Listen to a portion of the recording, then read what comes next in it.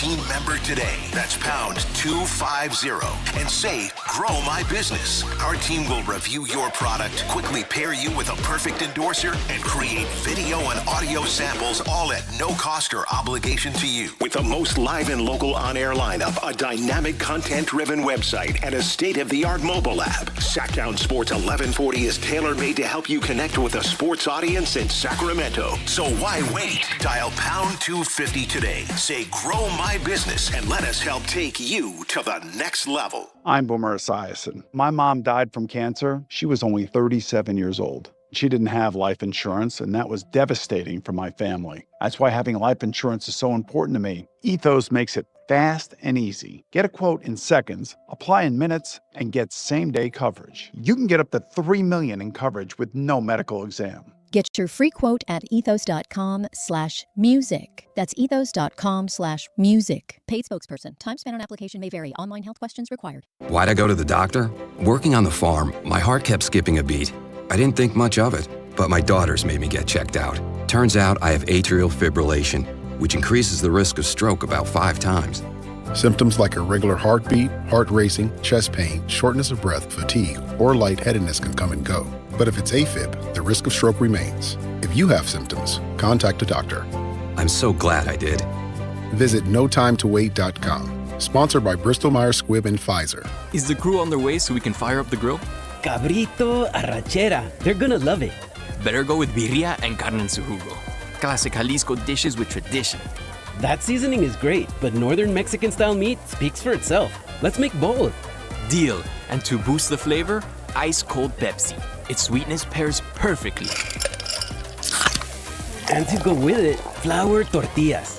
And corn ones too. Hey, carne asada deserves Pepsi. Sacramento. Get ready because the Fasteners Inc. Super Sale is back on Friday, June 12th and Saturday, June 13th. Stop by Fasteners Inc. Tool Outlet on Power in Road for crazy deals on Milwaukee tools. We're talking 20% off all Milwaukee Packout, hand tools, and tool accessories. Free goods and dollars off your order and certain spend amounts. And overall insane deals on Milwaukee batteries and Bear tools again. June 12th from 7 a.m. till 5:30 p.m. and June 13th from 9 a.m. till 3 p.m. at Fasteners Inc. Tool Outlet. Visit fastenersinc.net for more info.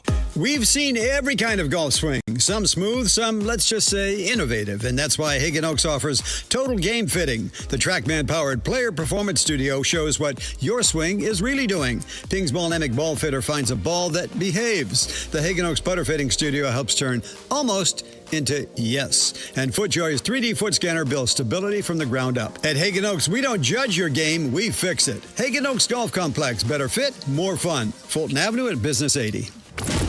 KHD1 Sacramento, KYMX HD3 Sacramento. From the Power Business Technology Toshiba Studios, Sactown Sports 1140. it's Matt George and Kayla Anderson. Online at SactownSports.com or on the app. Kings, Niners, and Sacramento. The Matt and Kayla Show starts now.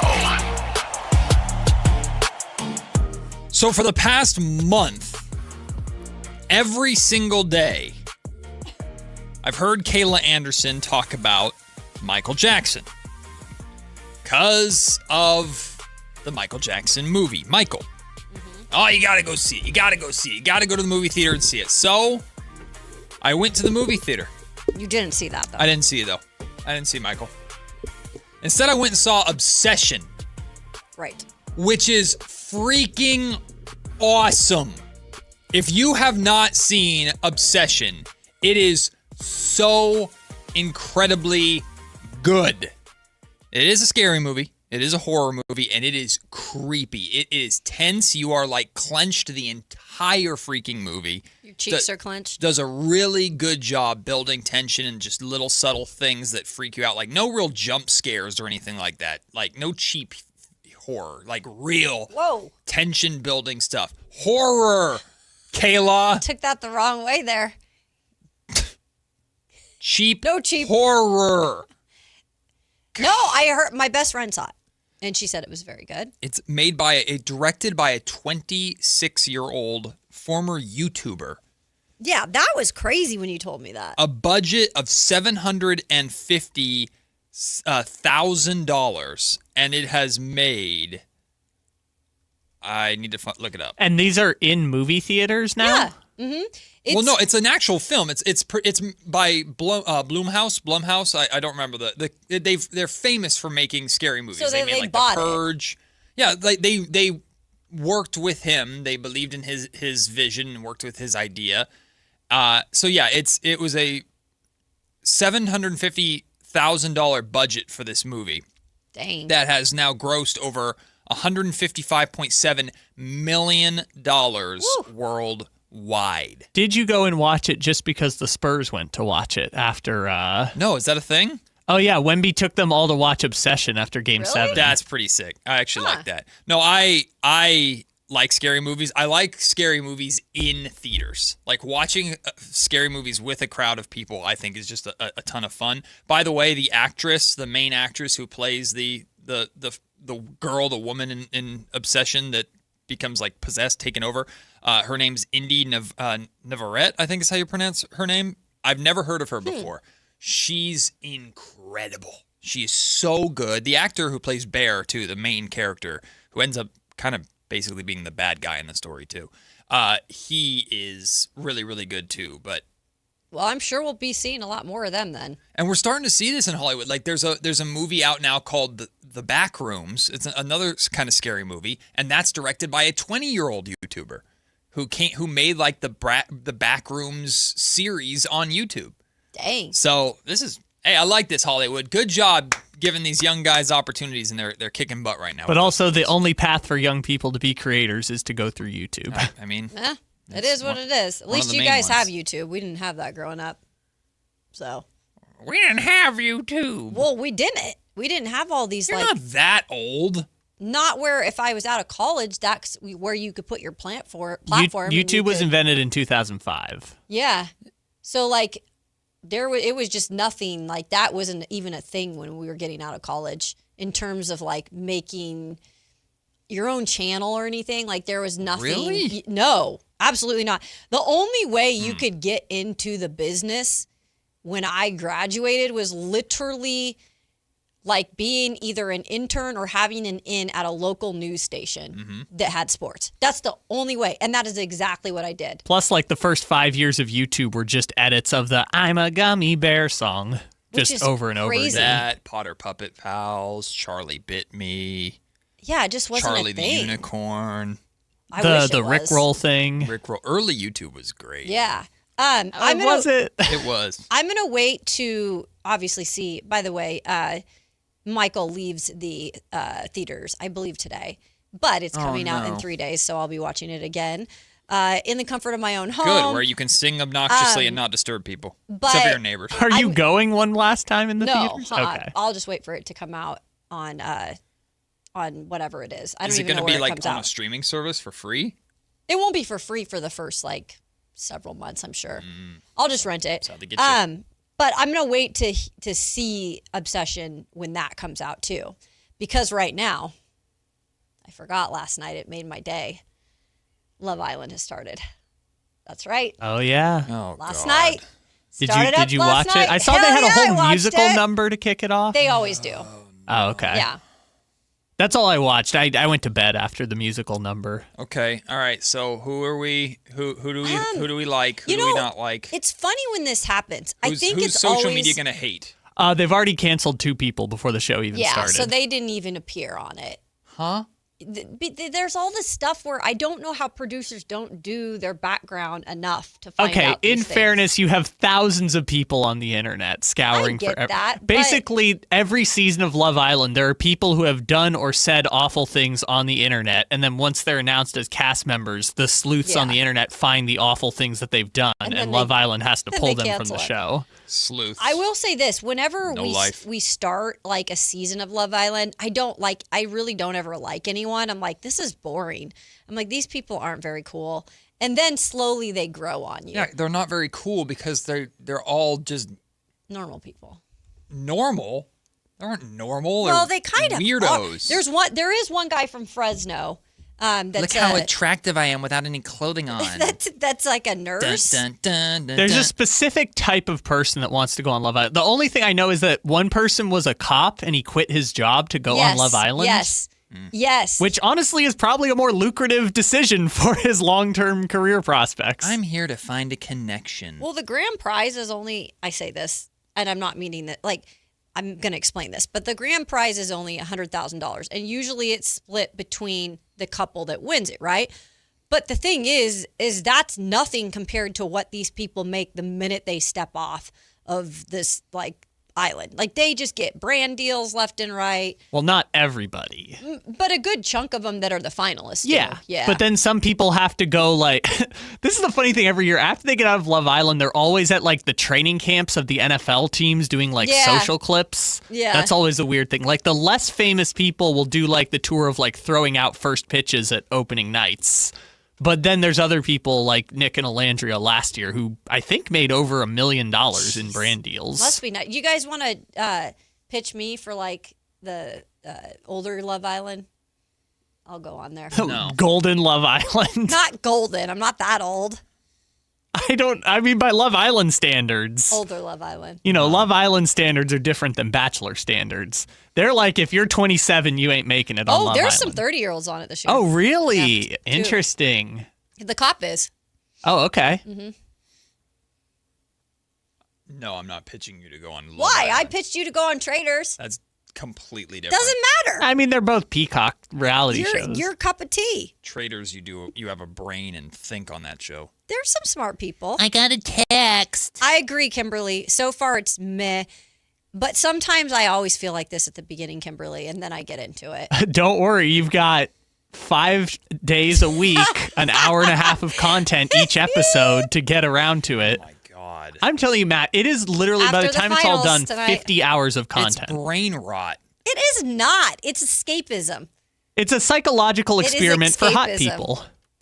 It's how I escape. If you don't look at it as a game show and look at it as a psychological experiment, we all it's really escape interesting. in different ways. That's what I guess that is true. You escape doing golf.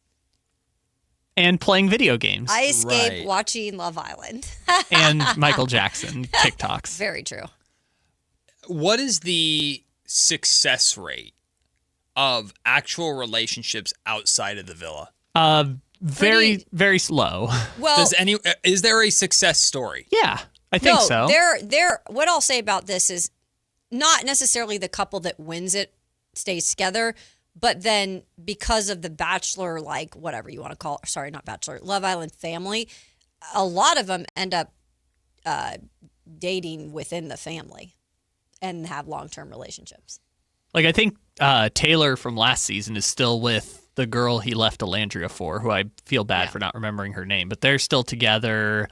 I don't know about Shelly and Ace. I haven't really heard much about them ever since. They're not? Mm-mm.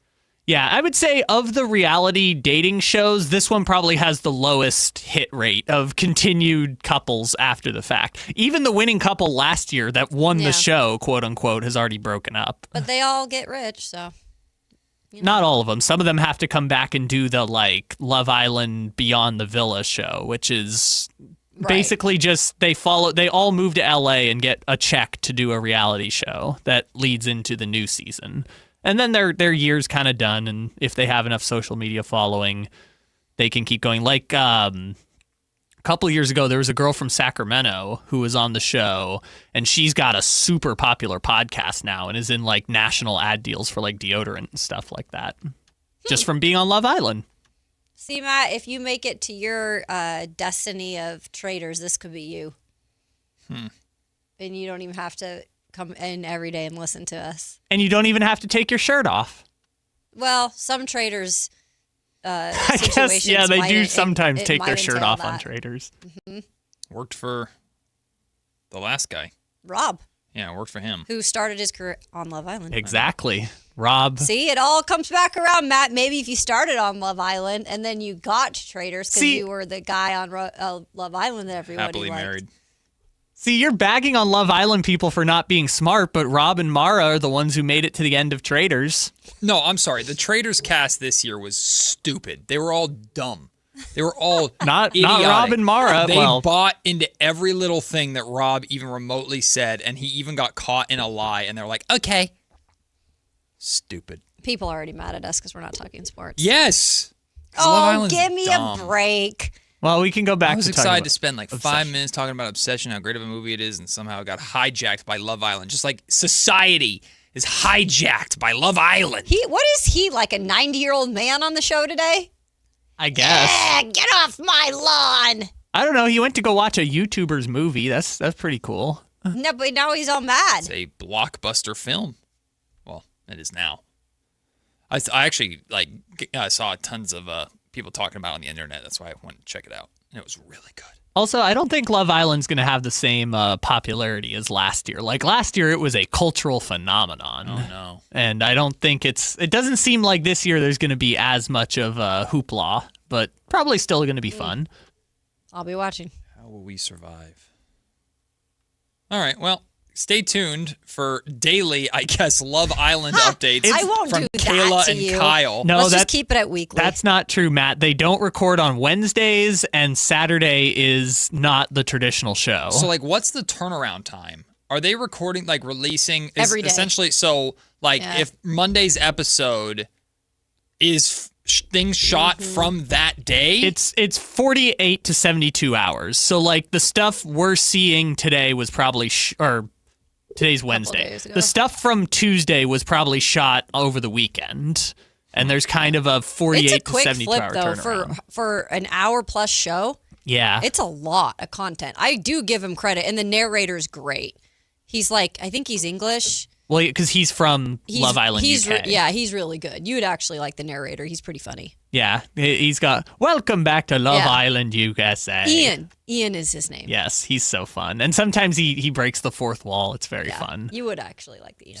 The reason I know the turnaround time is 72 hours is because when the people get canceled in real life, they stay on the show for 4 days and then just mysteriously disappear without explanation.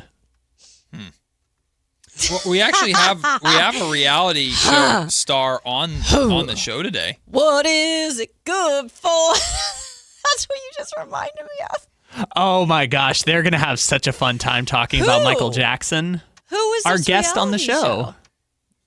Kevin John. Oh, of course. ABC hey, 10's, KJ. Can't wait. ABC 10's Kevin John was famously on I Love New York.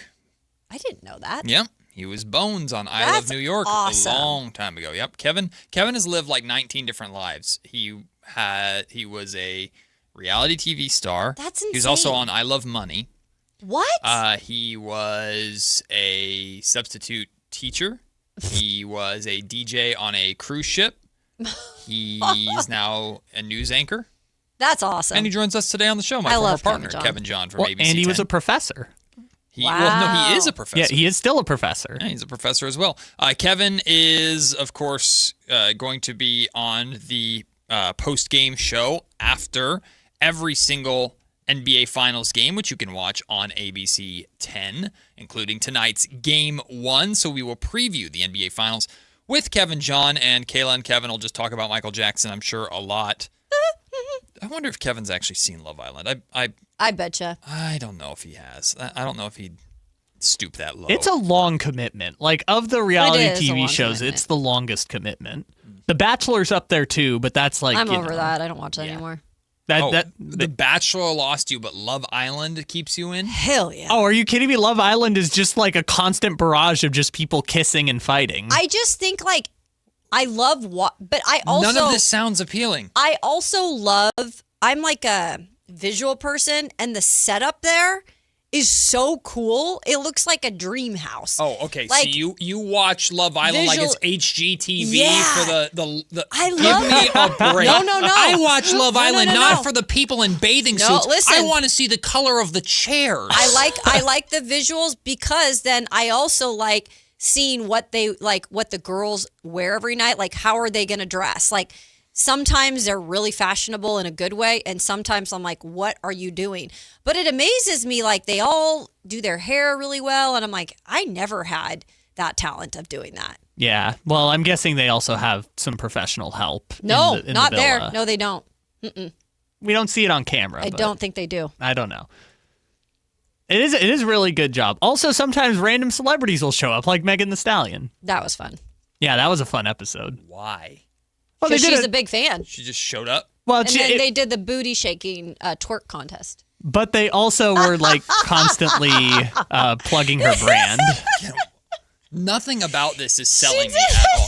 Also, the biggest BS you are going to hear on this show is Kayla Anderson watches Love Island for the furniture and for the dresses that they wear. My family owned a furniture business growing up, and were designers, right? So that's why you watch Love It's Island? part of it. I like I like the environment. It's cool looking. It's the aesthetically pleasing design and the twerking. pleasing. Respectfully, I do not believe you. It's part of it. I swear to you. The guys aren't even cute half the time. They're not. That I can agree with you. They're not. I'm sorry, they're not. Only a few of them are. Yeah, they're not. But they're also, the other funny thing is that they have a gym in the Love Island house. I love that too. But none of the men look like they're really like down to work out like that. They just kind of shoot B-roll where they're like pretending. I'd have a problem too because there's no cardio. Should I look at machines?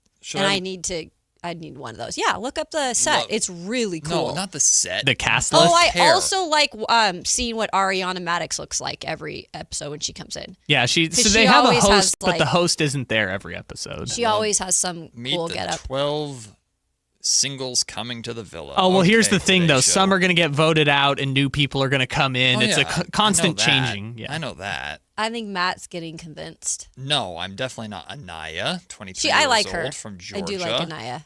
Beatriz. She's a Paralympic. Oh, that's cool. Yeah. She's a Paralympic. From San Diego. Yep. Okay. She's a track runner. Oh, okay, Bryce. This guy All right, is Bryce. Like this is this is what Love Island is. It's just no apologies to anybody else. It's just douchey, dude. Like look at this, Bryce. Come on, Bryce. Put a shirt on. But occasionally you get a nice guy who goes on the show. Yeah. And wins the heart, and then America votes them off because America is cruel. Casey's the one from Fresno.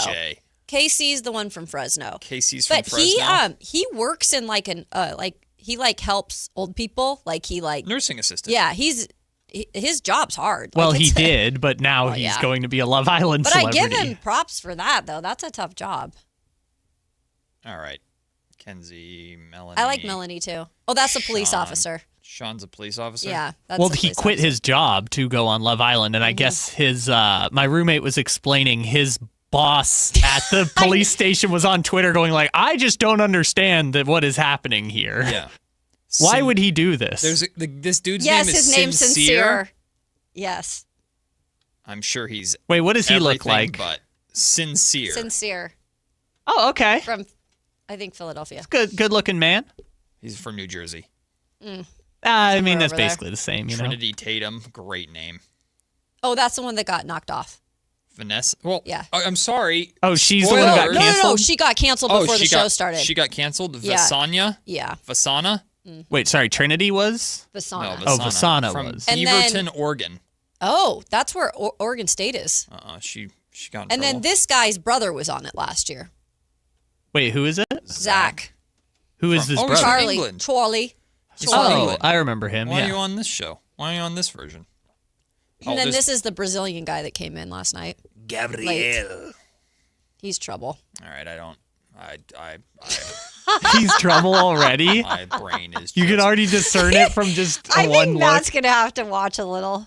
From the 916, Matt, you will be surprised. My wife has me into 90 Day Fiancé, all of the different series and sub-series they have to that show. Didn't think I would be, but I'm hooked. You should try those. No, I will not. I also live in a 90-day household where there's a lot of spin-off shows, but I've given up on that show. They've got some problems. From the 209, Matt, did you know Obsession is based off you and De'Aaron Fox? Huh. Oh,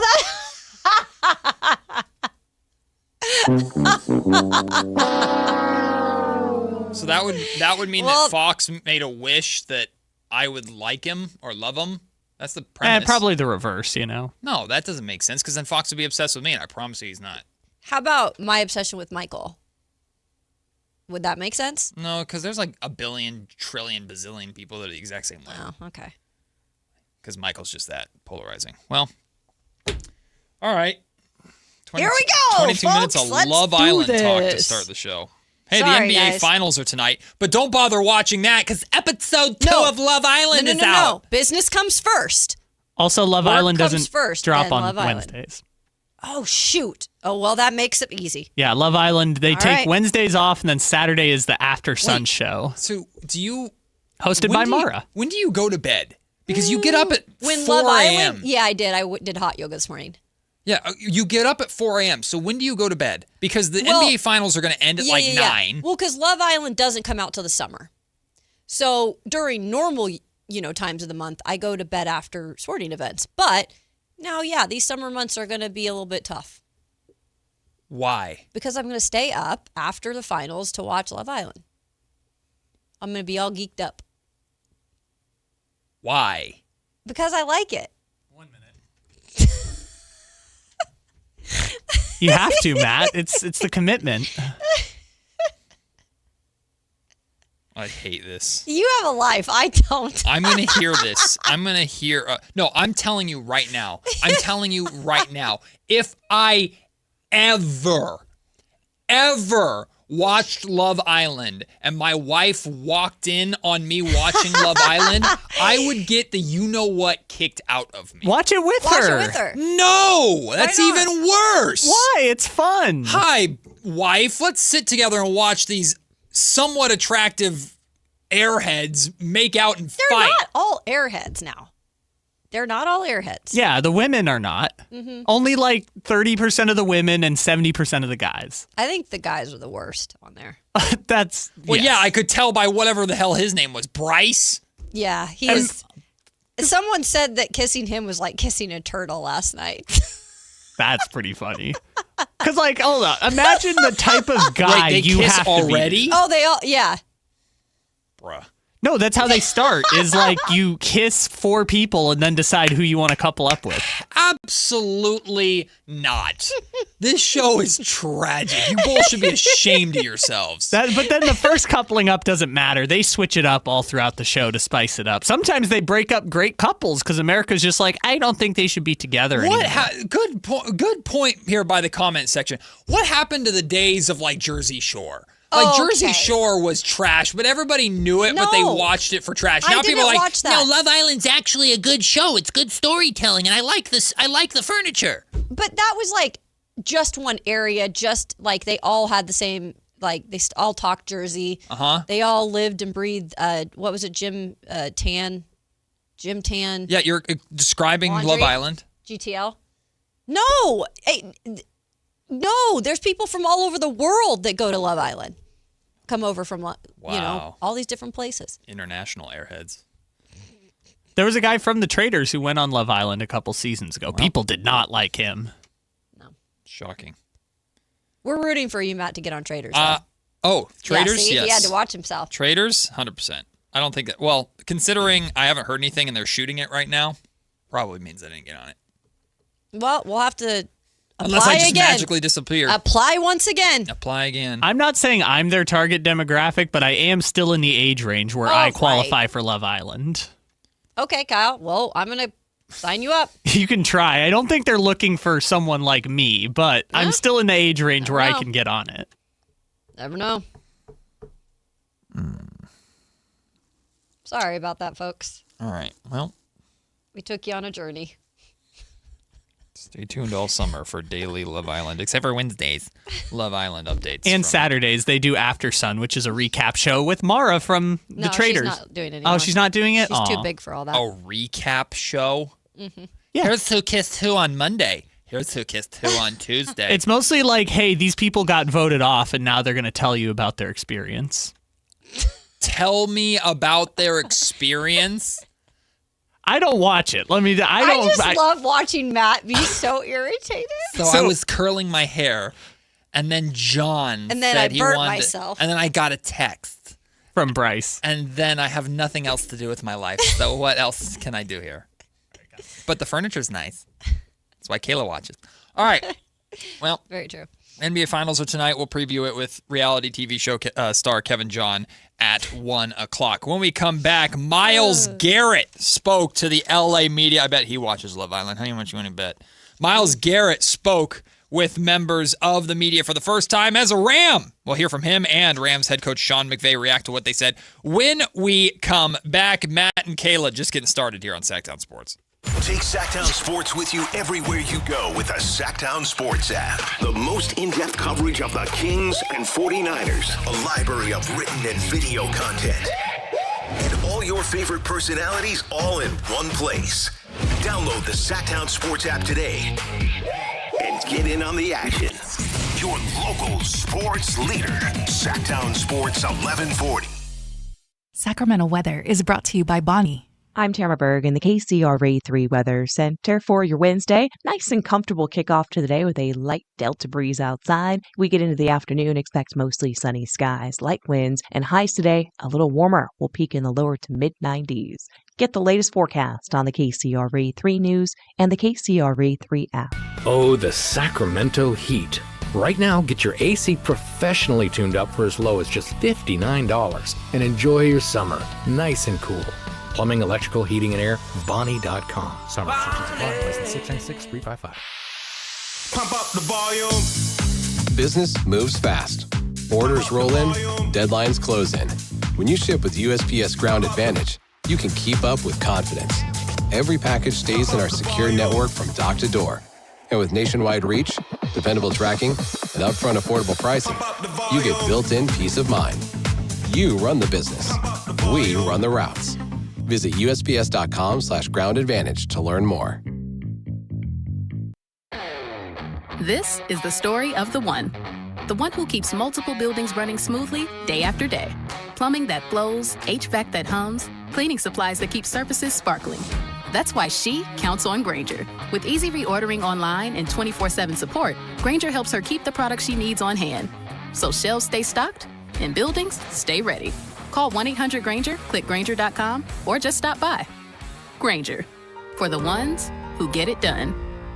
When life calls for a little extra, a kitchen upgrade, paying off debt, or that dream vacation, Valley Strong Credit Union is here to help. With a Valley Strong home equity loan, you can tap into your home's value with competitive rates, flexible terms, and local guidance you can trust. Get approved in as little as 5 minutes, with funding in as few as 5 days. Your goals are within reach. Visit valleystrong.com to get your offer today. Valley Strong Credit Union. Grow your possibilities. Equal housing lender, NMLS number 456506. Capital Casino is conveniently located in downtown, 411 16th Street, and has been a part of the greater Sacramento area for over 20 years.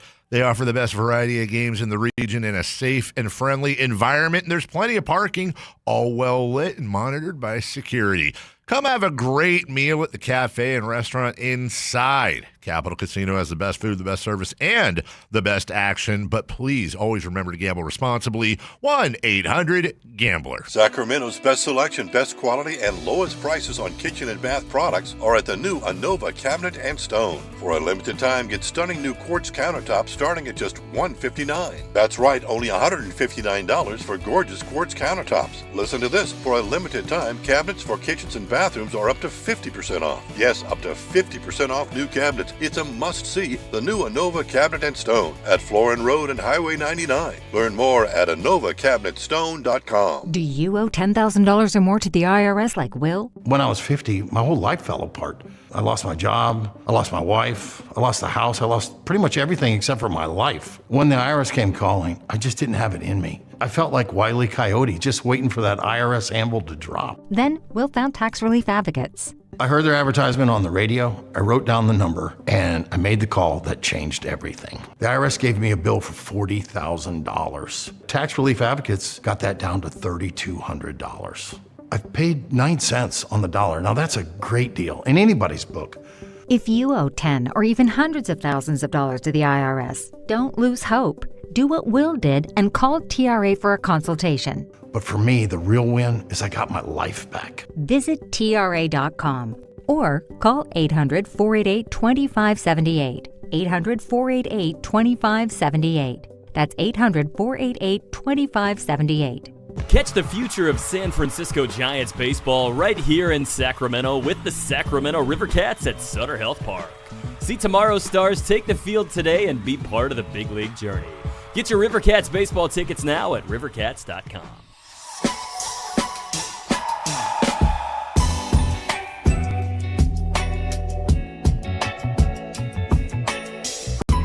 Matt and Kayla on Sactown Sports. Sports 1140. For those annoyed by the first 25 minutes of this show being about primarily Love Island, hey, don't worry. There's 3.5 hours left. You got plenty to get to. Plenty of time. That's what's great about 4-hour show. Sometimes we can have a little fun outside of sports. It's okay. We're gonna Plus, be what's okay. even happening today? Well, there is something. Got game 1 of the NBA Finals tonight. Definitely have that to look forward to. That's Myles Garrett yesterday spoke with media in La La Land, Los Angeles, for the first time after being traded to the Rams, the blockbuster that shook the NFL world. That happened on Monday, right? Yeah, it was very early in our show. Well, here are some of the things that both Myles Garrett and head coach of the Rams, Sean McVay, said. We'll start with Garrett. He spoke on finding out about a week ago that this trade was a very serious possibility. I found out about a week ago that this was even a possibility, and I mean, it was a surprise. It was a bit of excitement. Being in LA, of a lot of roots here, and knowing that there's a winning culture and some great teammates and great coaches here. I was definitely looking forward to the opportunity. He knew a week ago?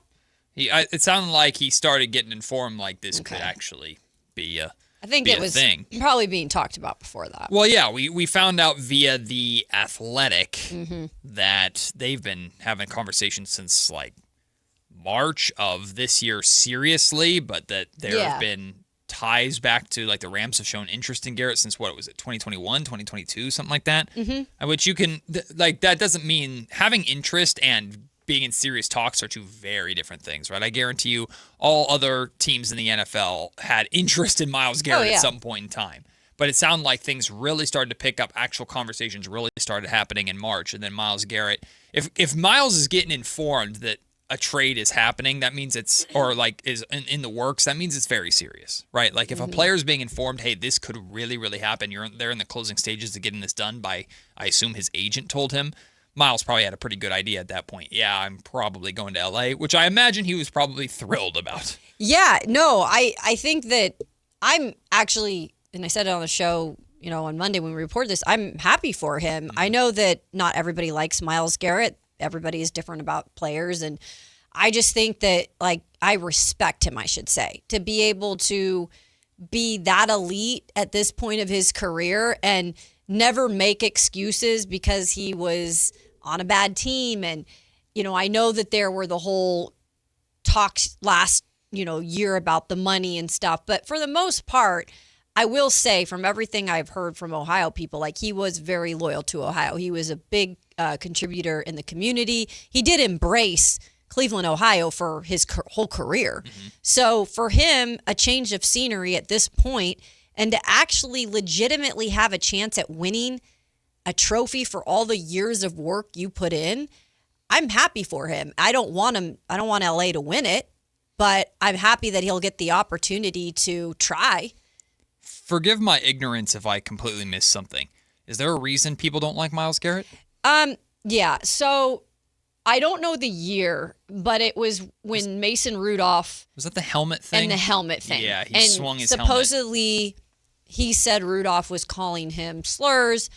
I don't ever know what really happened with that, but that's kind of where people, for a little bit at least, went their separate ways on Garrett. Got it. As in, they didn't like that he essentially used his helmet as a weapon potentially and was out there trying to cause harm, not just fight. Mm-hmm. Got it. Yep, that's what the whole thing was that I can remember. So. Well, the Rams certainly like him enough to trade for him. And as for Myles, it sounded like he was brought into the fold of hey, would you be open to this? And he said, well, he gave his reasons why.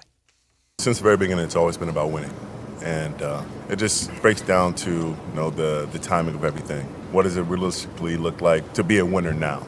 And to have a opportunity to do that, immediately, that was an opportunity that was just too difficult to pass up. We hear this term your life changes overnight. Going from the Cleveland Browns to now the obvious Super Bowl, I think should be the obvious Super Bowl favorite and the epitome of Super Bowl or bust in Los Angeles. This is uncharted territory for Myles. This is a new level of, because he's always had personal expectations. They personally expect him to get his numbers and to compete and be Defensive Player of the Year and stuff like that.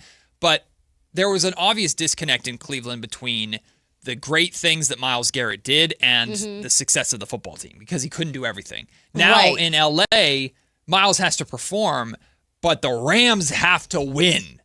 And they have to win the hardest division in football. We'll talk about that a little bit later, too, when we talk about ESPN's football power index. It's pretty crazy how just brutal the NFC West is. It is. It is. And I think their schedule overall is pretty difficult, too, this year, from what I can remember. But, yeah, I mean, and you talked about this is incredible, you guys. Like, I am looking, when I talk about consistency, this is something I don't talk about usually in the NFL with most players. Even some of the good players have those down years. Ever since 2018, he has had double-digit sacks. And I think 2021, 2022, he had the highest in his career at that point at 16, and he dropped down by just 2 sacks the next 2 years. He had 23 sacks last year. The best in his career. Like, that is mind-blowing to think about. But going to a team now, you're right, where it's a different type of pressure. It's not like pressure to perform individually. It's pressure to now perform individually because you're expected to now help in a big way win another Super Bowl for the Rams. How do we feel about Myles Garrett's first real, assuming he doesn't get hurt, knock on wood, how do we feel about Myles Garrett's first official game as a Ram? 1, being against the San Francisco 49ers. Oh, that's right. And 2, being an international game. Because it's in Australia. That's weird. Like, his first game as a Ram is going to be in front of an international audience. It starts out off with a bang, I should say. All eyes on you internationally, right? Another reason to sell tickets in Australia as if they weren't already going to. But if you go to that game in Australia, you're going to get to see the Rams debut of Myles Garrett. The rest of us will watch it on Netflix. And I don't know if you would rather catch them early while Myles Garrett is getting acclimated like the Niners are, or if Myles Garrett starts with reckless abandon, the Niners might fall victim to it. That's a tough one. Like, hopefully the 49ers will be healthy to start the year and not have any issues in training camp so that we can have 2 healthy teams go up against each other in that first game. But, man, talk about a juggernaut of a game. I mean, I'm going to be curious as to what the numbers will be. Oh, the ratings in that game are going to be insane. They're going to be huge. And Whitey Gleason will be furious about it being on Netflix because they'll do the whole show turn into a whole show and it's like, shut up and let me watch Myles Garrett play football. Yeah, it'll be a whole entertainment. Oh, can you imagine how much Netflix is going to... Is Jameis Winston going to be involved in that? Probably. Yep. Sean McVay, of course, is thrilled that Myles Garrett is a Ram, but here is Coach McVay talking about the conversation that he had with the young Ram, Jared Verse, who was traded to the Browns as part of this deal. And I think when you have to have those hard conversations, you just let them know. We just, executed a trade where we're acquiring Myles Garrett and you're going to Cleveland. And I know it doesn't feel great right now, but there's a lot of love. There's a lot of appreciation and gratitude for our relationship, the 2 years, the impact that you've made. What a stud with the way that he handled it. I don't want to say I was surprised, but I was so impressed. And I'm a big fan of his. You guys know that. And I'll wish him the best and watch him do his thing. But we are really excited, with respect to Jared about being able to get this guy, and it's a big deal for us. Sean McVay just sounds like a young John Gruden. I just can't not hear it. I can never take him seriously at first. Like, I voice. giggle every time I first hear his voice. It's so funny because he sounds like a kid. He sounds like young John Gruden. He does. They're both from the same pocket of Ohio, which is why they sound like that. They grew up in the same place, basically. I don't remember. They produce good football coaches like that, over there. Goodness gracious. Either way, it's like, what are you supposed to do if you're Jared Verse? Like, I'm sure behind closed doors, he's probably like, oh, God, this is terrible. But to Kyle's point yesterday when we talked about this, Verse about to make a lot of money in Cleveland probably. And again, just like Myles Garrett did. From there. He's from that area. Yeah, that helps. So that helps. We'll take the break. When we come back, the cover athlete for the new Madden video games got people talking. We'll get the reactions to that. Plus, there's a new online basketball game that is picking up a lot of momentum, and we're going to take our crack at it as a show to see if we can beat it. That's coming up next. It's Matt and Kayla, Sactown Sports. Take Sactown Sports with you everywhere you go with the Sactown Sports app. The most in-depth coverage of the Kings and 49ers. A library of written and video content. And all your favorite personalities all in one place. Download the Sactown Sports app today and get in on the action. Your local sports leader. Sactown Sports 1140. This is the story of the one. As a safety manager at a manufacturing plant, he does everything he can to keep his coworkers safe. From finding ways to reduce risks to keeping safety supplies in stock. And for that, he relies on Grainger. Grainger offers a broad range of quality products and next-day delivery, so he can always play it safe. Call 1-800-GRAINGER, click Grainger.com, or just stop by. Grainger, for the ones who get it done.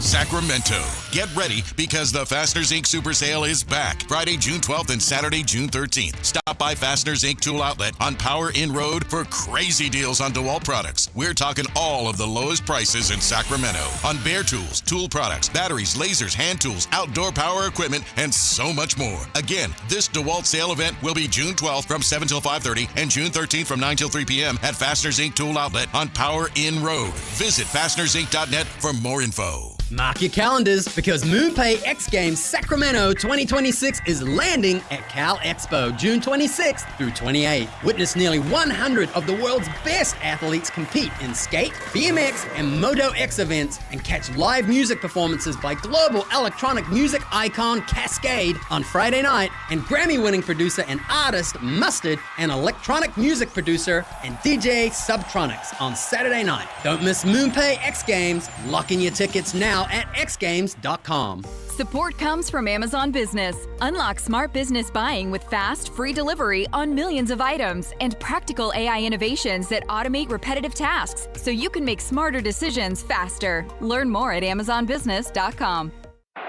From the FIFA World Cup to competitive business environments, grand ambitions lead to game-changing achievements. At Bank of America, we're there to support businesses at every step, providing insights and expertise to help you gain an edge. He shoots, he scores! What would you like the power to do? Explore winning business solutions at BofA.com/gamechangers. Bank of America, official bank of the FIFA World Cup 2026. Power your drive with Mobil 1 Motor Oil. Buy 5 quarts, get $15 back, and score a fast and furious prize after rebate at O'Reilly Auto Parts. O'Reilly Auto Parts. Patrick was way behind on his IRS taxes. I was in way over my head, and the total amount ended up being somewhere just over $30,000. $30,000.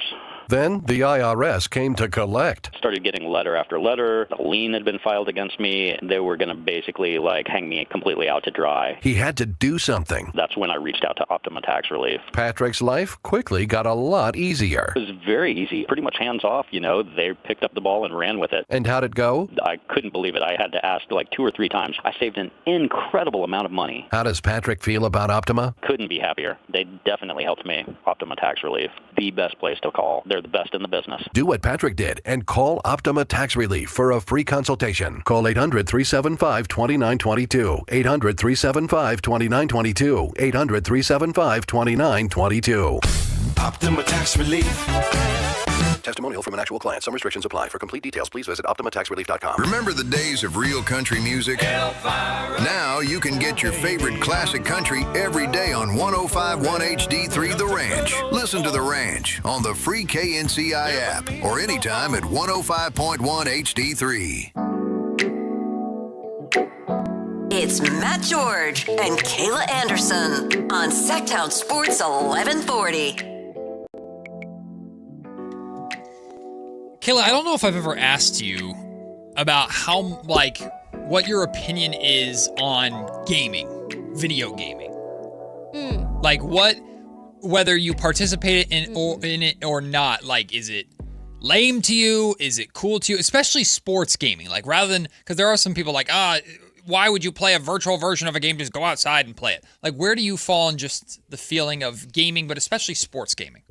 Yeah, well, growing up, I mean, I'm old, but like I played all the Nintendos. Oh yeah. And my brother and I played that endlessly. Classic. But obviously you grow up and you don't have time for any of that. Mm-hmm. Well, now my nephew's game in terms of Fortnite, and they do all the, NBA 2K and all the NCAA, college football, all of that. So that's just kind of like their time too. Like that, it's evolved so much, right? Mm-hmm. When I see grown people game, it's a little different for me because I'm like, mostly, how do you have the time to do that? Mm-hmm. But I'm not going to judge because, again, I watch reality shows. So who am I to judge? It's the same thing what about somebody else is doing in terms of a hobby to get their mind off of their everyday life. Mm-hmm. It's the same amount of time you do like scrolling TikTok or watching Love Island. Exactly. Yeah, exactly. It's just different things for different people. I'm not going to judge on that. Yeah. Although it's not something I do. Right. But I do understand like people do it. Yeah. I'm a big gamer myself. And sports gaming, I really enjoy, right? Because it's fun to, especially in sports gaming, we're going to utilize sports video games in the future of this show because once Madden comes out, we're going to do a simulated version of the season to see how Madden predicts the games are going to go. We'll do the same thing for NBA 2K for the Kings season. So I'm looking forward to doing stuff like that. But being a cover athlete of these sports games is considered to be a pretty tremendous honor. Now, there's also a curse attached to it. Like, if you're the cover athlete, then you're going to, like, get hurt or things like that. So, hopefully, knock on wood, that doesn't happen. But the NBA 2K cover athlete was announced recently, and it's Spurs star Victor Wembanyama. Okay, nobody's surprised by that. Wemby. And usually 2K does different versions with different stars on the cover. So, we'll see, like, Wemby, I think, is going to be the base game cover athlete. We'll see if they do anything more, but that makes sense. That one's not very controversial. People understand it. People, I guess, feel a certain type of way about who Madden decided to be the cover athlete for Madden 27. Before I reveal who it is, I just want to list off some of the recent cover athletes for Madden games. Okay. Madden 26, Saquon Barkley. Cursed. Madden 25, Christian McCaffrey. Cursed. Madden 24, Josh Allen. I think he won MVP, but they obviously lost in the playoffs. Madden 23 was John Madden. Madden 22 was both Tom Brady and Patrick Mahomes. Madden 21, Lamar Jackson. Madden 20 was just Patrick Mahomes. Forgot about this. Got a couple of them. Madden 19, Antonio Brown. Mm-hmm. Madden 18 was just Brady. Madden 17 was Gronk. Madden 16, Odell Beckham Jr. Okay, so Madden 17, the year they made all those parody songs with like Von Miller dancing to Justin Bieber. One of those years, they made a bunch of really good songs that for the Madden didn't have to go that hard with the advertising budget. That's funny. But we have pretty much like goats of the game at the time, like some of the most popular established players. So if we're going off of this for what we would expect Madden 27 to be, maybe it would be Smith and Jigba because of the year that he had. Yeah. Maybe if we're thinking quarterbacks, maybe it's Aaron Rodgers because it's his last year, right? I personally would have been against that, but like we're talking typically it's like these names. Mm-hmm. The cover athlete for Madden 27 is Chicago Bears quarterback Caleb Williams. And people feel a certain type of way about this. People like, is he what? And some Bears fans are like scared because like, no, he's going to get hurt. I know. Don't do that Seriously. to us. But we've already been cursed enough. But there are genuinely fans that think like, almost does he deserve that level of recognition? I personally believe the reason why Madden did it is because Caleb is an incredibly polarizing and fun to watch quarterback who can do some pretty amazing things and is pretty athletically gifted and had some amazing moments, of course, through last season's run, including in the playoffs. But a bit of a surprise going from Josh Allen to Christian McCaffrey to Saquon Barkley to now Caleb Williams. Mm-hmm. Yeah, I'm. You guys know my list of quarterbacks that I don't care for. Well, he's on it. He's one of the guys I've just never liked. He just annoys me. I don't know. There's not a ton of explanation for it. I think when you're pegged like the next generational quarterback of the NFL and you got all this love and praise. Part of it's because he went to USC. He just always irked me, I guess. And that first year, he really struggled in Chicago. And then last year, I'll give him credit, but they also helped him out a lot with surrounding him with a plethora of weapons. The offensive line was one of the best in the league last year. So, yeah, he did a lot better last year. I'm not going to not give him any credit, but they helped him out a lot. So it's almost like, in a way, they just kind of gave him the keys to the car in terms of this Madden cover, because I still don't think he's proven anything yet. No. I think he still has to, like, prove that he's going to be getting better every year, that he's long-lasting, that he's can, push them further in the playoffs, because they have a heck of a team, and they have a really good young coach up there. So the only reason why they put him on the cover is, you're exactly right, because he's polarizing. You either like Caleb, I guess, or you don't. Funny enough, I think this is a really interesting but accurate representation of the expectations that are on him. Not just to perform for the Bears, but to put on a show. To take that leap this year into, like, okay, you're a great quarterback. You're not just a good, exciting young quarterback. You're a great quarterback, and this is the year that you and the Bears finally make that leap that they've been trying to make forever, right? That, like, it's a cover of a video game, but it represents the level of expectation that's on Caleb Williams, which I thought was interesting. I would not have guessed he would be the cover athlete, and people, I guess, feel a certain type of way about it. Well, I mean, go out there and prove you're worthy of it. If you don't get hurt. Don't get hurt. Please don't get hurt. The Madden curse needs to die. Please do not get hurt. There is a game all over NBA social media right now. It's called the 82-0 game. I haven't seen it. Whoever they did, somebody made a website called 82and0.com. So it's 82-0.com. You can log in on your browser right now and play this game. The idea is you get a team and you get a decade, and you have to pick a player from that decade and build a starting five, and then it plugs it into its algorithm, and the goal is to go 82-0. And it's incredibly difficult to do. Some people have spent hours trying to go 82-0 and not been able to do it. Have you gone hours doing that? I've only played it about 5 or 6 times. I think the best I got was like a 71 or 72 win. I've played it 5 or 6 times in this segment. Yeah. You have? I'm in on this game now. It's a fun game. Oh, no. I'm in on this. Is this one of those addicting ones? So let's do it as a show really quick, and then we might revisit this and do more of these later on because it's really, really fun. I might get addicted. So we will spin. Were you into the baseball immaculate grids when that was a thing? Yeah, it's like that. So we're off to a tough start, my friends, because we got the Milwaukee Bucks of the 1960s. What? My goodness. That's only 1 year. They were started in 1969. So we have Dave Gamby, Dick Cunningham, Flynn Robinson, Fred Hetzel, Greg Smith, Guy Rogers, John McLaughlin, Len This is so random, but we should go Flynn Robinson because he was traded to the Kings for Oscar Robertson. All right, Flynn Robinson. We can put him as our point guard or shooting guard. We're already screwed. Do we want him as our point guard or shooting guard? Shooting guard? Shooting guard. Yeah. Boom. Shooting guard and power forward are the ones that there's less options. All right, our next spin. We got the Indiana Pacers of the 1970s. We're goodness. What is going on? Cooked, my friends.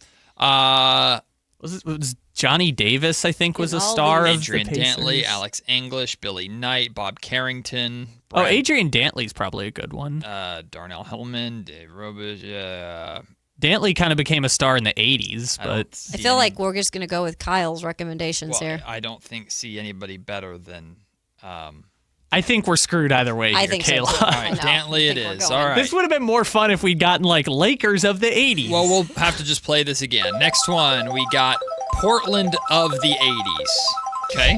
That's easy, right? Yeah. Portland of the 80s, yep. Clyde Drexler, probably. Well, I'm trying to see. Fat Lever, Kings legend. Clyde at the... Yeah. Did they let us put him at small forward? Let's see. We're going to go Clyde. And we can put him at small forward. Nice. Perfect. Oh, wait.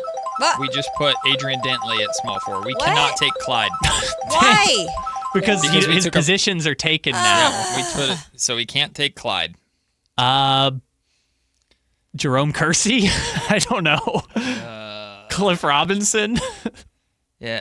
Well, we can't take Jerome. He's a small forward. Dang it. We're actually cooked. Cliff Robinson? Cliff Robinson. Yeah, I'm just trying to see if there's anybody else better to take.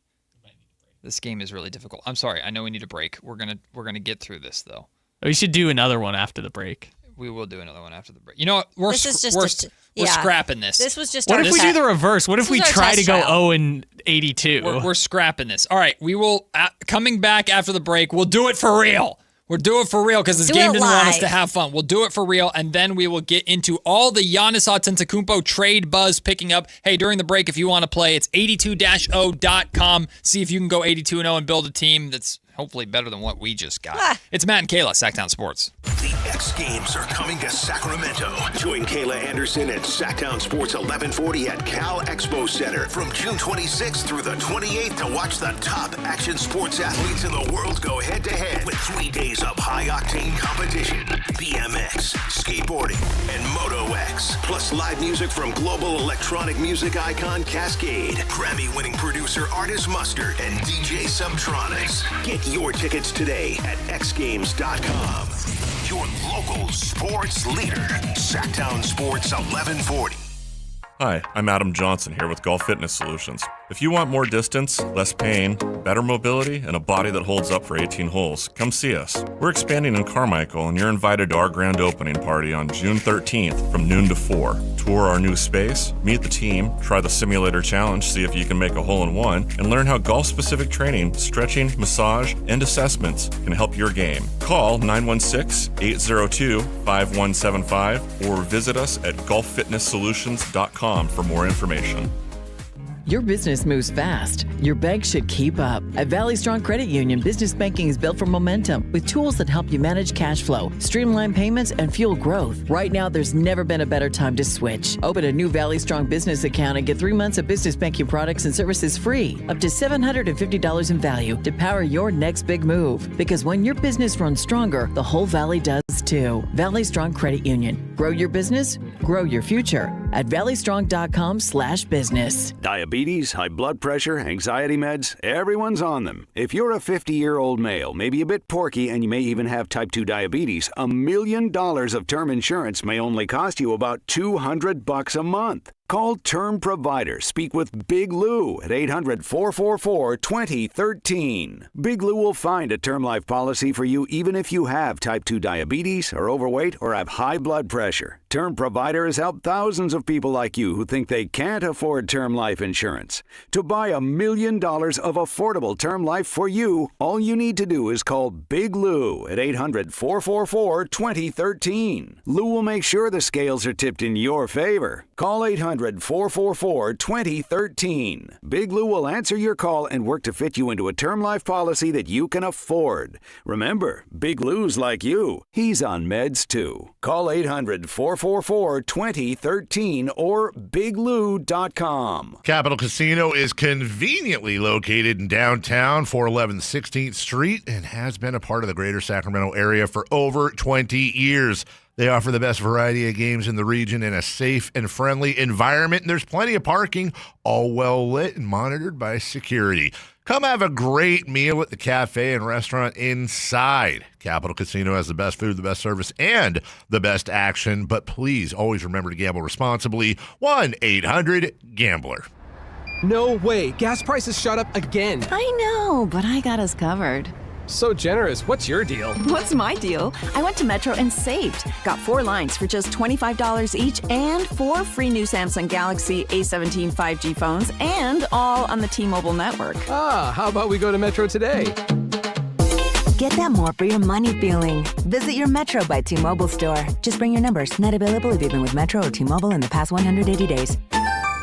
Sacramento's best selection, best quality, and lowest prices on kitchen and bath products are at the new Anova Cabinet and Stone. For a limited time, get stunning new quartz countertops starting at just $159. That's right, only $159 for gorgeous quartz countertops. Listen to this. For a limited time, cabinets for kitchens and bathrooms are up to 50% off. Yes, up to 50% off new cabinets. It's a must-see. The new Anova Cabinet and Stone at Florin Road and Highway 99. Learn more at AnovaCabinetStone.com. Want the best movie experience in town? Join Sactown Sports IMAX Pass by visiting SactownSports.com. Sign up today. You can win tickets to see this week's films at the Esquire IMAX Theater. KHTK HD1 Sacramento, KYMX HD3 Sacramento. From the Power Business Technology Toshiba Studios. Sactown Sports 1140.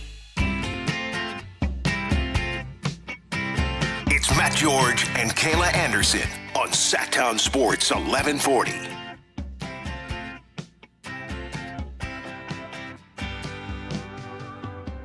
All right, before we get into all of the buzz around a Giannis Antetokounmpo trade, Sam Amick of The Athletic dropped a lot of information in his story, as did Mark Stein.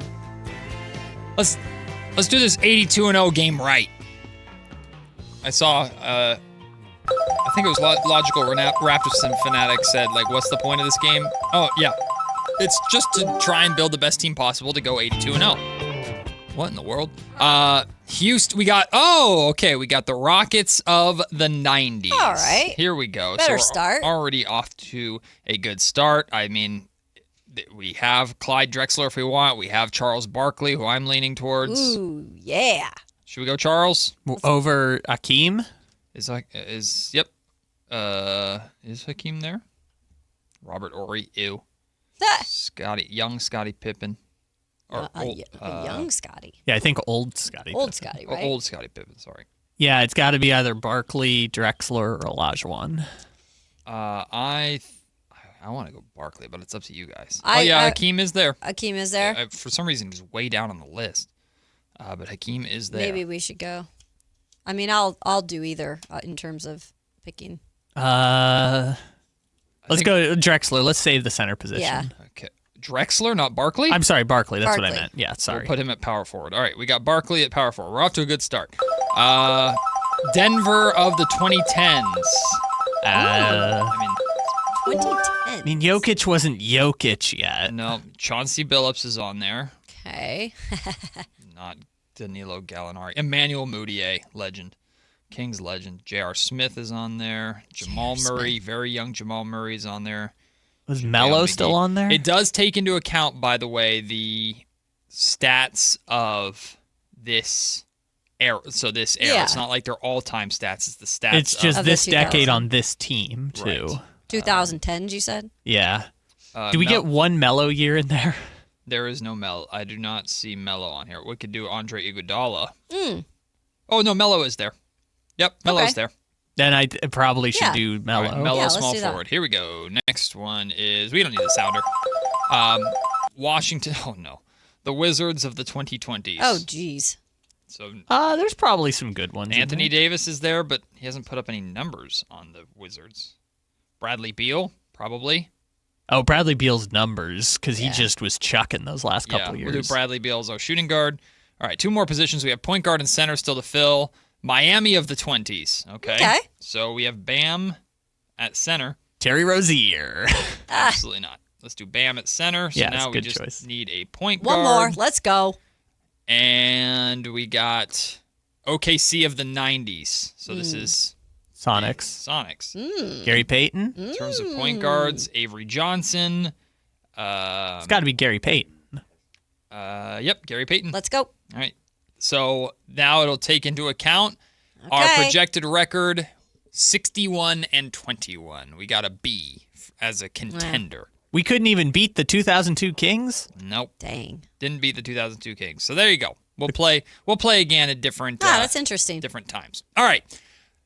Sam Amick dropped a story on the latest intel around the Giannis Antetokounmpo trade market. A lot of information in here, and this is something that absolutely could drag out and dominate the entire summer, but we did hear reports that the Bucks would like to get this done in theory before draft night so they can start the next era of Bucks basketball on draft night, while also if they're getting any draft compensation, they can then make the picks that they want to make. So on or before draft night, they'd like to get this done. So in the weeks leading up to the draft, we might end up getting more information. Well, according to Sam Amick, the Miami Heat still remain the most engaged team. I don't know if that means you want to put them as the favorite, but the Heat very much want Giannis. They're very clearly going after Giannis. They've put together the most, I guess, lucrative or aggressive trade packages, although I'll be completely honest with you guys, the trade package that I see from the Miami Heat, it might end up being the best the Bucks can get, but nothing about it has ever wow, that's a good haul for Giannis, unlike maybe some of these other teams that we're going to mention here in a little bit could potentially go after. But the Heat are, to no surprise, very much still the most engaged, involved team in this. I think that it makes more sense overall for him to go to the Heat. I think the Heat want him, actually. You've made that clear. Mm-hmm. But I think Giannis has in the past made it clear that he would like to stay on that side of the country. Mm-hmm. And so Miami is not New York, but it's also not Golden State. Mm-hmm. It's not San Antonio, which I know they're not interested right now, but it's not Portland. Yeah. I mean, that's polar opposite sides of the states in terms of, being a little bit closer to family back from, he's in Greece, right? Or yeah, he's Greek. Yeah, he's Greek. So it makes sense, and honestly, they could be right back in contention in terms of the playoffs, he's doing what they do as a Heat culture. You partner him with Bam. The Heat are 100% immediately in the playoff scene in the Eastern Conference, but are they a title contender compared to Boston, compared to Detroit, compared to Cleveland, compared to New York? I don't know. I don't know how good that team is. So 11th North, you could also join us in the YouTube chat if you'd like to chime along into the show and watch us. He says, Giannis is such a bad investment. He's clearly on the downslope and is going to require a new massive contract. Why is he on the downslope? I think because he's the injury part of it, of how serious were these injuries recently, or was it more like all the other stuff that was happening maybe preventing him? Because I think he wanted to play. Yes, I think the injuries and how little he played for the Milwaukee Bucks this season were by design with the Bucks, not with Giannis. Giannis wanted to play so much so that there was an investigation by the league into whether or not the Bucks were intentionally holding him out when he wanted to play. But to suggest that he's on the downslope is absurd. Before this season, which he played 36 games, he averaged over 30 points a game in 3 straight years. 31 points in 2022-2023, 30 points in 23-24, and the exact same 30.4 points in 24-25. He's still a stupid efficient scorer around the rim. He gets to the line a decent amount, although his free throw shooting percentage isn't great. Averages over 11 rebounds a game. He's done that, again, not including last season, where he averaged 9.8, by the way. 1, 2, 3, 4, 5, 6, 7, 8 straight seasons where he averaged double digits in rebounds. He's also averaging anywhere between 5 to 6 assists per game. This man is not dropping off by any means. He's still very much in his prime. And how much in terms of average of games per year is he playing?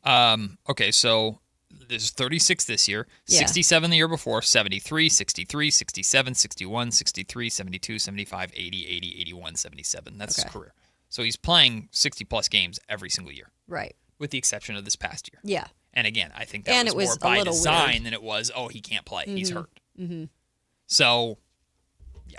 I think taking on Giannis and then extending him and giving him a new contract until he's 35 years old is totally understandable for anybody at this point in his career. He's still just as dominant, and the way he plays, he can continue to play that way. Take out what he wants factor, because when it comes down to it, I'm sure a little bit of that has to do with it, but is there any other team? Because I know Portland has been tied to him.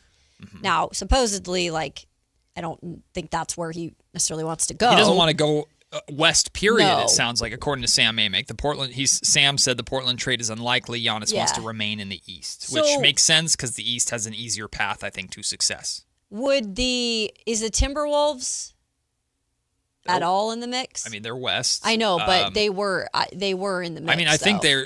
I don't think mentioned Timberwolves specifically in here, but I think the Wolves could definitely be in the mix. It just depends on what kind of package they want to put together. Remember, the Wolves used a lot of their draft capital to go out and trade for Rudy Gobert. Yeah. So I think that's the part, is that Minnesota's best offer wouldn't beat Miami's best offer, wouldn't beat one of these other teams. To me, it's Miami. I just don't see another place right now that has the capital that isn't, that isn't that is an East Coast team other than them.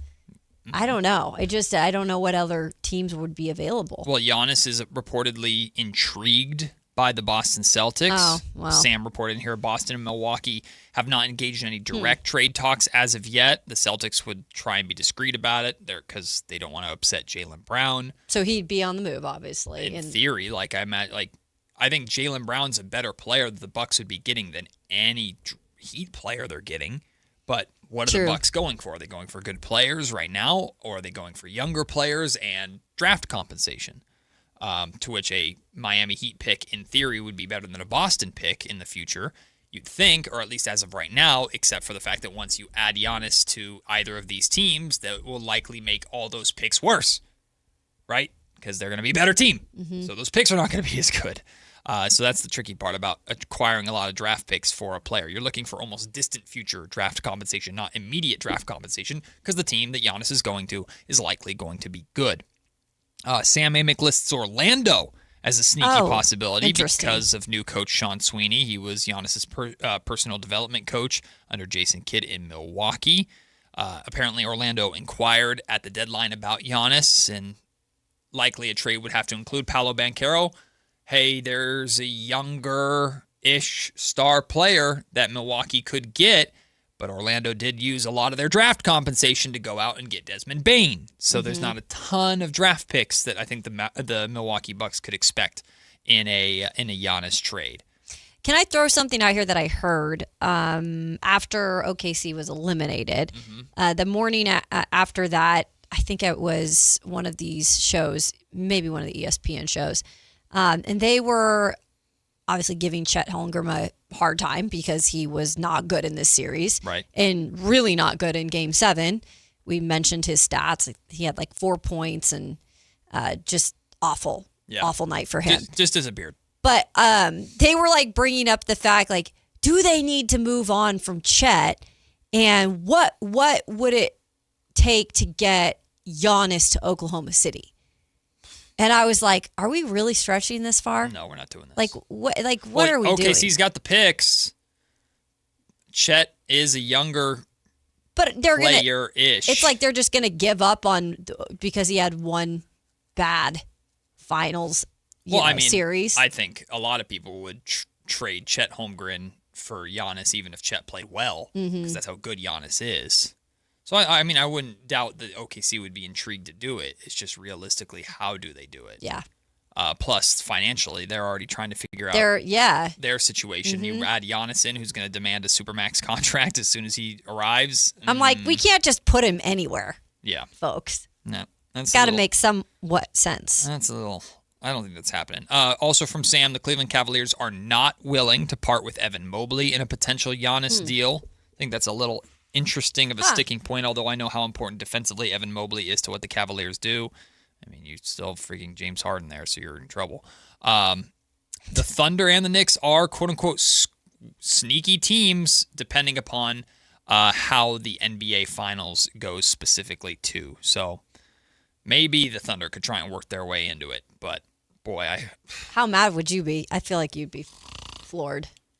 I mean, if freaking Oklahoma City, David the new Stern LA, stopped Chris Paul from going and joining the Lakers, I would hope that the league would step in and not let the Thunder just get Giannis and become the freaking Dodgers. But Whatever. I don't know how necessarily they would make that happen. Mark Stein also got involved in reporting, talking about the Heat and the Blazers are the most aggressive pursuers of Giannis. Again, Sam reported that Giannis wants to stay out east, which makes a Portland trade potentially unlikely.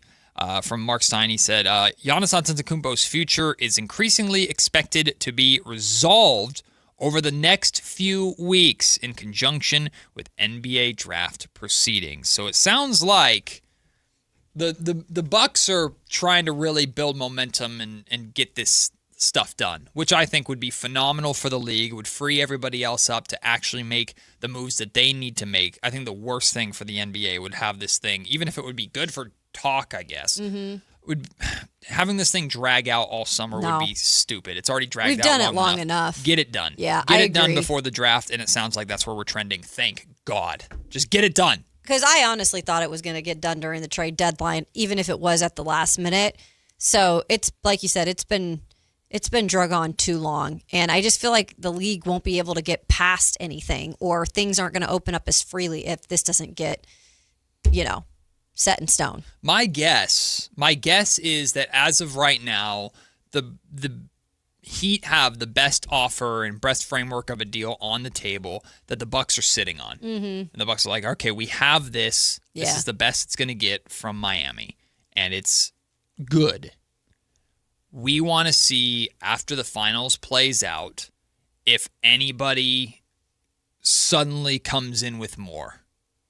And also, like, Giannis might not want to go west. Okay, well, as much as the Bucks want to do right by the greatest player in franchise history, if the Portland Trailblazers could put together a better offer than the Miami Heat, then I'm sending him to Portland. I don't care. Mm-hmm. But would Portland do that if he wasn't willing to sign the extension? Exactly. Yeah. That's the part of it. And that's where the Bucks are probably going like, damn it, Giannis. That's where it does kind of matter where he goes or what he wants, right? His preference matters because he ultimately has to sign a contract. Mm-hmm. If I'm Portland, I'm still going for it. Even if he doesn't you want have to, I'm still going for it. But my guess is Miami's got a deal there that the Bucks know, okay, if nothing else, we got this. Mm-hmm. But we want to see how the finals play out, and if that changes, whether it's the Thunder, whether it's the Knicks, whether it's the Spurs. The Spurs say they're not interested, but they still have so many assets that they could use because the Kings got none of them in the De'Aaron Fox trade. Hey, we got CD Sissoko. And where did he go? Immediately. Was it the Wizards? Yeah. Okay. I couldn't remember which one he was. Yeah, he was gone immediately. Pretty sure he did like a press conference, spoke with the media at shoot-around after being traded, and then they got rid of him like right after. I know there is somewhere out there in the universe, if you're listening person right now, someone in Sacramento has a CD Sissoko jersey. No shot. I saw it on the internet. No Someone shot. ordered a custom CD Sissoko 97 or 99 jersey. I know it exists out there, and if you have it, please send us a text. No disrespect to CD Sissoko. If you have it, you should be ashamed of yourself. Someone does have it. I saw it. I couldn't remember who it was, but it exists. That's funny. We saw this news during the break, and I see people are reacting to it in the comment section.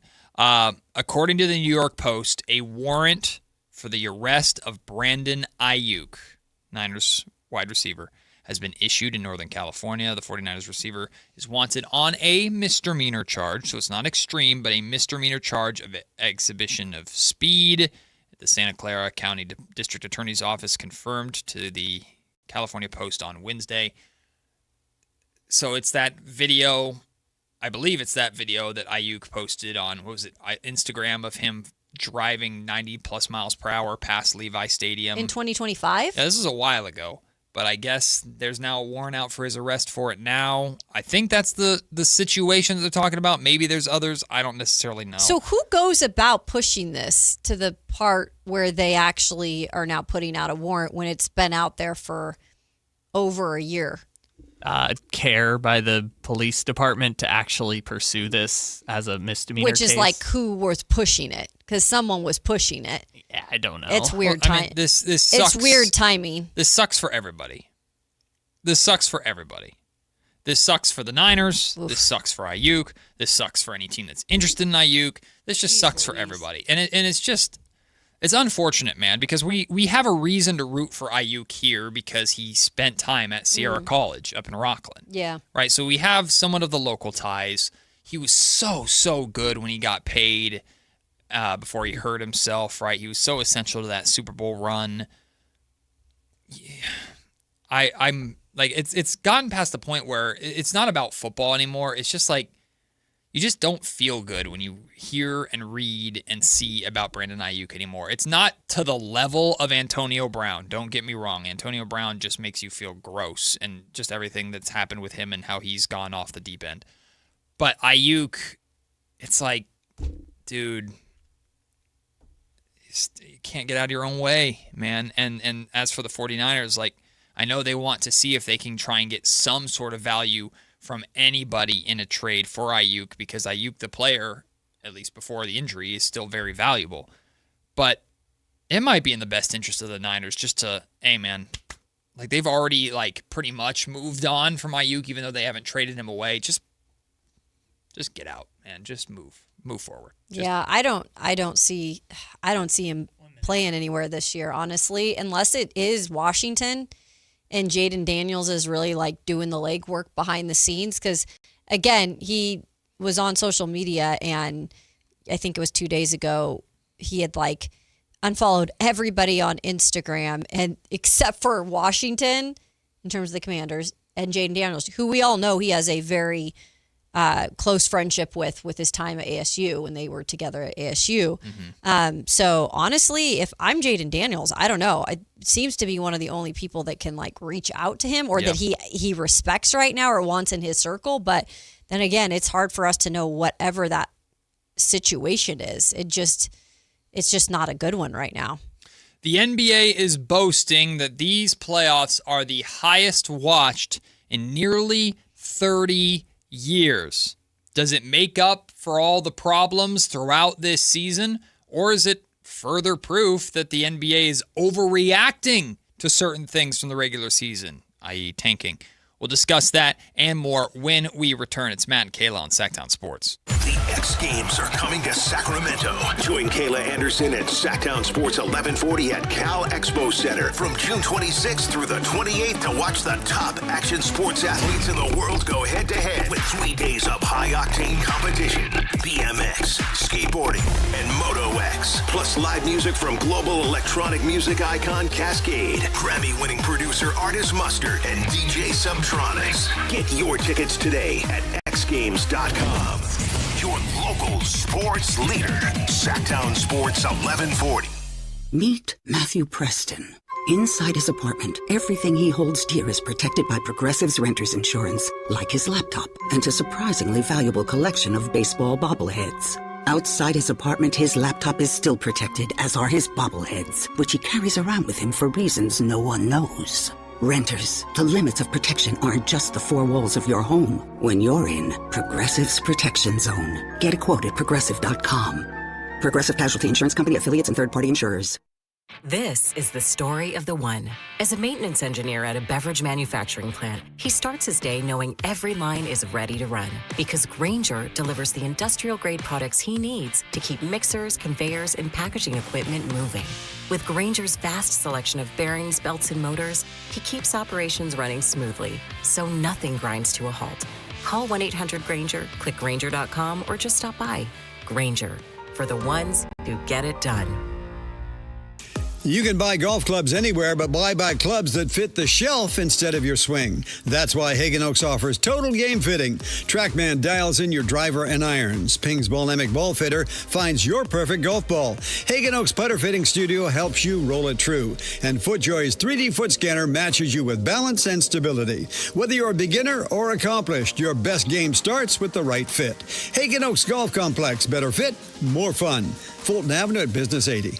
It's Big O Tire's anniversary sales event. Now through June 14th, buy 3 tires, get 1 free on 4 select in-stock Big O brand tires with installation purchase. Plus, you'll also get our industry-leading ProTech Plus warranty for free. Disposal fees extra, not good with other offers. See Big O dealer for pricing. When life calls for a little extra, a kitchen upgrade, paying off debt, or that dream vacation, Valley Strong Credit Union is here to help. With a Valley Strong home equity loan, you can tap into your home's value with competitive rates, flexible terms, and local guidance you can trust. Get approved in as little as 5 minutes, with funding in as few as 5 days. Your goals are within reach. Visit valleystrong.com to get your offer today. Valley Strong Credit Union. Grow your possibilities. Equal housing lender, NMLS number 456506. Remember the days of real country music? Now you can get your favorite classic country every day on 105.1 HD3 The Ranch. Listen to The Ranch on the free KNCI app or anytime at 105.1 HD3.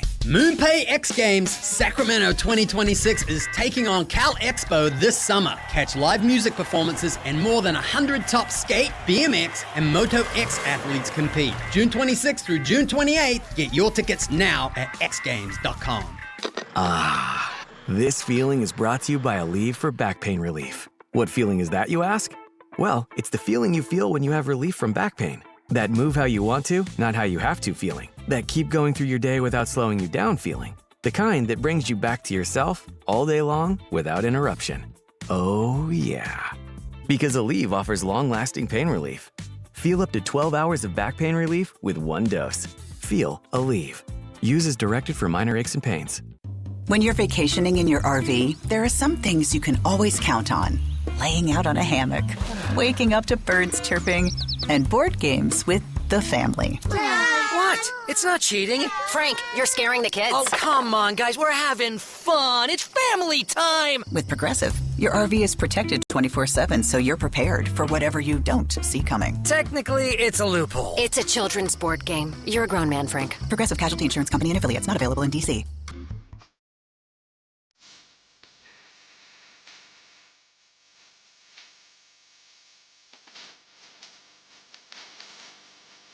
A.m. to 2 p.m. Matt and Kayla on Sactown Sports 1140.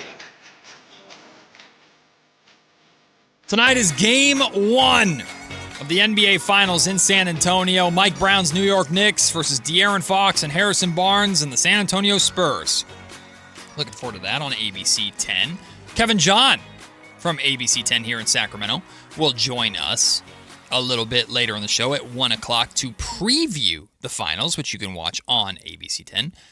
Before we get to the ratings of these playoffs that the NBA, I'm sure, was more than happy to boast about, we got our guy TC on the line. TC wants to jump in. He's got something Kings related, I'm sure. What up, TC? Hey, Matt and Kayla, what's going on? What's going on, TC? Hey, listen, so check it out. Hey, Matt, I got something right now. Y'all just walk with me for a minute. We back again with Memphis and Ja. Oh, boy. That reporter, that guy from Memphis that you were talking to, I forgot his name, bro, but the reporter, and he was like, absolutely no, we're not trading down from 3. That would be crazy to trade down. It wouldn't even take a haul, and both you guys said it's all about the price, but he kept denying it. Well, I listened to his podcast last night, bro.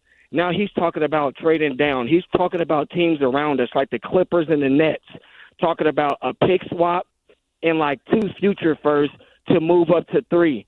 Bro, this is news. I'm telling you, I believe the A-Cuff. I love A-Cuff, but I'm telling you, don't be surprised if this is a smokescreen. Let me give you this trade idea. So not only are we switching 3 and 7, obviously, right, but we're also giving them I got it. So we're giving them Domas Sabonis, a pick swap, a 2027 first-round pick, a 2030 first-round pick, and a 2032. Wait, I'm sorry. So 3 first-rounders and Domas. And Domas to move up to 3 for 3 and Ja Morant. Okay, so in this hypothetical trade, you'd use Domas and 3 firsts, not Zach LaVine, Domas and 3 firsts to move up to 3, and you'd get Ja, and then with the 3rd pick you'd take who? Caleb or Cam? Caleb. Take Caleb, and then Max is your starting center, but you still have Zach LaVine. Oh well, I mean, hey, it's crazy. I mean, listen, if you're trading 3 first-round picks to move up 4 spots. Like, I know the top 4 in this draft is, like, oh, my God. 3 first-round picks is a ton. That is It's a lot. ton to move up 4 So spots. that's like pretty much the rest of. That's not everything that the Kings No, have, but that's a lot of the Kings' future to go up and get Caleb Wilson, who I very much like. Yeah. I'm a big fan of Caleb Wilson. That's probably a little bit too much realistically, and I still don't know why the Grizzlies. I mean, why would the Grizzlies move down? I just don't understand why the Grizzlies would move down. They need a star. They need a new face of their franchise. So I don't believe the Grizzlies would end up doing that. Of course, you could make them an offer they can't refuse, to which I guess 3 unprotected future first-round picks is that. But I think TC, first of all, I love TC. He always brings in these. It's like he really does like make me think in some of these cases. The reason why I wouldn't do this one is I think there's just too many unknowns with what you're getting. Sure. So that starts with, well, I'm not against at all the jaw thing. It would be more like a straight swap for like a Levine that we talked about. And that was if they didn't go and get their point guard in this draft.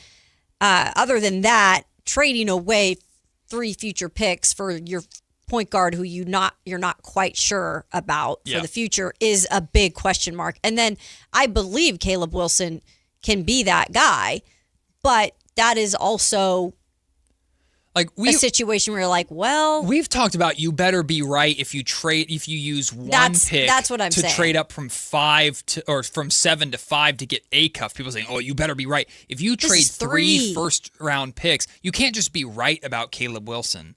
He has to be a star. He has to be a star.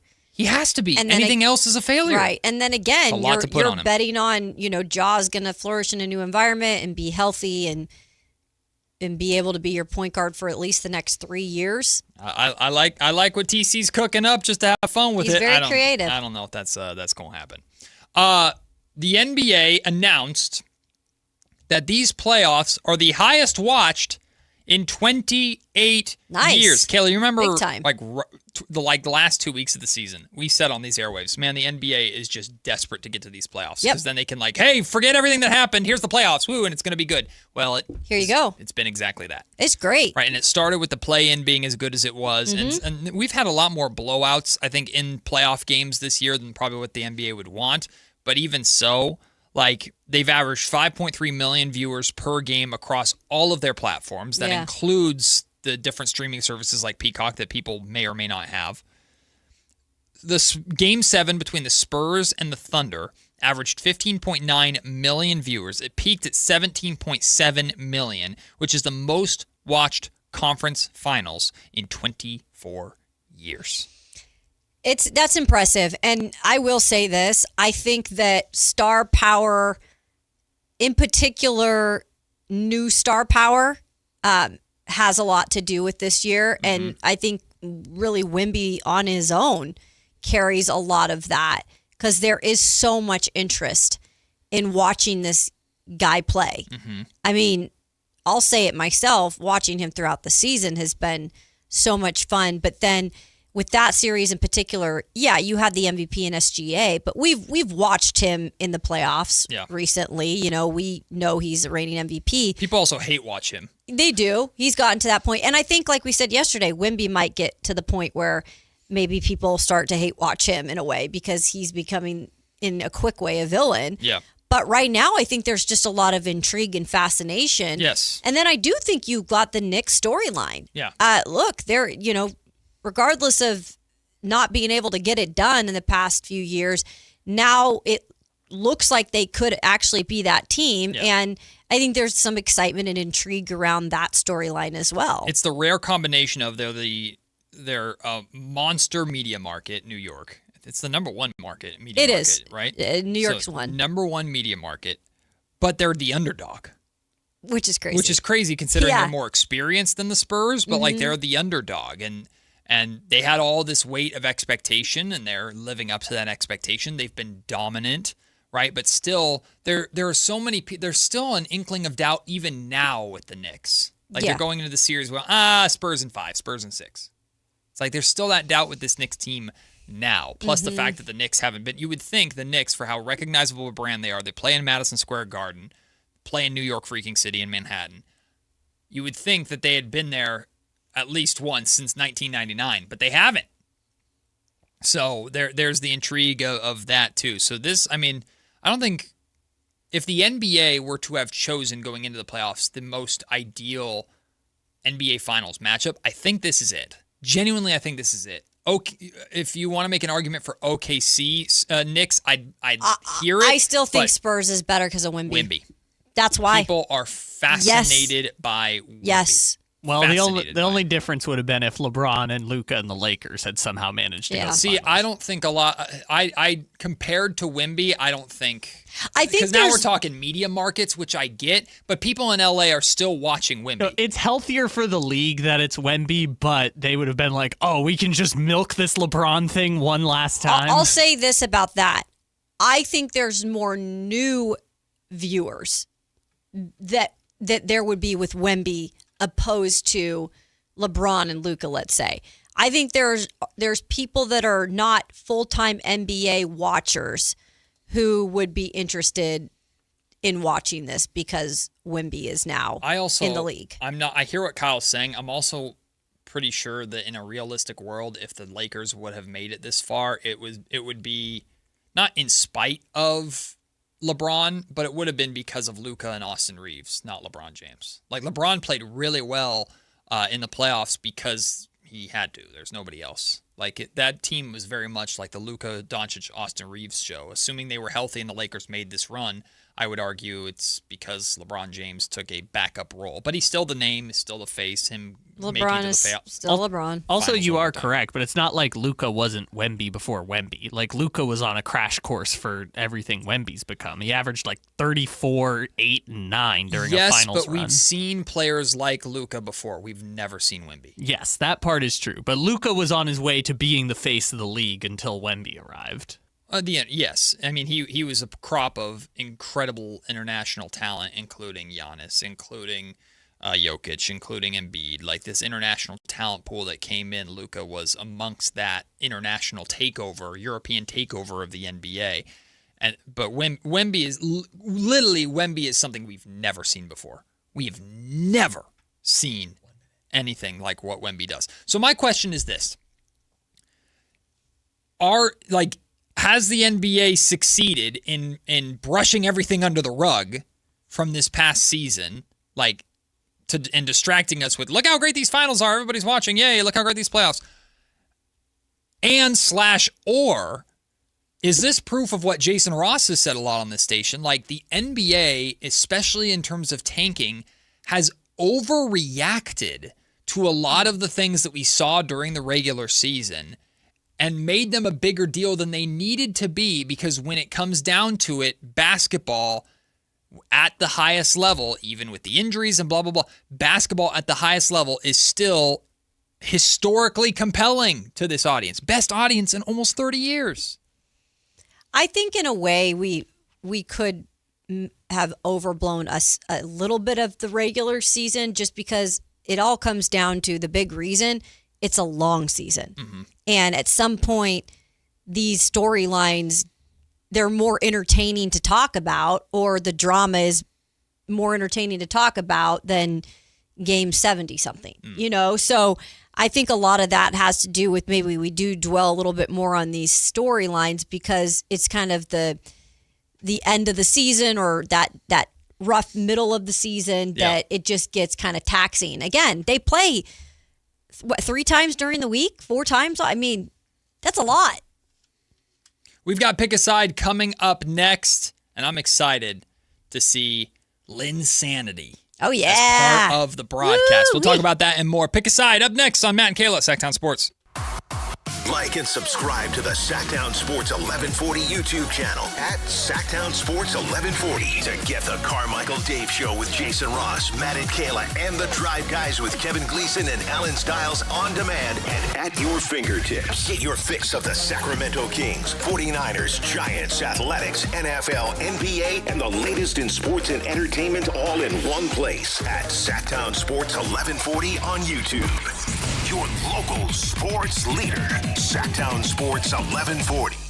If you have unfiled taxes or are in debt to the IRS, this is important news. Did you know the IRS has programs specifically designed to help people struggling with tax debt? Powerful tax assistance programs that can save you thousands if you qualify. No one knows these programs better than the experts at Optima Tax Relief, America's most trusted tax resolution firm, A-rated by the Better Business Bureau. Their award-winning tax attorneys and licensed professionals have resolved over $3 billion of tax debt for their clients.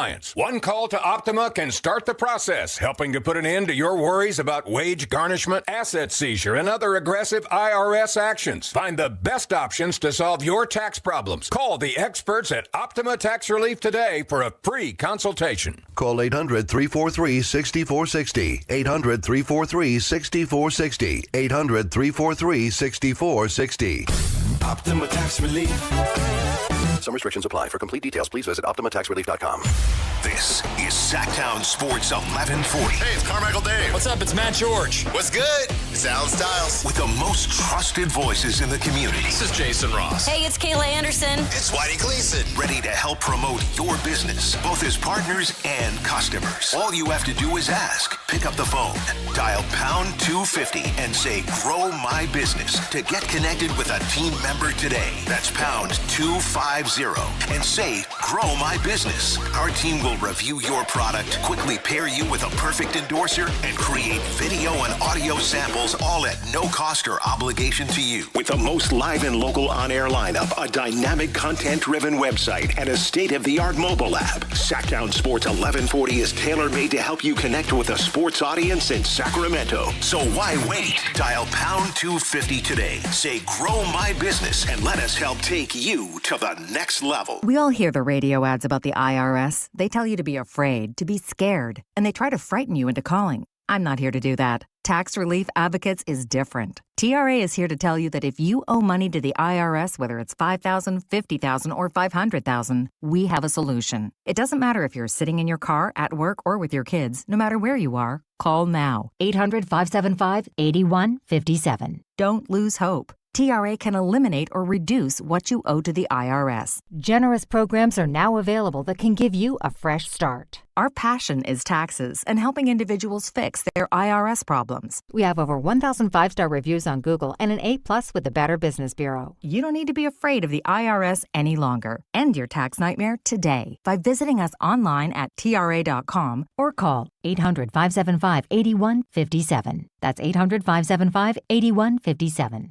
Tax Relief Advocates. Real solutions for real people. If you have unfiled taxes or are in debt to the IRS, this is important news. Did you know the IRS has programs specifically designed to help people struggling with tax debt? Powerful tax assistance programs that can save you thousands if you qualify. No one knows these programs better than the experts at Optima Tax Relief, America's most trusted tax resolution firm, A-rated by the Better Business Bureau. Their award-winning tax attorneys and licensed professionals have resolved over $3 billion of tax debt for their clients. One call to Optima can start the process, helping to put an end to your worries about wage garnishment, asset seizure, and other aggressive IRS actions. Find the best options to solve your tax problems. Call the experts at Optima Tax Relief today for a free consultation. Call 800-375-2922. 800-375-2922. 800-375-2922.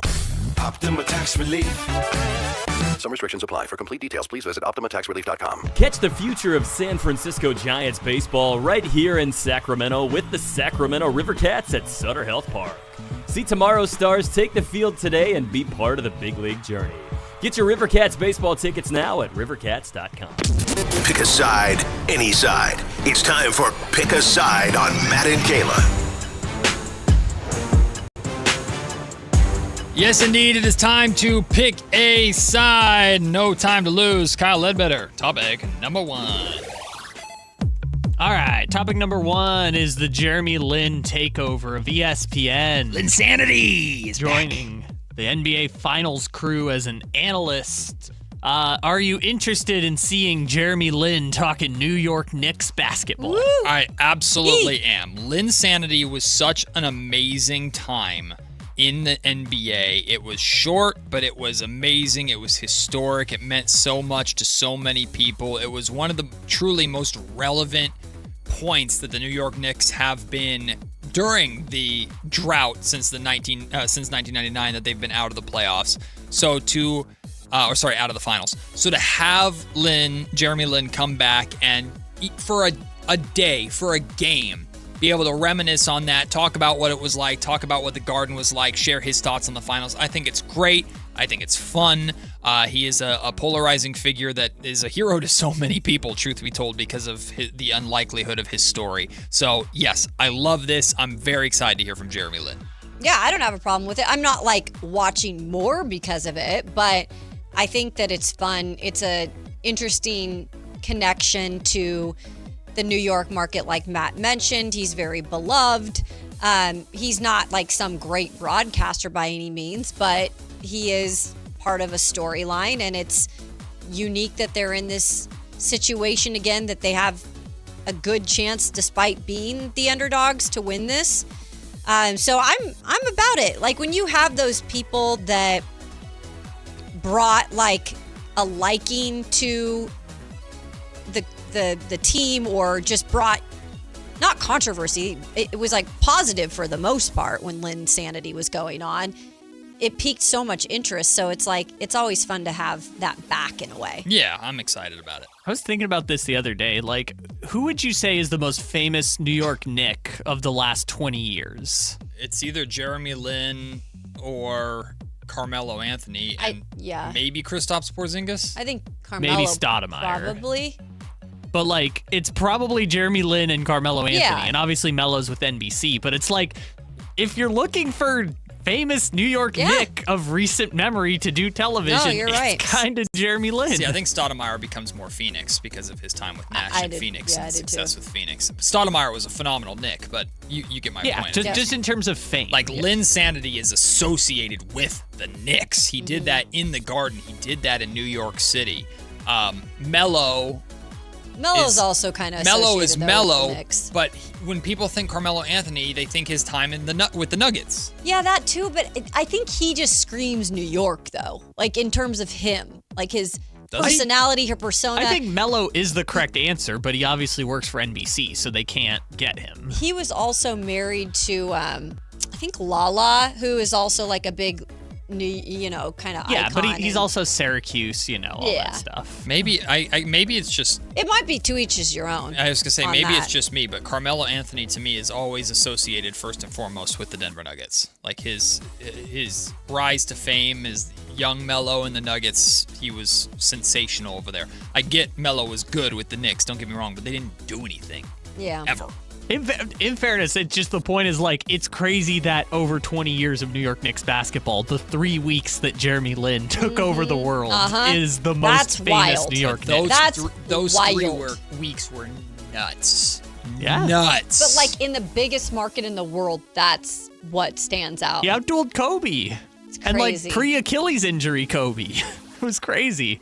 What a fun time. And then he played with Kobe in LA and waved him off on an isolation, which was hilarious. Kobe looked at him like, I'll kill you. Yeah, that was funny. You're saying that Jeremy Lin's most famous with the Knicks instead of his world championship with the Toronto Raptors in 2019 when he played 0 minutes in the playoffs? Very funny. Anyways, Jordan Schultz said, and I think Pat McAfee also brought this up, that Aaron Donald has been asked if he would come out of retirement, and he's not definitively saying no. So if Aaron Donald comes back to join Myles Garrett, Byron Young, the other really good edge rushers at Fisk, I think, for the Rams, do you think he would do it to assemble the murderer's row of defensive lines? I 100% believe that Aaron Donald could come back and play and still be very, very good. Do I think he'd be as good as he was? No. He's been away from the game for a long time, and I just don't believe that you can walk away for that long, no matter how talented you are. And look, he stayed in great shape. It's Aaron freaking Donald. But I don't expect him to. Even if he were to come back, be the same version of himself. Like, that's Myles. He's not equal to Myles Garrett like he maybe would have been in his prime. But I don't believe him. I think this is fun to talk about. I think it would be fun for him. Like, I'm waiting for the picture of him to show up at training camp and like dap him up or show up during a game, and he's sitting there like in a booth, and everyone's in a press box, not press box, you know what I'm talking about, suite, and everyone's like, oh, he's here, put him one more game, give him his jersey. I don't believe it. I think it's fun PR, and it would certainly be interesting. Hey, just have can Shohei Ohtani play football? Just have Shohei Ohtani join him too. Why not? I think it's realistic. You really think he's going to come back? Yeah, I do. Oh, these athletes, the way they think and the way they get an idea in their head, especially now you got Miles and now you've got an invitation of Sean McVay saying, hey, we'd have him back. I'm telling you, these guys are like, okay, well, watch me. Like, I feel like that is Aaron Darnold's personality. Watch me. Now, that ain't saying he's going to do anything. That's not saying he's going to be anything near what they would, need him to be on an everyday. Like, he'd be like coming in on certain situations, right? So he'd be like a second stringer. Yeah. He would be situational. Exactly. And if he's okay with that, just to be like, I came back and won another, Super Bowl or whatever, then okay. I don't know, guys. I have a weird feeling about this that he might come back. Okay, so he wouldn't be the first old-timer we've ever seen to come back when he probably has given it up. We've seen that plenty of times before. He should not come back. No, I'm not saying he should, by the way. He absolutely should never. I'm just saying I have a feeling ever pick up a football again. Matt, you have an intrigued face. Yes, so Aaron Donald, geez Louise, is 35 years old. Yeah, he's not that old. I did not know this. Mm-hmm. But no, I did not know this. Oh. He was born on May 23rd. We share a birthday. Look at that. Didn't know that. Celebrity birthday. All right, Gemini brother. We're basically the same person. Look at that. Yeah. We look just as big, just as strong, just as talented. Exactly. Matt's thinking about a comeback. Yeah, I'll play for the Rams. I'll get killed, but I'll play for the Rams. He retired 27 months ago. Mm-hmm. I would say he probably he should never play football again. I'm just telling that right now. But will he do it? I don't know. That headline though would go crazy. Yes. That headline would go crazy. The NFL is wanting it so badly. All right, what's the next topic? Next up, this one, you're going to have to explain this to me. Okay. A Dallas Cowboys cheerleader was going viral for saying they have to give back everything. Yeah.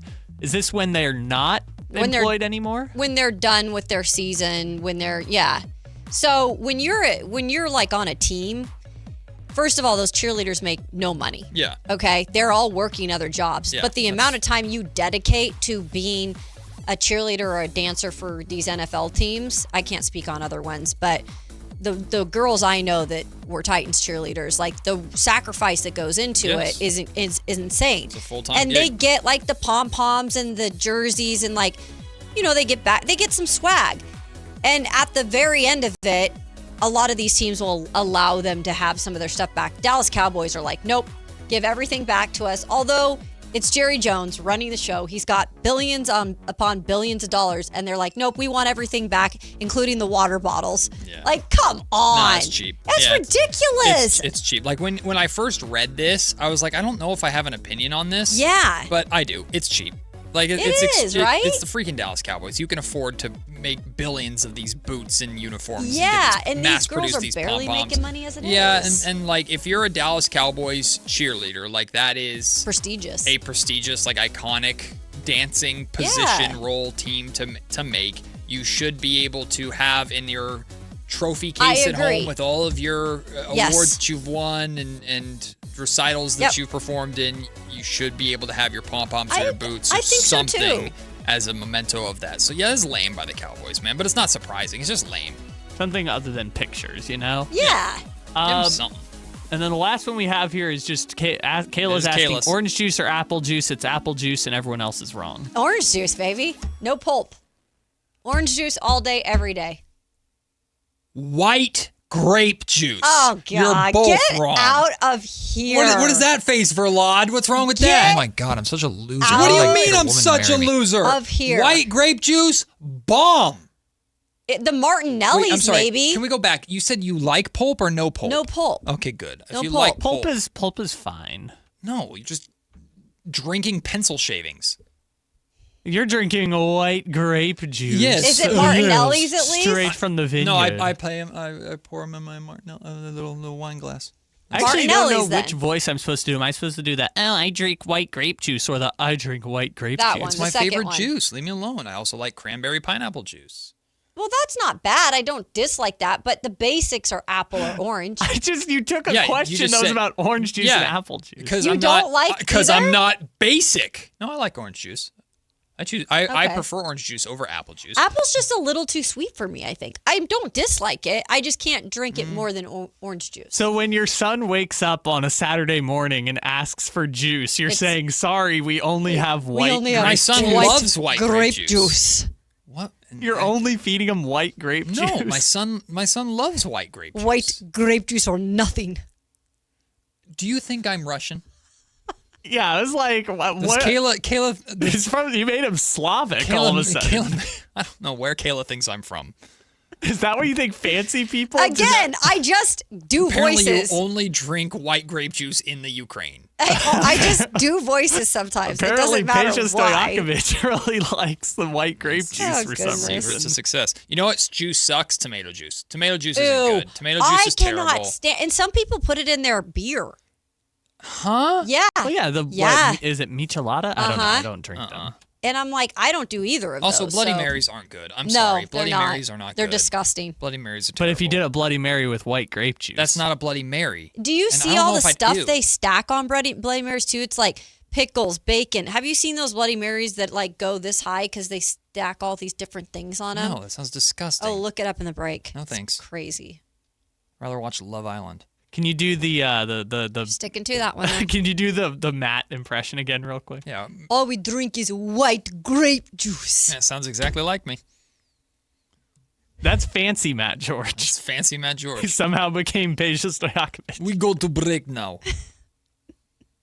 Coming up next is lunch break. I wish I had white grape juice. Now I want some. Ooh.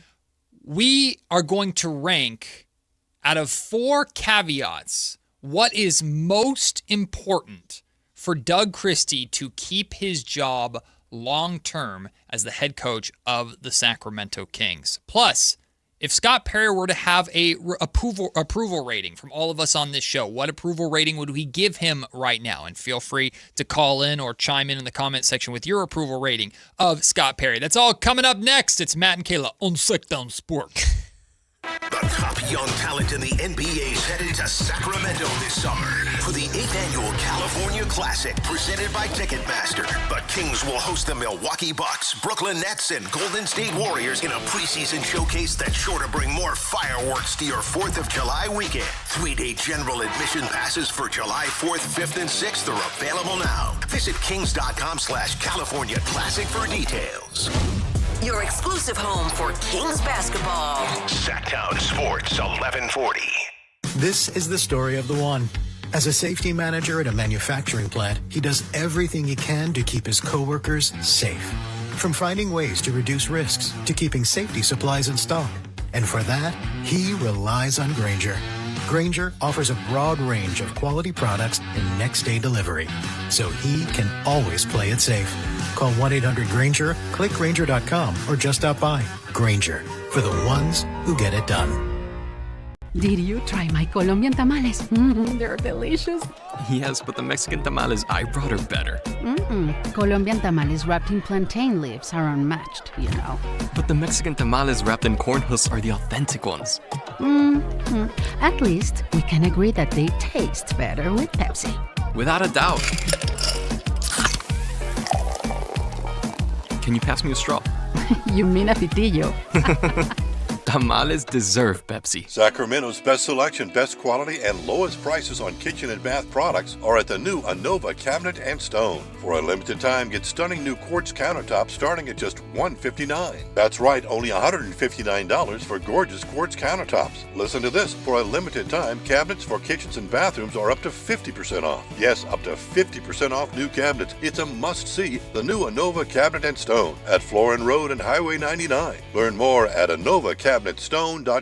Today on the pod, we're talking to Megan, trapeze artist and scratchers enthusiast. So, Megan, what do you like about playing scratchers? Well, they're easy to play when I'm hanging around. Oh, okay. Like when you're relaxing? No, like when I'm hanging on the trapeze. I swing upside down, then do a quadruple somersault, all while playing scratchers. Watch this. Ta-da! Unbelievable. I know, right? Scratchers from the California Lottery. A little play can make your day. Please play responsibly. Must be 18 years or older to purchase player claim. Drivers who switch to Progressive could save hundreds just by bundling home and auto insurance. Because you can't go wrong saving money. Unless you spend it on a guitar and never learn to play it, but lie and say that you did. Then someone hands you a guitar at a party and asks you to play, so you decide to improvise this. Well, don't you know that but that's not it. Dreams are fun and also good. Yep, you can't go wrong. Bundling and saving money with Progressive. Well, it depends on how you spend it. Progressive Casualty Insurance Company, affiliates, and third-party insurers. Not available in all states or situations. Wesley Financial Group is not a law firm. I'm Chuck McDowell, founder of Wesley Financial Group. Did you buy a timeshare because they told you it was a great investment? That's a lie. Most timeshares can be bought online for $1. To find out what your timeshare is worth and to cancel it, call us today and we'll send you our timeshare exit kit free with all your options for cancellation. Call Wesley for your free exit info guide. 800-771-1300. That's 800-771-1300. KHD HD1 Sacramento, KYMX HD3 Sacramento. From the Power Business Technology Toshiba Studios. This is Sactown Sports 1140. It's time for the lunch break. Your calls, your thoughts, your segment. Call or text us at 916-339-1140. It's the lunch break on Matt and Kayla. We have sparked quite the juice debate going on in the YouTube comment section right now, which you can become a part of. Someone brought up carrot juice. I've never had carrot juice. I have when I've juiced. I go on juice cleanses. By the way, I asked Manizit in the chat. Juiced? I'm going to juice cleanse again soon. It's kind of What does that mean? It's a great reset for your body. And I've been eating too many sweets, like at night, like after my meal, I'll want sweets. I need to reset that because it's and juice does that. A lot of these cleanses help you do that. They reset your palate. So, yeah, but I've done the carrot juice as part of my juice cleanse. But other than that, that's about the only time I have. I worked, one of my first jobs was working at a retirement home. I worked in a kitchen at a retirement facility. The amount of prune juice we would go through, man, they get down over there, let me tell you. And what did I just ask you? Yeah, she goes, why do they like prune juice so much? Well, it clears them up, empties them out. Yeah, so a lot of people debating different juices. Beet juice, ugh, sounds terrible. That one's a hard one to had drink. that. I've drank that straight. I have a bone to pick with someone. Oh, I thought you were going to say with me. I was like, dang, what did I do? No, you're fine. Okay. We haven't heard from Dwayne in a minute. Oh, he called when you were out. Yeah, okay, Dwayne. So it's a me thing. He called when you it's were out. It's a me thing because I'm because I'm listening. I support all our shows on the station. I'm listening to. Right? I'm hearing Dwayne call into Whitey and Allen every freaking day. What's up with my guy? What's up with my guy? Oh, Dwayne, I'm over here with my. That's my Dwayne impression apparently. And Dwayne hasn't been calling me in weeks. What up, Dwayne? What I do? What's up, Sam? I'm pretty sure we had to drop Dwayne immediately. Wait, what happened? Because I'm pretty sure he said OS immediately to start the call. Dwayne, we were on the fence about it. I'm not going to lie. Maybe this is why Dwayne doesn't call in. Poor Kyle's working with one of our engineers in the other room. And I'm pretty sure I heard it, but I don't want to. Listen, I've gotten in trouble at this station for letting stuff fly before that I didn't realize what they said. So I'm protecting Kyle. I'm protecting the show. You're not going to believe this. I literally said to them, I got to listen. He sometimes curses. I'm pretty sure. right as it was happening. Not even thinking about it. I think I said something too, like it might be the day. Yeah, well, because he was like, S. I'm pretty sure is what he said. But he said it like under his, Dwayne, I'm so sorry. You know we love you, my friend. It's just always terrifying every time you're on because you just let it fly, and I love you for it. Dwayne, call back again another time. We'll try it again. Dwayne, if I had my way in my own show on HBO, you could say whatever you want. Well, listen, if the FCC didn't exist, Dwayne would be with us all the time. Shout out, Dwayne. Thanks for calling in. Sorry we had to cut you off, my friend, but put some soap in your mouth and try again, man. Oh, I used to get soap. Really? Oh, is that a real thing? My mom and dad That's disgusting. washed my mouth out with Dial soap. That can't be because healthy. I had a potty mouth. That can't. Well, I mean, I do too, but I just am. Did you at 11 years old? Yes, I learned. So the way I learned the S word was a bad word was from The Sandlot. because Benny in the Sandlot, who's the coolest dude I ever love Benny. when you're a Benny the kid, Jet. Benny famously yells OS when the beast jumps over the fence and chases him. This And is of how course- you learned it? And Benny's cool as hell. Well, I learned mine from listening to Tupac. You probably got a lot of different stuff in there. Yeah, I hope. Never mind. Did you get your mouth washed out? No, my mom was just like, Really? Matt, you can't say that. It's And a then you bad probably word. listened. You didn't. Yeah, I listened. You seem like you would have listened. No. Okay, well, that's good to know. Listen. Dork. There are many a day. Shut up, Borg. There are many a day where sometimes your boy doesn't control the volume very well, right? So I remember when I got into either junior high school or high school, I was allowed to have a TV in my room to video game. Oh, yeah. And let me tell you something. Call of Duty back in the day. No. Call of Duty. Now, some Call of Duty lobbies were insane, crazy. But Call of Duty with the boys, sometimes you'd drop an F-bomb or two every once in a while, or I'm getting the you-know-what, or anything like that. And sometimes your boy would say it a little too loud, and Mom would come stomping down the hall. Mom would be mad? Cooked. I could hear her coming, and it was over. She was strict, right? Well, my mom wasn't that strict. She's just like, calm the hell down. But my mom was not you get a warning. My mom was walk in and yank the gaming system out the wall. Oh, yeah. Unplug it, wrap it up, take it away. I wouldn't see it for weeks. Mm-hmm. That happened a couple times because your boy let it fly while playing video games. We all had a little bit mischievous. I got whooped, though, on the booty belt.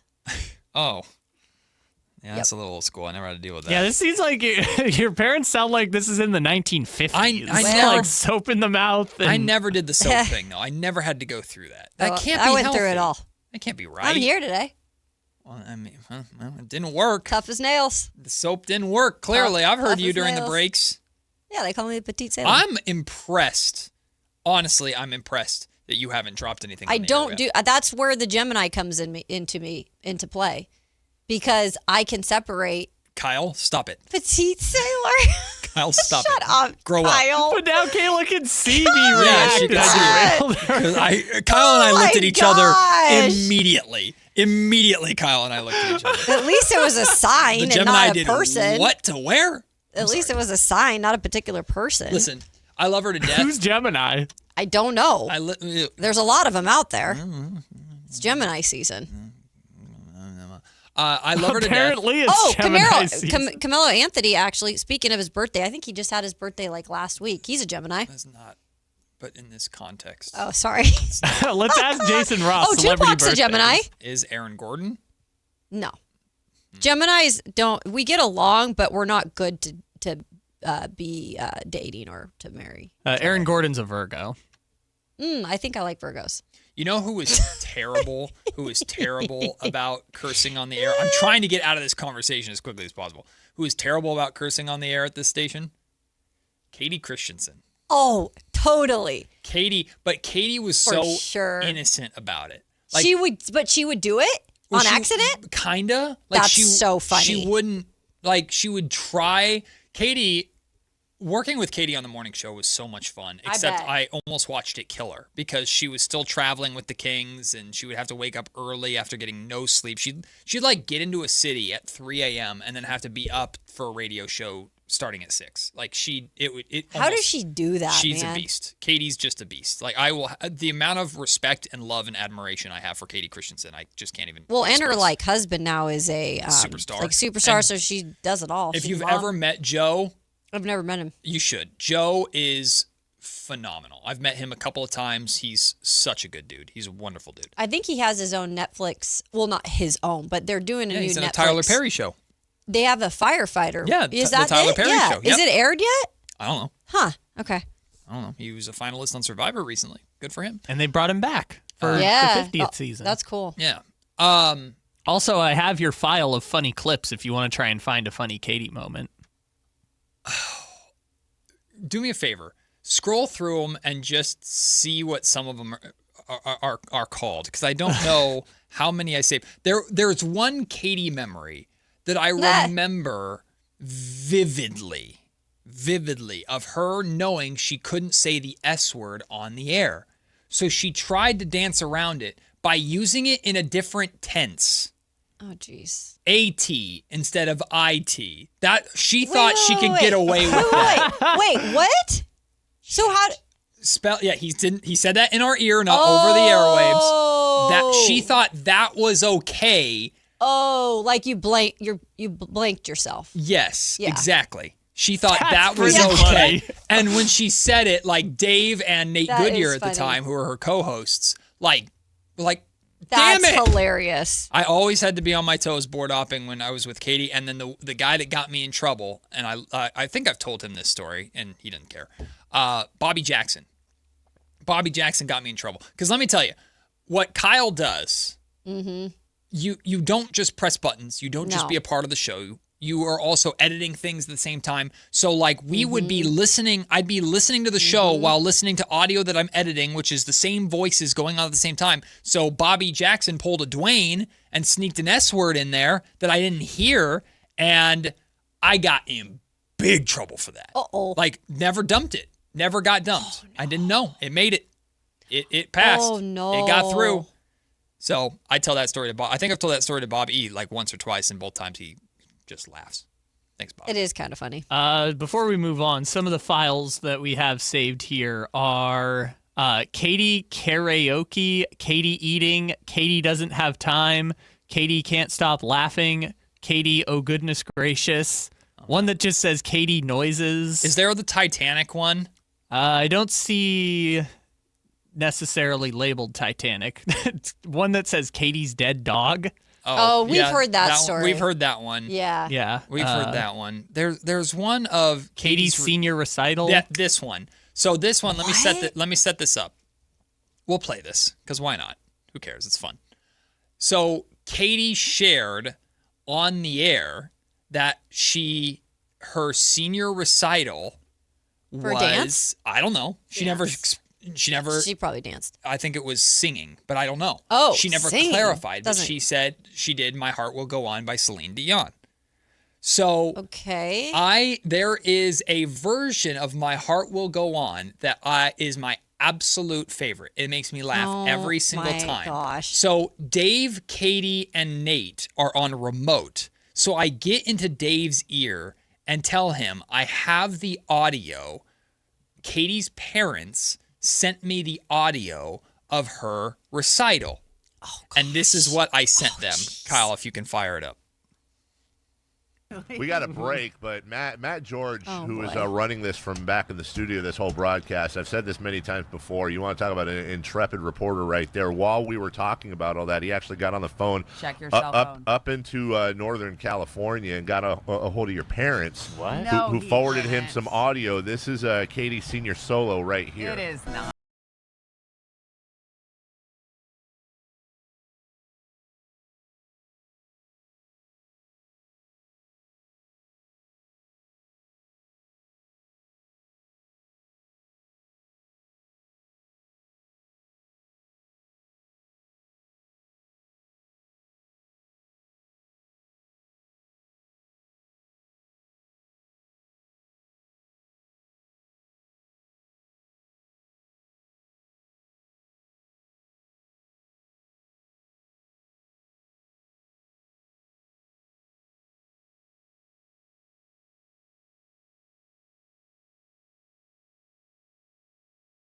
When we return, we'll tell you why. I thought that was real. I was like, oh, so it was her like recording, like when you did the recorder. Yeah. You know, we all did the recorder back in the day. So that was my favorite version of "My Heart Will Go On." That's really funny. And so that was one of our. We had a lot of moments on that show. That folder has a lot of stuff that probably cannot air, and a lot of great stuff that just we compiled on that. Some of these I can't read on the air. Yeah. Yes. Yeah. Many of those. Listen, we had a time. We had a time on that show. All right, let's get back to our show. Doug Christie is back for another year. And as much as I'm lamenting and also celebrating Mike Brown being in the NBA Finals, and they should have never fired Mike Brown, and Doug Christie and Mike Brown not comparable, blah, blah, blah, blah, blah, all this.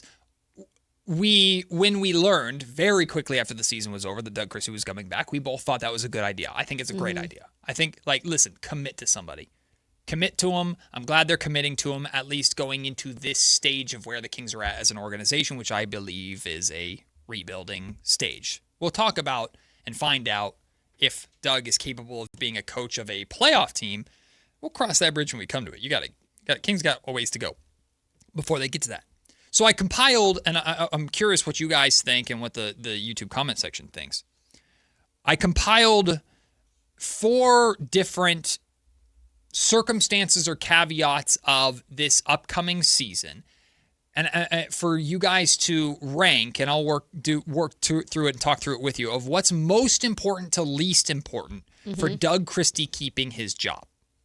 The 4 caveats are the Kings' win-loss record next season, so just how well they do. Okay. The team establishing their identity, the standard or the pillars, or from the start of the season to the end of the season, we see a true identity that the Kings play with. Okay. Like, it's not a thought, it's actually there. Immediate impact or improvement of the top pick, whoever the Kings pick with the 7th pick or whoever they get in the draft, and properly managing rotations. And that one is like balancing playing the veterans that are here with the young guys that are here. So in your mind, out of the 4 of those, let's start with just what do you think is the most important thing that Doug Christie has to get right in order to keep his job, which essentially would be him getting, I would imagine, a new contract. He does technically have a team option at the back end, but I think the Kings would likely just sign him to a new multi-year deal if he does this correctly. It's interesting because, the way I look at it, I have, a start and finish list. And unless you do a little bit of everything, it's hard for me to get to the place I want to get to. And the reason why, I know that sounds a little confusing right now, but I say that because it starts with, for me, not having to talk about not managing the rotations right again. We cannot go back to not properly giving people time that need to be given time, or giving veterans too many minutes, or we can't keep having the conversation like that throughout the year. Yeah. Because if we do, we're not getting anywhere with the rest of any of this. So I think some of that is with the properly managing rotations has to get in here somewhere to be able to do what I think is important in establishing that full team identity as much as you can, because you also then are going to need that top pick to be part of why your identity is continuing to establish throughout the season. Yeah, it all kind of plays. Do you get what I'm saying? Yeah, it all kind of plays together. Into each other. But if there's one thing out of these 4 that Doug needs to get the most right to keep his job, I think essentially it's... On the outside looking in, and this isn't me particularly, I think it does come down to wins and losses. I really do, because it's the second year. So and Doug needs to win as many games as possible to keep his job. I think when people on the outside are putting their opinions in, and when it comes to maybe even Scott Perry in the second year, I think it compares to what did you do last year? How many more do you win this year? Because when it's all said and done, are you going to go back the second year and say, well, he did a really good job developing the younger guys again? Yeah. But there needs to be more now in the second year. Yeah. Right. I'm glad that you brought up that all 4 of these play off of each other. Because in theory, you do one of these right, the other 3 should be involved, and vice versa. If the Kings, in theory, establish an identity, they should win more games if the identity is correct. If the Kings manage their rotations properly, they should win more games. If they properly develop their rookie, then they should win more games. In theory, they all play together. But it's what is the most important thing in my mind to Doug accomplishing all of these things? Where does it start? To me, it starts, and it really, truly goes through whoever the Kings draft. I think the development of the top pick is crucial to Doug Christie as a coach for where the Sacramento Kings are at.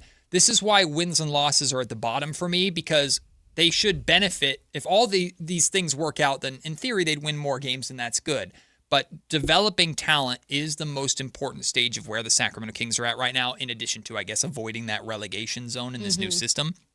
The way I thought about this and the way this came about, and I'm curious your thoughts on this, because Can I say one more thing real quick? Please do. But what if that young talent, in terms of the pick, is developing the way you want it, but now the second-year players have gone backwards and aren't developing more? That's a good question. Or that's a good point. I guess the circumstance would depend. Or if Max is taking a step back because he's not playing as much because Domas is there, yeah, that's bad on Doug. But also if Max is facing new defensive schemes and new responsibilities and an uptick on expectations in his second year and he's not performing, how much of that is on Doug? How much of that is on Max, right? So the circumstances matter. But what popped into my head is Darius Acuff Jr. Mm-hmm. He's the one that we've talked about a lot. Darius Acuff Jr. is drafted. We know he needs to improve defensively. Here he is playing for a coach that knows all about defense, that preaches defense. If Doug Christie, I'm not saying Doug Christie would suddenly turn Darius Acuff Jr. into a great defender, but if Darius Acuff Jr. offensively is the rookie an impact player, potential star that we think he is, if that translates to the NBA, we see the shooting right away. Maybe not at the same rate as Arkansas. I'm not shooting 43% or whatever. But he offensively, you're like, yep, we see it. He looks like a star. But if Doug Christie manages to get through to Acuff and get him to play better defense, like I don't see how Doug doesn't stick around. Mm-hmm. Like truly, that's how important I think this pick is.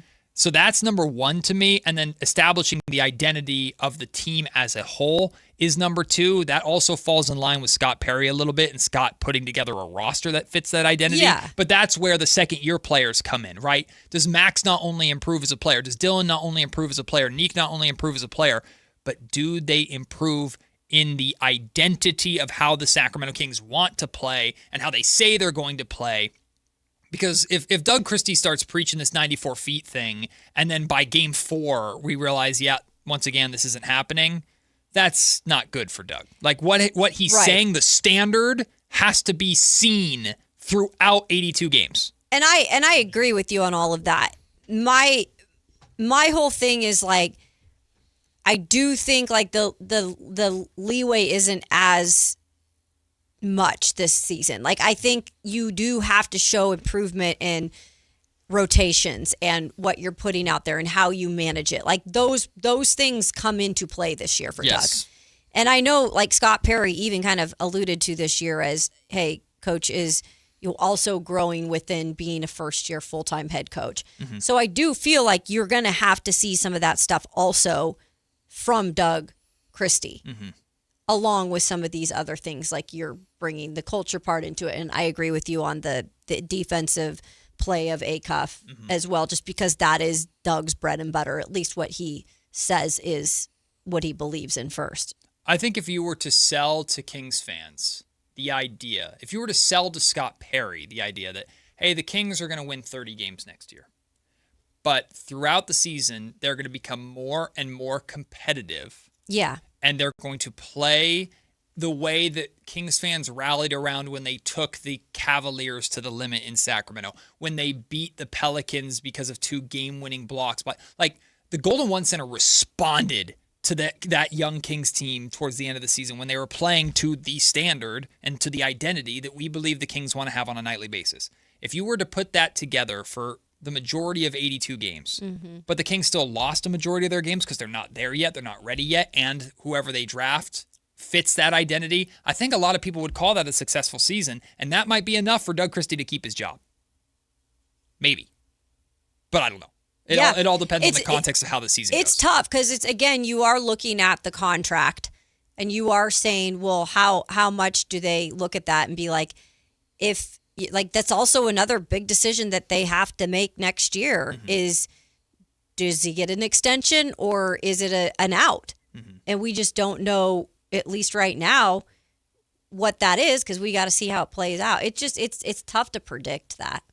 Well, speaking of predictions, ESPN has their NFL Power Index, which is giving percentage chances of who's the favorite to win the Super Bowl, make the Super Bowl, most likely Super Bowl matchups. A lot of interesting stuff about the NFC West. Where do the 49ers fall in terms of best odds of making it to the Super Bowl? We'll have that via ESPN's NFL Power Index when we return. It's Matt and Kayla on Sactown Sports. The top young talent in the NBA is headed to Sacramento this summer for the 8th annual California Classic presented by Ticketmaster. The Kings will host the Milwaukee Bucks, Brooklyn Nets, and Golden State Warriors in a preseason showcase that's sure to bring more fireworks to your 4th of July weekend. 3-day general admission passes for July 4th, 5th, and 6th are available now. Visit kings.com/California Classic for details. Your exclusive home for Kings basketball. Sactown Sports 1140. Patrick was way behind on his IRS taxes. I was in way over my head. The total amount ended up being somewhere just over $30,000. $30,000. Then the IRS came to collect. Started getting letter after letter. A lien had been filed against me. They were going to basically hang me completely out to dry. He had to do something. That's when I reached out to Optima Tax Relief. Patrick's life quickly got a lot easier. It was very easy. Pretty much hands off, They picked up the ball and ran with it. And how'd it go? I couldn't believe it. I had to ask 2 or 3 times. I saved an incredible amount of money. How does Patrick feel about Optima? Couldn't be happier. They definitely helped me. Optima Tax Relief, the best place to call. They're the best in the business. Do what Patrick did and call Optima Tax Relief for a free consultation. Call 800-343-6460. 800-343-6460. 800-343-6460. Optima Tax Relief. Testimonial from an actual client. Some restrictions apply. For complete details, please visit OptimaTaxRelief.com. MoonPay X Games Sacramento 2026 is taking on Cal Expo this summer. Catch live music performances and more than 100 top skate, BMX, and Moto X athletes compete. June 26th through June 28th. Get your tickets now at xgames.com. Remember the days of real country music? Now you can get your favorite classic country every day on 105.1 HD3 The Ranch. Listen to The Ranch on the free KNCI app or anytime at 105.1 HD3. Injured at work, slip, trip, or a heavy object fall on you? Fareed Yaguptil, Esquire at DTLA Law Group fights to get you paid while you recover. Don't wait. Protect your rights today. Text Injury Help to 40222 or visit calldowntown.com now. That's Injury Help to 40222. Text rates may apply. Office located at 560 Santa Fe, Los Angeles. Results or outcome may vary. No attorney-client relationship is implied. Visit them at calldowntown.com. That's calldowntown.com. If your passion is bass fishing, only one radio show has the action, information, and excitement of your favorite outdoor sport. Ultimate Bass, hosted by Tournament Bass Pro and California Outdoor Hall of Famer Kent Brown, takes you live to where the fish are biting every Saturday morning. Only Ultimate Bass feeds your passion with the latest news, products, tips, and advice from the pros. Ultimate Bass with Kent Brown, Saturday mornings at 5 a.m. on Sactown Sports 1140, part of SEP's Saturday Morning Outdoors. Catch the future of San Francisco Giants baseball right here in Sacramento with the Sacramento River Cats at Sutter Health Park. See tomorrow's stars take the field today and be part of the big league journey. Get your River Cats baseball tickets now at rivercats.com. In celebration of 80 years of 49ers football, Sactown Sports is counting down 80 of the most memorable moments that have shaped the team's storied legacy and winning tradition. Here's today's faithful flashback. Number 69, 711 Nevada Street, San Francisco's humble headquarters. The San Francisco 49ers were a glamorous team throughout the 1980s, but they practiced in down-home conditions in a folksy suburban neighborhood affectionately known by the players and staff as 711. The 49ers training complex was located at 711 Nevada Street in Redwood City, a rustic two-story building that was surrounded by modest single-family homes. The playing field in Red Morton Park sat under towering redwood trees adjacent to a community swimming pool and Little League Baseball diamond. The 49ers moved their headquarters to 711 Nevada in 1956 and remained there until 1988. Faithful flashbacks on Sactown Sports 1140.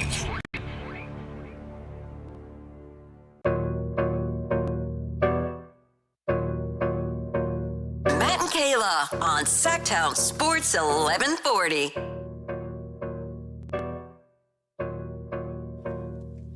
So ESPN has their NFL Power Index, which you can go and read about specifically like how they put it together. I'll give you, I guess, a really brief synopsis of what it is. I'll just read verbatim. No, Matt, you clicked on the wrong thing, you idiot. The Football Power Index is essentially, as it's described, where'd it go? As it measures teams' true strength on net point scale, expected point margin versus average opponents on a neutral field. So it's kind of an in-depth analytic, but it's what they use to just determine how good a team is expected to be versus their opponents and how likely they are to win their division or win any given game, win a Super Bowl. And ESPN has used it to predict and project a number of different things for this upcoming NFL season. This, not surprising, I think, to anybody.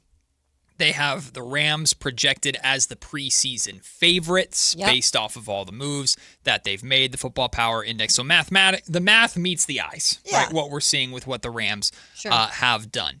In terms of the best chances of making it to the Super Bowl, ranking the teams with the highest percent chance, the Rams, number 1, 14.9%. The Bills, number 2, 10.7%. The Ravens, number 3, 9.4%. Your Seahawks, the defending champions, at 7%, which is number 4. Number 5, the San Francisco 49ers, a 6.8% chance of making it winning the Super Bowl this year. I'll be honest with you, that number is higher than I expected. Even with how good the Niners team theory is on paper, that's better than I expected. It's because this is where they give the Niners every year, it seems like, kind of the benefit of the doubt. But I can say the same thing about the Bills, the Ravens. Like, how many times are we going to give Josh Allen and company, like, here's the keys, how far can you drive? Like, can you get on vacation finally with the actual trophy and not exit early? Like, I just feel like every single time we're giving a benefit of a doubt to the Bills now. And the Niners are in that mix too. Even with the older roster, even with kind of betting on health, this is just how they look at these organizations and say, hey, they have a history of being good. They've built something there. And they also have, in the Bills' case, a quarterback. In the Ravens' case, a quarterback. The Niners are going off of them being a great organization, let's just face it, and having Kyle Shanahan. Further proof that our NFL expert, Kayla Anderson, knows what she's talking about because she doesn't have this open in front of her, but I do. The two teams that you just brought up, not named the Niners, who are the first two teams you named as getting the benefit of the doubt? The first two teams. Bills and Ravens. The two most likely Super Bowl matchups, according to the Football Power Index, at 4.8%, Rams versus Bills. At 4.7%, Rams versus Ravens. Yep. And that's not surprising at all. And I think, again, I like Lamar Jackson and I like Josh Allen. But they have failed to get their teams to that spot. And it's not just them. But guess what? In the NFL, when you get the benefit of the doubt in the preseason type of talk like we're having right now, because you have the quarterback, you're also going to get the heat in the end if you don't get it there. If you don't cross the finish line. Just continuing to doubt Patrick Mahomes over and over again. And that's the thing, what's so impressive about Patrick Mahomes, and I'll give him credit for this, is despite him having kind of not the same offense as he once did in, the past few years, he still, for the most part, was overcoming that and getting the job done. Yeah. Like, despite not having a wide receiver core that did anything but drop balls. Well, he made it so they couldn't drop passes. Like, he just lobbed the game winner to MVS. And that's what I'm saying. It's just like he always just found ways. And that's what's so impressive about Patrick Mahomes, and I can't really hate on him for that. But I can. Obviously, last year he got injured. He denied Josh Allen. He's denied Lamar Jackson. He's denied Joe Burrow, except for that one time we don't talk about. And he's denied Justin Herbert. No, and by the way, Ravens, they have a new head coach, too. Are we just thinking that this is the next Bills. Jim Harbaugh? And you're right, Joe Brady. Well, I think it's like they're blaming. I think in theory, this would suggest that John Harbaugh was the problem. Which is crazy. And now that Harbaugh's gone, then the Ravens will get right. Well, the locker room just didn't like John Harbaugh at the end. I mean, it's been pretty well established that they just kind of lost faith in him towards the end of his time. So Rams versus Bills and Rams versus Ravens are the two most likely Super Bowl matchups according to the Football Power Index on ESPN. Number 3 most likely matchup, the Seahawks versus the Bills, a 2.6% chance. Number 4, the Rams versus Chiefs, 2.5%. And then tied for both 5th and 6th, each with a 2.4% chance of happening. Super Bowl of the Niners versus the Ravens and the Niners versus the Bills. So the Niners Bills would be cool. The Niners are very much out of the top 10 most likely Super Bowl matchups. 2 of them involve the Niners, and 9 out of the 10 of them involve a team from the NFC West. And look, I'm not trying to be biased because my team plays in this conference and your Niners play in this conference in terms of people in this area. But it's a real thing. That's how good these teams are. Now, anything can happen. And if it's anything like last season when it comes to the NFL, because we all know how crazy last season was and the parity that was there throughout the entire year, I don't think it's going to be that wild again, but never say never. The league is always surprising us. That's why it's so interesting. There's a good bet that one of those teams are absolutely representing the AFC or the NFC, excuse me. From what I understand, in the history of the Football Power Index, there have been divisions that have had 2 teams in the top 5 of the Football Power Index. Never before has there been 3. That's crazy. And there are 3 in the NFC West. Yeah. Both the Rams, Seahawks, and Niners are all top 5 in the Power Index, and they're all in the same division. What was the text we got the other day that was like, Kayla, are you crazy? Like saying that the NFC West is the toughest division. Oh, yeah. They want to say NFC. What did they say? Yeah, I was trying to remember. NFC Central? No. No. NFC maybe North? I don't remember what they said.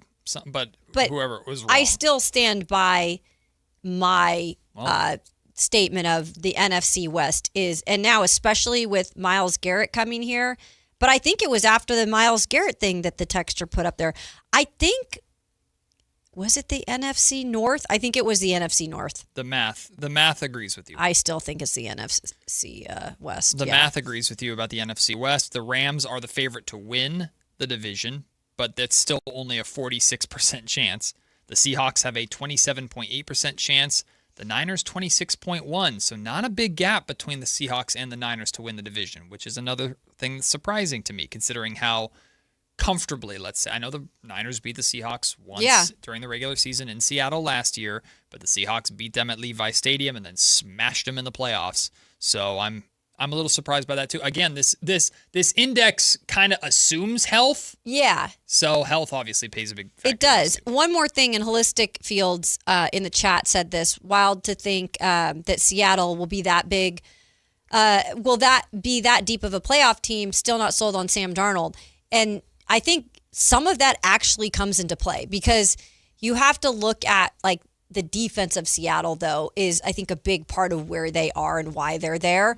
And by the way, to the texter that was hating on me earlier about quarterbacks I don't like, have you listened to the show at all when I talk about Justin Herbert and when I talk about Sam Darnold, my own quarterback for the Seattle Seahawks, who I don't really care for? Anyway. That's like how the show started. One of our first episodes it's like some of these people show, just choose to say or listen to certain things and then X out other things. Yeah. Man, you get just hate your every facts Seahawks straight. quarterback. Yep. I don't love a lot of them. It's funny. I loved Matt Hasselbeck. Still, I love Matt Hasselbeck. I just like him because he's a cool person. You cool with Geno? Yeah, I like Geno. Okay. Hasselbeck and Sean like Geno Alexander. Smith. Yep. How about Matt Flynn? What are your opinions on Matt? Flynn? No opinion on Matt Flynn. Definitely not an opinion on him. But yeah, I think I'm still kind of questioning, can Sam do it again? Because for so many games I was on edge. Is he going to throw this game away, literally, to the other team? Best playoff odds. Thank you. Yeah, board liked it. In the NFC, the Rams have an 81.8% chance of making the playoffs. The Seahawks have a 69.1% chance. The Lions a 68.4% chance. The Niners a 66.8% chance. So there's a very potential. Like, there's a situation where all 3 teams could make it to the playoffs again. Dude, that'd be in crazy. the NFC West. In the AFC The Bills, an 84.9% chance of making the playoffs. The Ravens, 82.5% chance. Next highest is the Bengals at 69.2%. The Chiefs, by the way, Kyle, have a 67.6% chance. The Football Power Index predicts that the Chiefs will win the AFC West again. I'm rooting for Kyle's own sake, just to have a team that he can watch this year and doesn't have to pull his hair out. Gross. But I mean, don't worry about me. I've been gifted plenty. I know, but I do. He doesn't deserve it. I want to see how Patrick Mahomes rebounds. I just do. I think it's interesting. By the way, you know what the NFL wants. The Rams had the Super Bowl in their own backyard this year. But we already did that. They're going to probably want to do it again. We already did the Rams one in their backyard. Makes me sick. Does the NFL want Rams-Bills, or do they want a bigger market? They do Bills because Bills is still it's New York, but it's Josh Allen. It's Josh Allen.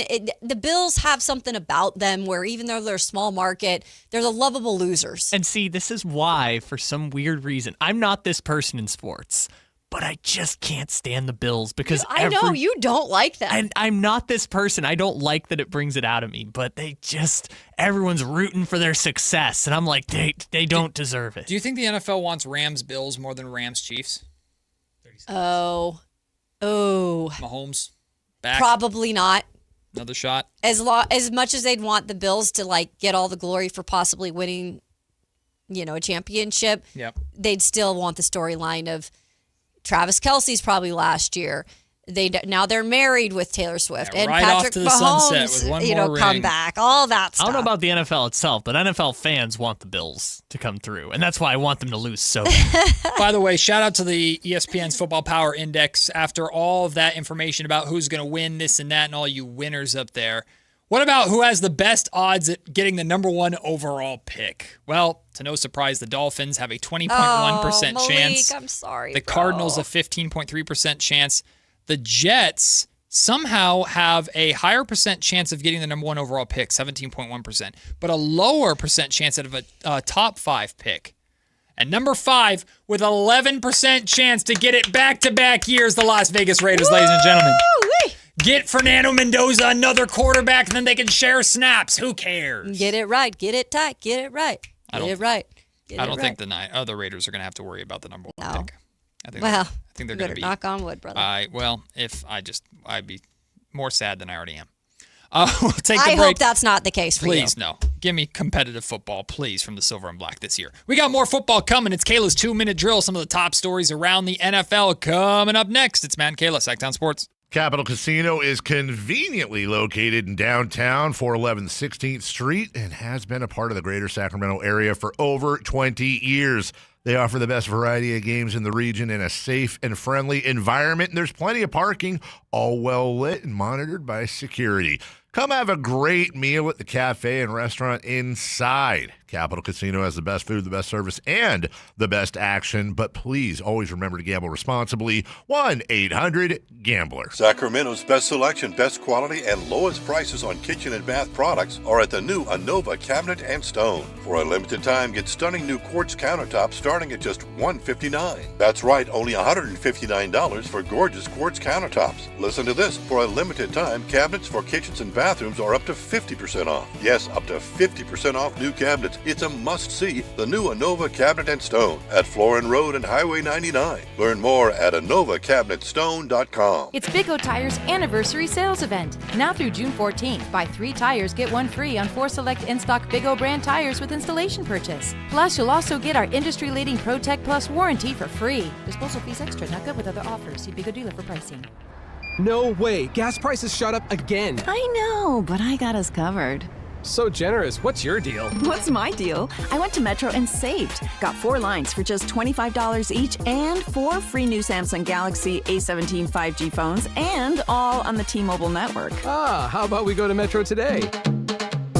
Get that more for your money feeling. Visit your Metro by T-Mobile store. Just bring your numbers. Net available if you've been with Metro or T-Mobile in the past 180 days. Want the best movie experience in town? Join Sactown Sports IMAX Pass by visiting SactownSports.com. Sign up today. You can win tickets to see this week's films at the Esquire IMAX Theater. Card collectors know there's nothing as special as a rare one-of-one card. And now you can hear a very rare one-of-a-kind sports card show right here on Sactown Sports. Whitey Gleason here inviting you to join me and Mr. True Sports Cards himself, Imran Pilati, for the True Sports Card Show every Saturday morning at 10 on Sactown Sports. It's the only sports card radio show in the nation. For all your hobby needs, get to True Sports Cards, 6661 Stanford Ranch Road in Rockland. And for hobby, insight, and fun, join us for the True Sports Card Show Saturday mornings at 10 on Sactown Sports. This is the sound of Jack, buzz cutting his way to a small fortune. To Jack, every time he cuts his own hair, that's $50 right in his pocket. If Jack sees DIY buzz cuts as a saving strategy, Wells Fargo is right behind him. And with their mobile app, tracking his savings is easy. Oh, ouch. However you make money work, we can work with that. Mobile carriers' message and data rates may apply. Wells Fargo Bank, N.A., member FDIC. Golf to Go is brought to you by the Hagen Oaks Golf Super Shop. Here's Frank LaRosa. We golfers tend to grumble too much. Golf Monthly's Nick Bonfield compiled our biggest complaints. They include our own game. The refrain, is it going to be another one of those days, should maybe be realigned and set about the next shot with positivity. Next is our equipment. We always blame our tools even though they were just along for the ride. Course conditioning is another gripe, and maybe you should try getting up while it's still dark, whether it's 108 or 32 degrees, and deal with global warming, limited budgets, and sustainability. And then go hug your superintendent for what they do. Dress codes get a lot of attention. Some feel the tradition should be maintained, and others are comfortable in T-shirts. It's a game, people. Also in the mix are rules of golf, slow play, the World Handicap System, tee time booking systems, bad luck, and more. I say you get out of it what you're willing to put into it. You're on a golf course, your phone's not ringing, and you might make a birdie or two. Enjoy the moment.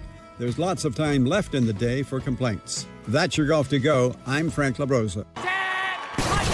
It's time for the 2-minute drill. Kayla Anderson has the ball, and she's taking us around the world of football. It's Kayla's 2-minute drill on Matt and Kayla. I love seeing all these clips that are coming out of OTAs and these practices around the NFL. We're seeing clips of New York Giants players wearing Knicks jerseys today to practice to support the Knicks playing in the NBA Finals Game 1 I always tonight. love that. I've seen a ton of clips out of Raiders OTAs of Nice. Max Crosby, who's getting in work on the side. He's not practicing, but getting in his work on the side. Surprisingly, I haven't been seeing a ton, Kayla, of the 49ers OTA content out there too much. I've seen just basic things, but not a lot, which is good, I guess. I've seen some videos of Brock Purdy throwing some passes to Mike Evans and things of that nature, but what's going on in the NFL with all these OTAs going on? I know usually I see a little bit more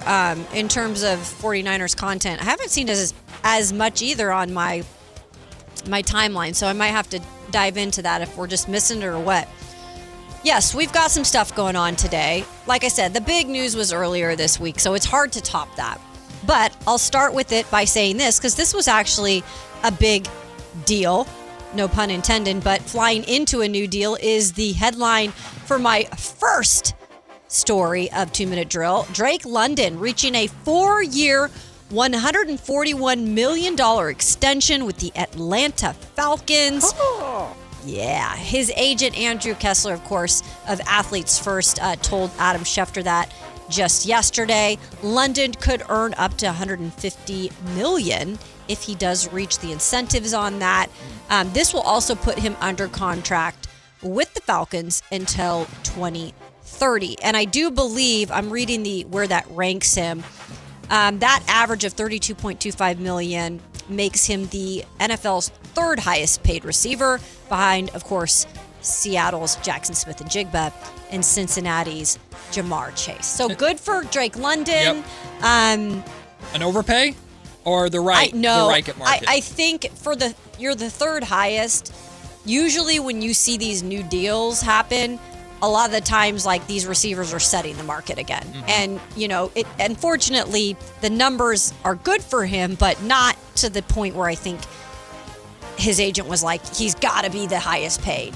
So I think it's a good deal. And again, the market resets every year and the TV deals go up every year. So you do it while you can do it at a decent price. So, this will be cheap in 2 years. His numbers dropped year over year, but it was because he played 5 fewer games. Yeah, he's never had a serious quarterback. That's exactly why. But even so, like, his numbers are a little misleading because you look at it and you see, well, he went from 1,271 yards to 919 yards. He went from 100 receptions to 68 receptions. He went from 9 TDs to 7 TDs, except the fact that he played in 5 fewer games and was very much on pace. If he had played 17, he would have broken all. He would have surpassed all those again with the quarterback issues that they've had over there. So he's very much like. I think those numbers are misleading because some will say, "Well, he had a down year." No, he just didn't play as much, but he was trending in the right direction. My take is basically, if you can catch 900 yards with Desmond Ritter and Marcus Mariota as your quarterbacks, you can have whatever you want. Yeah,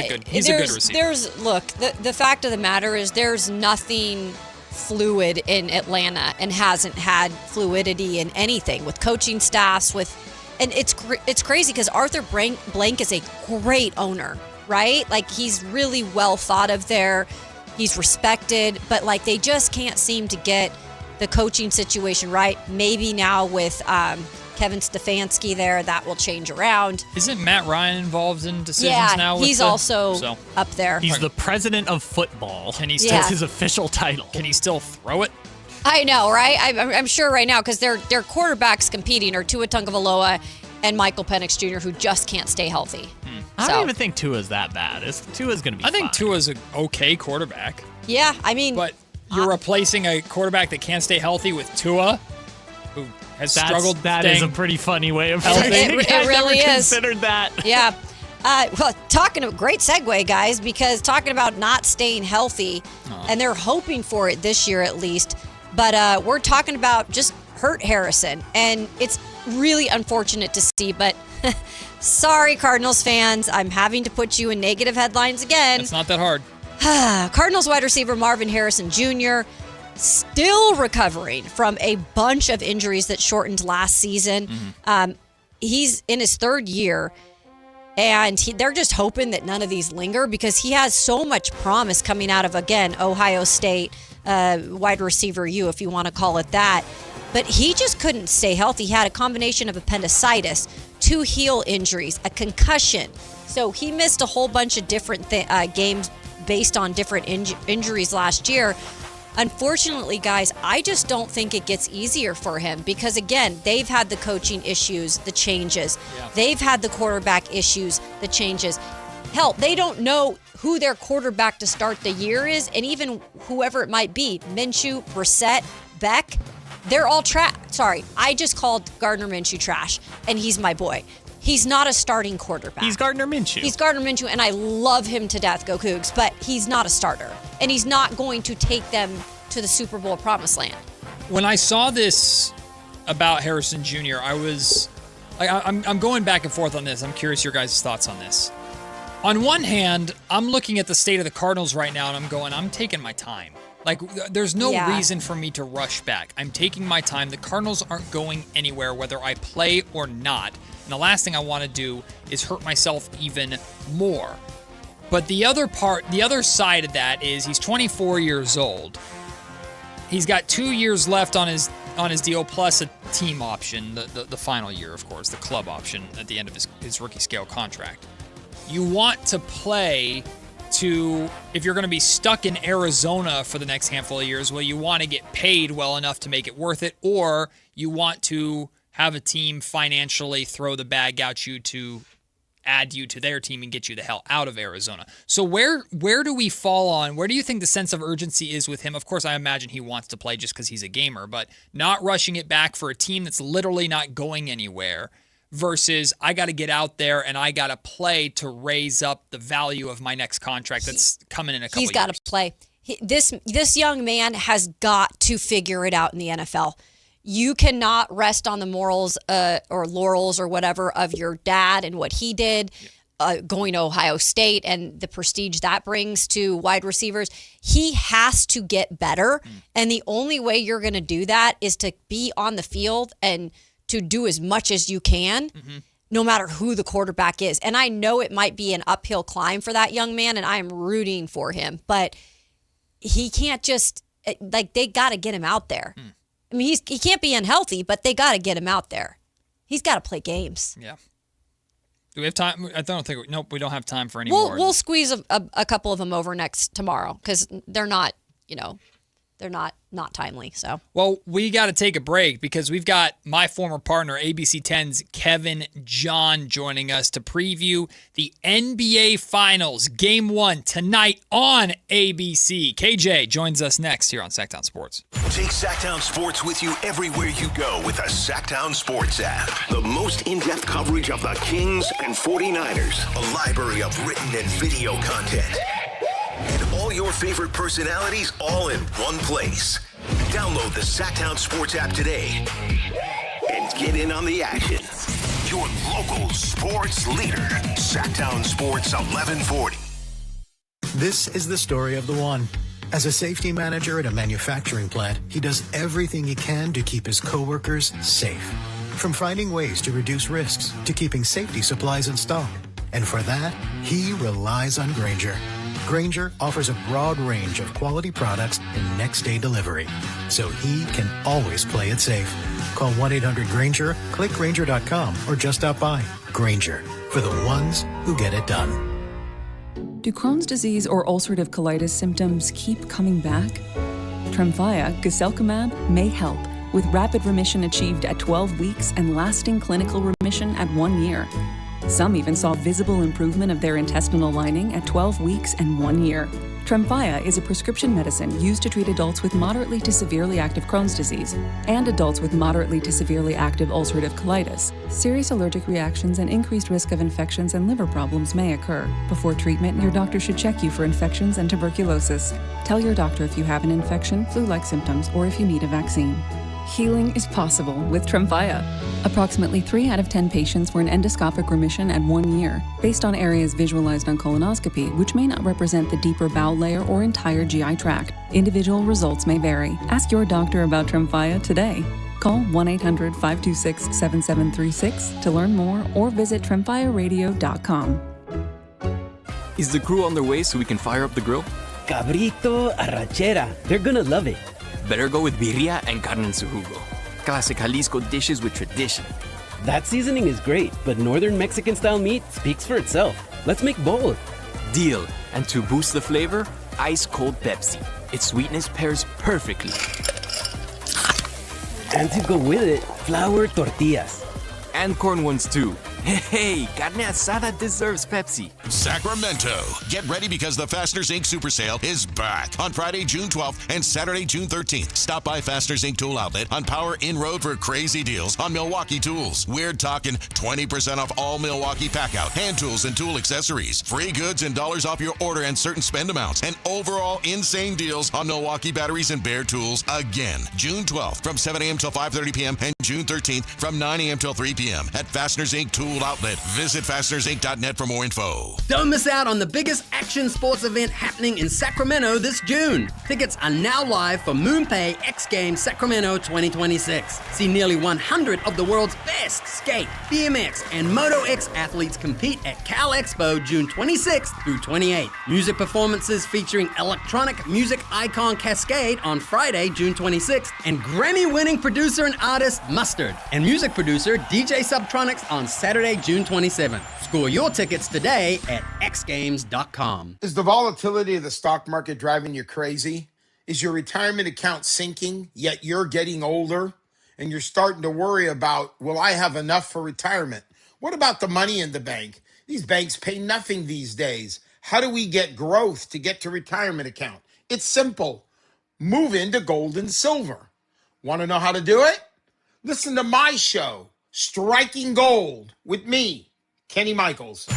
This is Sactown Sports 1140. Hey, it's Carmichael Dave. What's up? It's Matt George. What's good? It's Alan Stiles. With the most trusted voices in the community. This is Jason Ross. Hey, it's Kayla Anderson. It's Whitey Gleason. Ready to help promote your business, both as partners and customers. All you have to do is ask. Pick up the phone, dial pound 250 and say, grow my business to get connected with a team member today. That's pound 250 and say, grow my business. Our team will review your product, quickly pair you with a perfect endorser, and create video and audio samples channels, all at no cost or obligation to you. With the most live and local on-air lineup, a dynamic content-driven website, and a state-of-the-art mobile app, Sactown Sports 1140 is tailor-made to help you connect with a sports audience in Sacramento. So why wait? Dial pound 250 today. Say, grow my business, and let us help take you to the next level. KHD1 Sacramento, KYMX HD3 Sacramento. From the Power Business Technology Toshiba Studios. This is Sactown Sports 1140.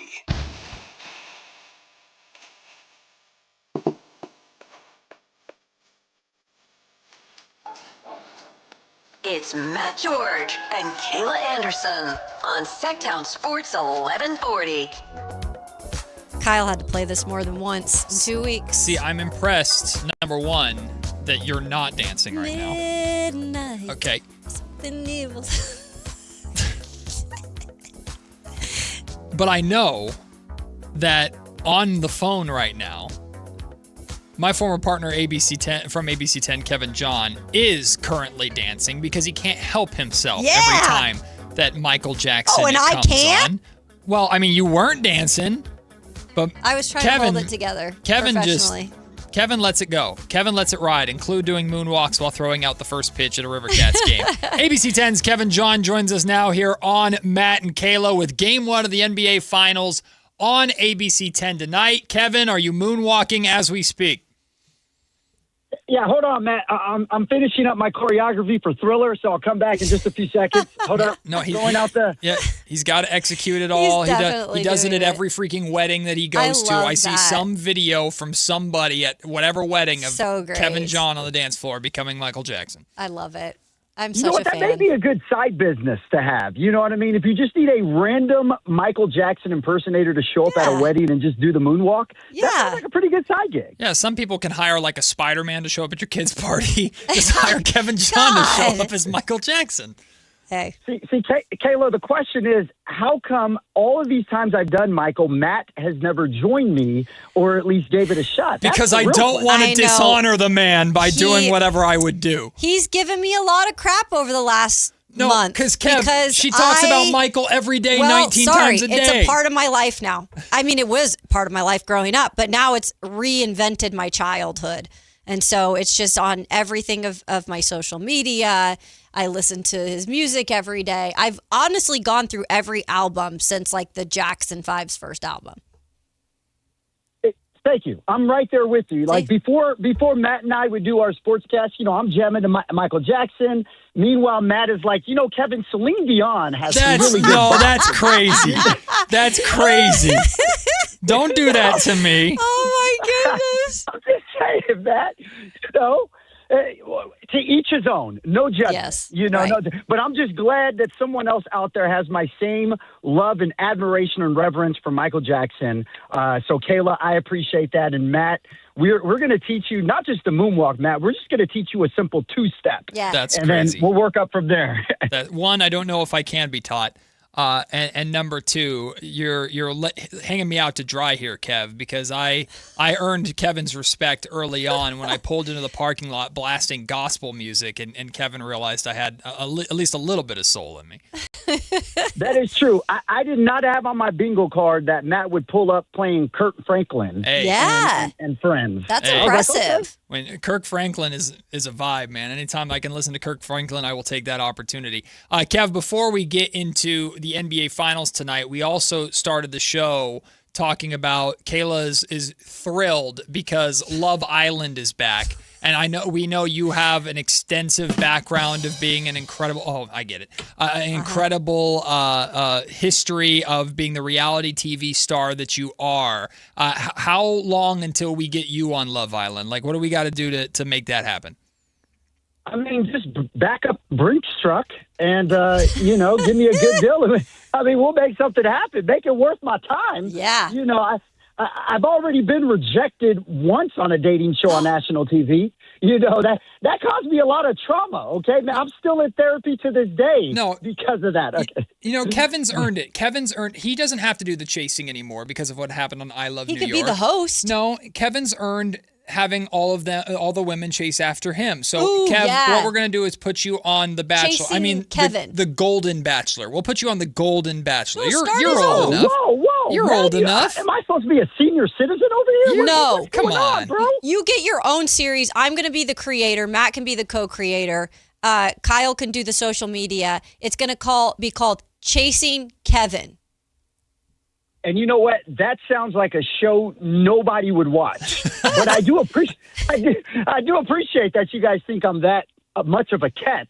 But hey, man, I know my limits. Okay, I can barely catch my cat running around. So I'm glad you guys think I'm a catch. That's all that matters. Well, Kev, every year this time of year, you and I would always have so much fun watching the NBA Finals, and for like we were the disruptive pair at the ABC 10 studios who's yelling and screaming at the TV whenever anything would happen, while all of the responsible adults in the room are preparing for the newscast after our post-game show. You can watch every single game of the NBA Finals on ABC 10, and I encourage you to stick around after the games for Toyota Sports Extra, led by Kevin John, as well as a plethora of guests that they're going to have over the course of the entire NBA Finals. Kev, this NBA Finals, the Knicks with Mike Brown, the Spurs with De'Aaron Fox, hits close to home for a lot of us. How excited are you for this matchup starting tonight?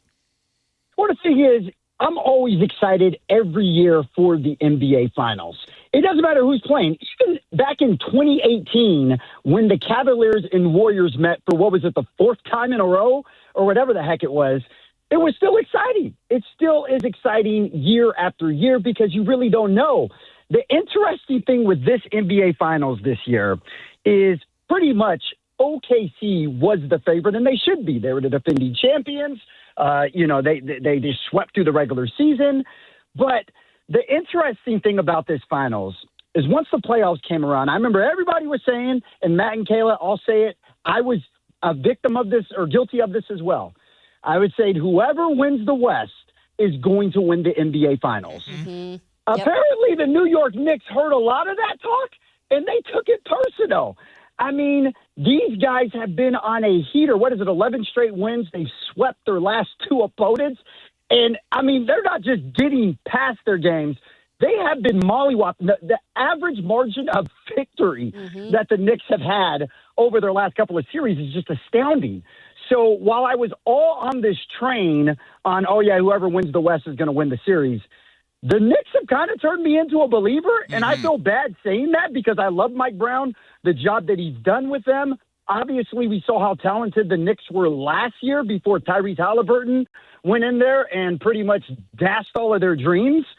But I'm now looking at the New York Knicks like in about 2 weeks, they can very well be hoisting a Larry O'Brien trophy. Yeah, Kevin John, I'm with you on that. I think on this show, too, we were saying, like, whoever comes out of the West will probably win the whole thing. The Knicks have changed my mind a little bit on that. And I know that there's an argument of, like, well, it's the East. Like, it's not that, it's not that good compared to the West. But, again, you just put that out there, the fact that they're not just winning these games. They've been, like, winning by good margins, by big margins. What do you think now in this series is really the most important thing for the Knicks to continue to do, and maybe a player that is that's got to have a huge series for them to actually come through for Mike Brown? Well, to answer the first part of that question, what do they have to do? You have to contain a 7'4" alien who can shoot from the outside, handle the ball like a point guard, be the absolute best rim protector, who, by the way, is, of course, the reigning defensive player of the year. Like, you got to contain that guy. But that goes without saying. We already know how great Wemby is and what he brings to the table. I think, honestly, what it's going to come down to if I'm the New York Knicks is their wings. And when I say wings, Mikal Bridges, OG Anunoby. I mean, if we go back to the NBA Cup Finals when both of these teams met up against one another, remember, OG, he had 28 and 9 rebounds in that? And I think when you look at their wings and those two guys, I think they're going to be the X factor. We already know what Jalen Brunson can do. We already know what Karl Anthony Towns can do. We already know what a lot of these other guys can do. But when I look at their wings, I think that that's going to be the X factor in this particular situation, in addition to obviously containing an alien, which is no one has really been able to do. ABC 10's Kevin John joining us here on Matt and Kayla. You can watch every game of the NBA Finals on ABC 10, beginning with Game 1 in San Antonio tonight. Kev, I've shared stories about what it was like covering the Kings when Mike Brown was here and how great Mike was to me and to us as media members. I've shared stories about covering De'Aaron Fox and Harrison Barnes when they were here. How much of that, the element of them and the Sacramento Kings being all over these finals, there's certainly a high level of embarrassment to that from the Kings organization, maybe some needed embarrassment to ultimately kick this organization into the right gear. But how much are you focusing on that side of things? And even personally, how much do you enjoy seeing Mike and De'Aaron and Harrison on the biggest stage in professional basketball? Well, first of all, before I get to that, I think we need to do something in Sacramento, and we need to start putting some respect on Jordan McLaughlin, okay? He is another player, former King, who obviously is but I forgot about Jordan McLaughlin. And granted, yes, obviously, if you blinked or sneezed, you missed his tenure with the Sacramento Kings. But yes, obviously, in addition to Jordan, Harrison, De'Aaron, Mike Brown, people may not agree with me, especially, the hardcore Kings fans. But I will say I am honestly happy for De'Aaron Fox. I am honestly happy for Mike Brown, especially Mike Brown. Mm-hmm. I mean, this was somebody who, Matt, you were the one who I remember had put this out there first, that he was fired on his way to the airport. Yeah. He had just did a media session during practice and was fired on the way to the airport. I don't know. That's basically like you getting ready to get married to somebody, and at the altar, you receive a text from your bride that says, "Oh, sorry, not going to be able to make it. By the way, we should break up." Yeah, it's like Love is Blind. There you go. Another, right? Perfect Match or whatever these other reality shows. Or getting dumped on I Love New York, even though I would know nothing about that. But, that is the most disrespectful way that you can dismiss a coach, especially a coach who was just a year removed from being named the coach of the year unanimously, I believe. So I'm really happy for Mike Brown because I feel that the Sacramento Kings failed him. I don't think he failed the Sacramento Kings. And, at the end of the day, I understand they were, on that 6-7 game losing streak. De'Aaron, funny of all people, had that foul on, I believe it was Jaden Ivey against, and I understand how all of that stuff played out, and it was not a good look. But for Mike Brown, and keep in mind, this is somebody who was also fired by Cleveland. So for him to go and sweep the Cavaliers on the way to this NBA. I just feel like Mike Brown is having the ultimate redemption run right now. Basically, just giving the finger to every team that has fired him, didn't believe in him, let him go. And right now we're seeing the success that Mike Brown truly deserves. A man with such a high basketball IQ, a man that truly gets his players to buy in. And Matt, you referenced this earlier, Mike was always great with the media. He was always kind to us, always spoke with everybody. So I cannot be more proud for Mike Brown in this situation, essentially showing the NBA world who he is. We have Kevin John of ABC 10. He's a sports anchor there. He's on Matt and Kayla right now. We're previewing the NBA Finals, and they will be on ABC 10, our local channel. So make sure to tune in to that and all of the good stuff that Kevin John and crew are going to give you with some of their coverage with the NBA Finals. So we have Mike Brown on one side, and then you've obviously got a De'Aaron Fox tie over with the San Antonio Spurs, and you have Harrison Barnes as well. But Matt has said it. He wins either way. No matter who wins this, he wins either way. But when you look at De'Aaron Fox and kind of his story of getting here, what does it mean for him really too? Especially, I know he hasn't been incredibly healthy, at least in this last series. What does it mean for him at this point in his career?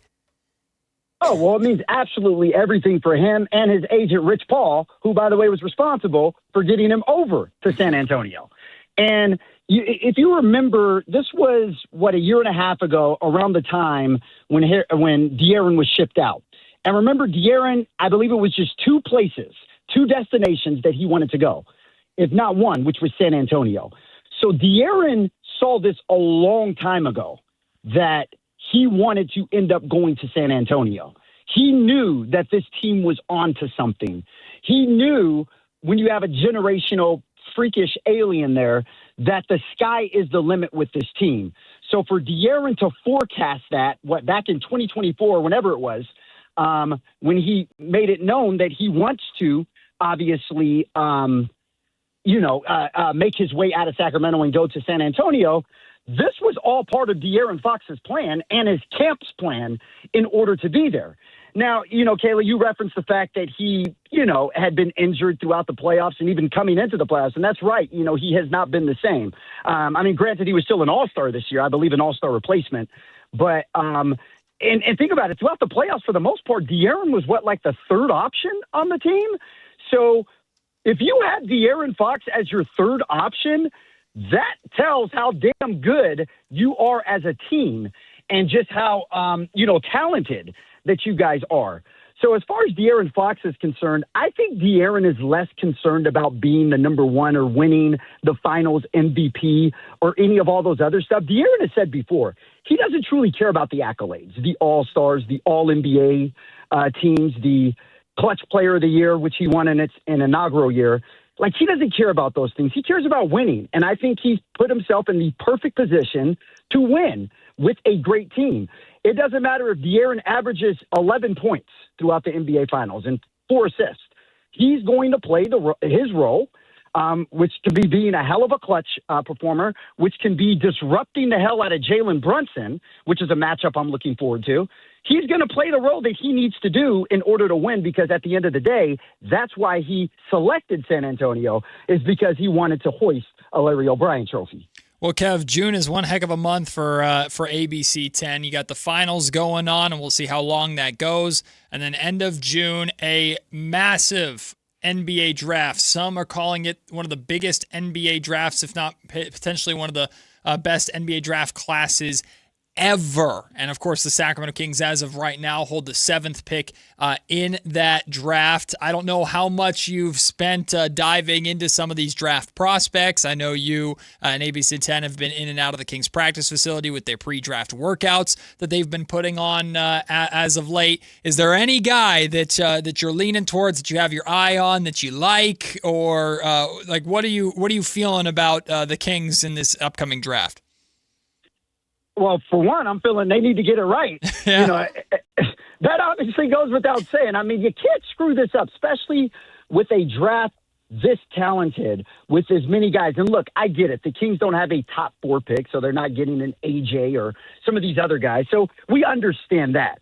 But really, they need to make sure that they get this right. Now, obviously, the Kings have said, and even Scott Perry has said, their need is a point guard, which was funny, because coming into the season last year, Scott Perry said the same thing, and I think that's when they got Dennis Schroeder or something. But at the end of the day, they've said for a while that they want a point guard. Good news.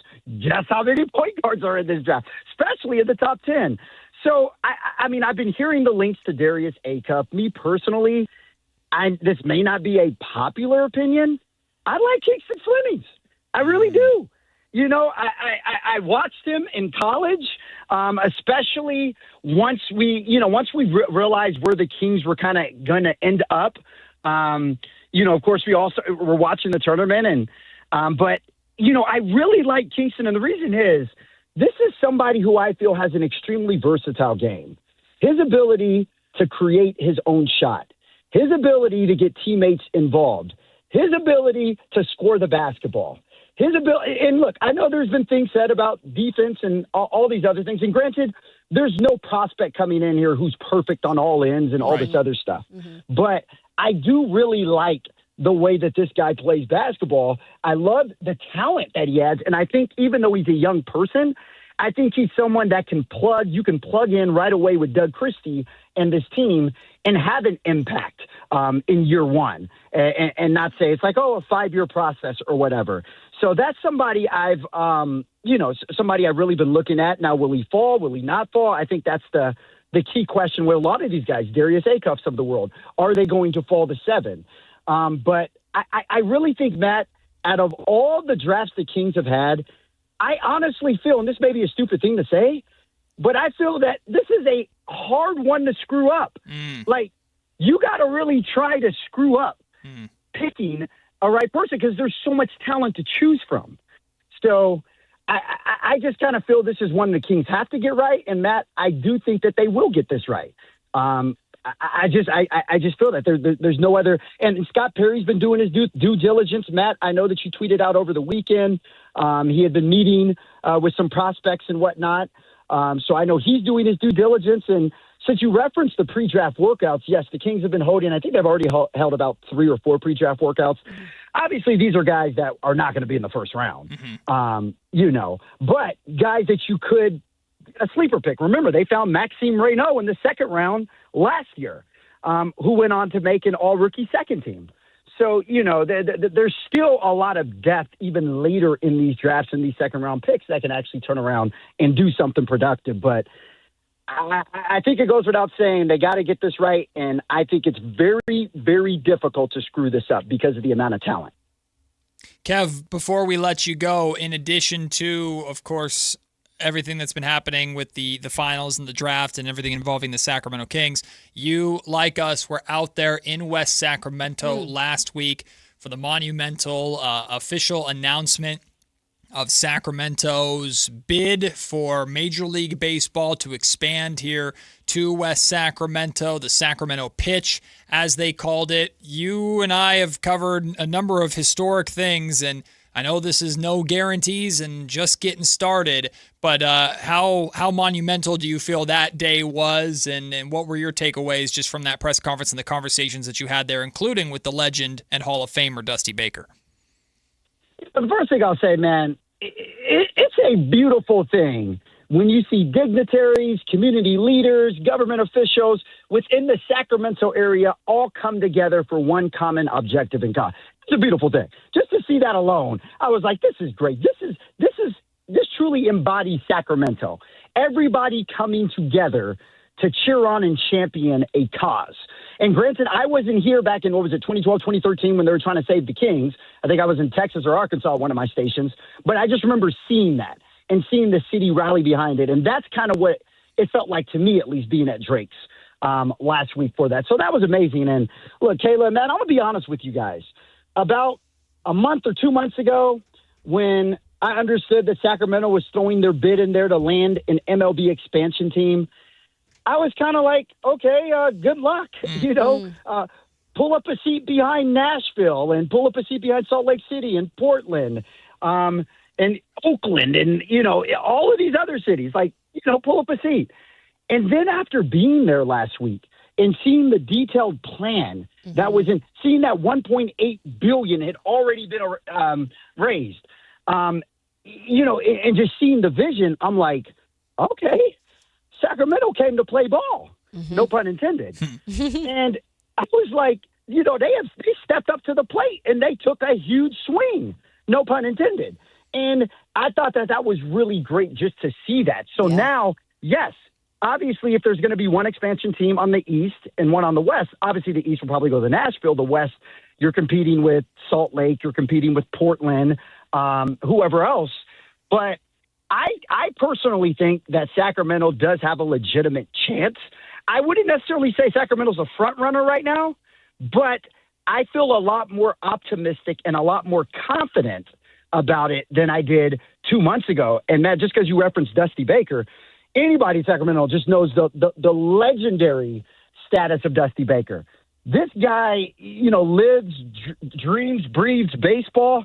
And to hear him, when I had a chance to interview him, just to hear him talking about the vision for bringing baseball here. A lot of people don't know this. I know we all call Sacramento a basketball town, and you could argue it is a basketball town because the Sacramento Kings.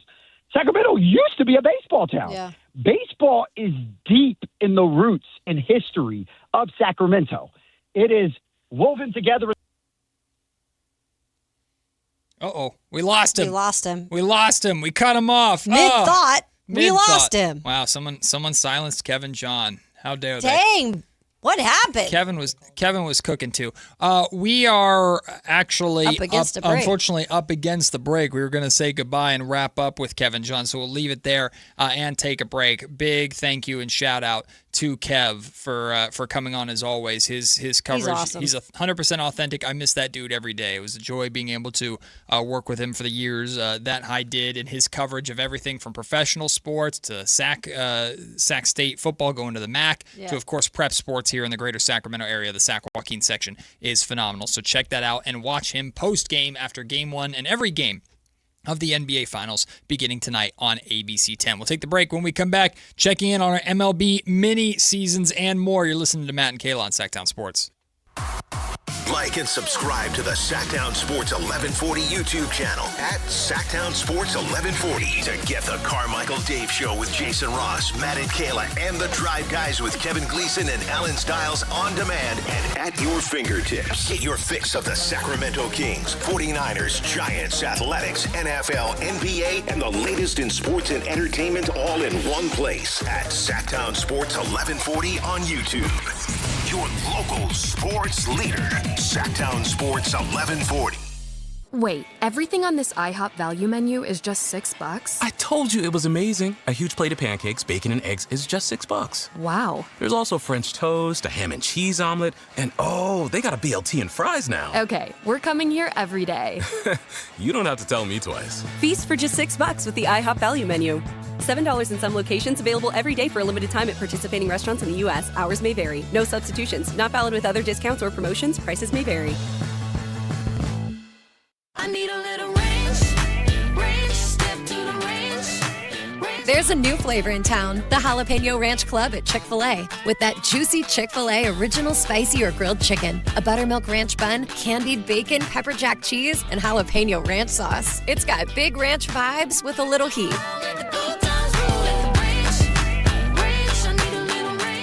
Chick-fil-A's new Jalapeno Ranch Club, available for a limited time only. Order ahead on the Chick-fil-A app. Capital Casino is conveniently located in downtown, 411 16th Street, and has been a part of the greater Sacramento area for over 20 years. They offer the best variety of games in the region in a safe and friendly environment, and there's plenty of parking, all well lit and monitored by security.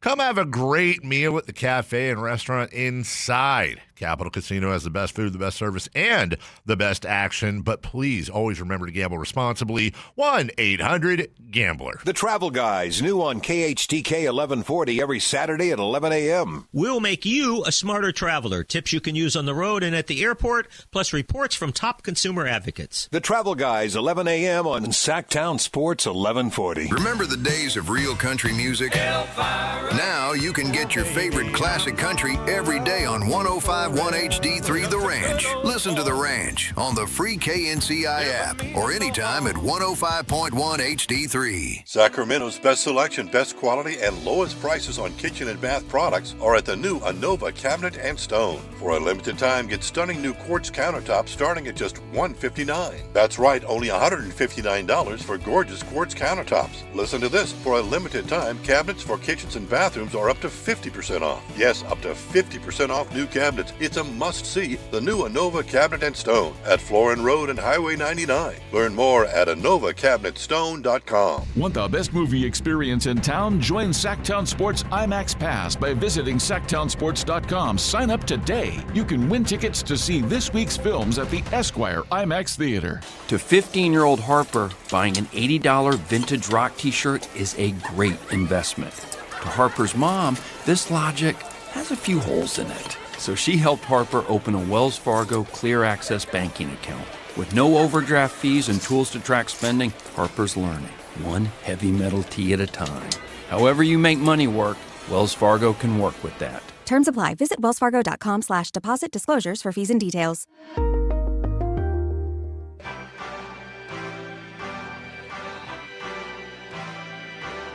Matt and Kayla on Sactown Sports 1140.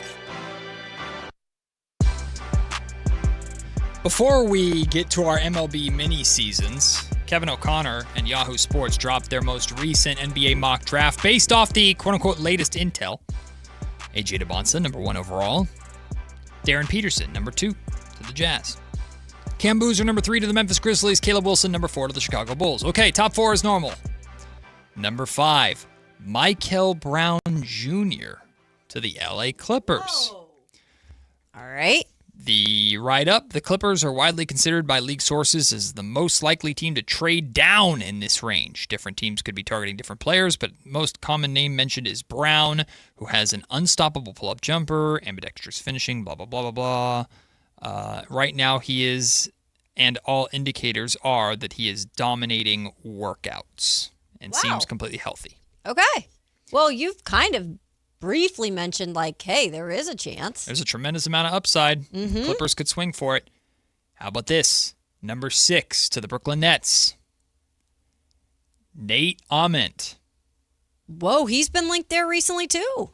A few weeks ago, I reported the Nets were drawn to Nate Ament and Ade Mara. That remains true as we enter June, though there are still workouts to be done, and there are plenty of teams interested in trading into this spot. For now, Ament gets the nod with this choice, given Brooklyn already has so many guards on the roster. Players like Ament, who can handle, shoot off the dribble, and stand at 6'10", don't grow on trees. This physical foundation kept Ament in the lottery consideration even after a dreadful start to his freshman season when he struggled to score efficiently and make an impact defensively. But over the second half of the year for Tennessee, he flipped a switch and shots began to fall, averaged 23.8 points over a 6-game stretch in January and February that reminded everyone why he was a top recruit in the country.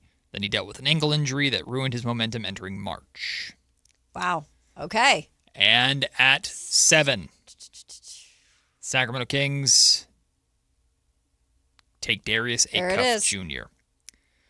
This makes me roll my eyes. Weeks ago, I reported that the Kings are widely believed to be targeting Acuff with this pick. Yeah, you reported that. That reporting has since been supported. I'm being a jerk. No, you can't be. I'd be too. That reporting has since been supported by others in the industry. Yeah, supported. And that belief remains unchanged around the league. That said, the Kings are still working out other players and nothing is locked in. Just consider Acuff the favorite here. Acuff is not the biggest guard or the most explosive athlete, but he reads defenses like someone who's been in the league for a decade. He emerged as a freshman as a skilled, low-turnover playmaker, and that's not even what he's best at. Acuff is a wiry scorer. He has a knack for clutch moments. The question that follows every undersized guard in the draft is whether the brilliance survived with bigger, longer, faster defenders.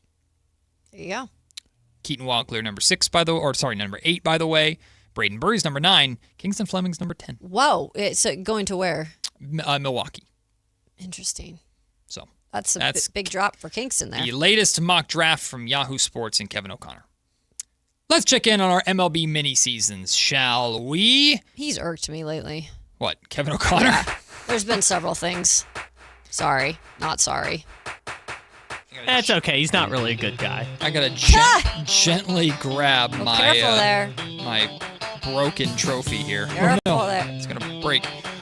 He says my broken trophy. Well, it is mine. I am the holder of it. Well, 6th time, by the way. Technically, it's still How many the times shows. have you run it? 2. Oh, I'm sorry. It's the shows? Yeah. Oh, it's the shows? Until the end of the year. The shows all chip in? No, but what are we saying now? I spent the $32 on Amazon. Keep it over there. And now it's broken. I can't even return it. Were you going to return it? The only child syndrome just came out. Very much so. It's mine and no one can have it. Oh, unless you win it from me. And right now, Kayla, you and I are tied after you got a victory with the Mariners on Monday. Yeah. You took the Rays over the Tigers yesterday, and it didn't go well for you. They not only lost to the Tigers today, they played early today, and they lost to them today. They lost again? Yeah. Yikes. Yeah, they lost 8-0. Yeah. Shutout loss. I know. I picked the Phillies over the Padres, picked against Kyle's Padres, and I picked correctly. The Phillies keep on rolling. They won 3-2 over the Padres. And Kyle... Disgusting. Kyle followed up picking the Angels Poor Kyle. picking the White Sox, who lost to the Twins 6-4 yesterday. I'm sorry, and Kyle. they're playing today, and the White Sox are up like 8-0. I hate this game. I'm pretty frustrated, too. If Kyle picks... okay, Kayla. It's not like you're. I am though. I'm not winning. I'm like 15-26 when I actually make the picks. I mean, all I'm Matt's saying, beating me. Ramsey's in the other room. Ramsey got every single one right. Anthony, when he was here, Anthony got every single one of them right. Yeah, I know. That's why I hate this game. Get because good. my record is 3 games below 500. I didn't even pick 7 of them.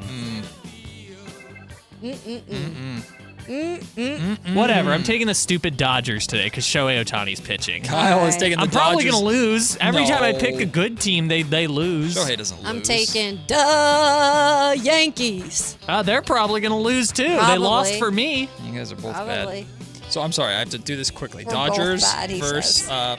Thanks. Listen, He just literally said, you have an Emmy "You and I have guys a are broken just bad." $30 trophy. All right, we've established this. I'm sorry, you said Dodgers over the Diamondbacks. And Kayla, you said Yankees over who? Yeah. The Yankees are playing the. Gotta look it up again. Oh, God. I'll do it. I had it earlier. All right, Guardians. Guardians. The Guardians. Sorry, it And was here. I don't know what Now, I'm doing. y'all make sure you look forward to tomorrow to see if any of your teams are playing early games. I already looked. Doesn't matter. Mine are going to lose Okay, anyway. well, I'm just preparing you guys. Because I messed up on this several times. Yeah, so And did then I gave you crap for it, and then I think I did it You more did. times than You did?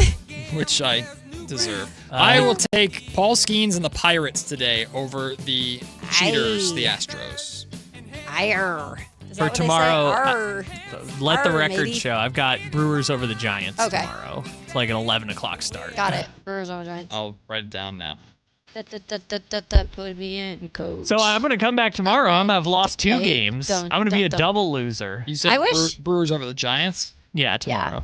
By the way, my Mariners have won 8 in a row. They are rolling. And Cal is on assignment to return. Oh, well, that's good. Well, they probably shouldn't come back at this point. I mean, that's Hey, crazy. Got watch hurt yourself. and all of a sudden. Watch yourself, young man. One hit wonder goes out, and all of a Watch sudden yourself, they win young 8 man. in a row. I will say their young guy they just brought up is playing well. So How quickly you turn on each other. Also, the Texas Rangers have won 5 in a row now, so they're ahead of the A's. are they really? Yeah. Oh, A's- probably because my guy Jack Leiter pitched last night. Yeah.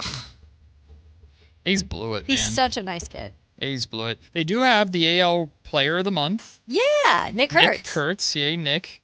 Although Kyle blew my mind. This is Before awesome. the show started. Stop looking at his butt. Yeah, that was you and Al Leiter. Not That's Joe his Leiter. dad. Jake Leiter. Al Leiter is Al Leiter's crazy. his I mean, dad. you might. No, you I might. don't. No, that's You too. might.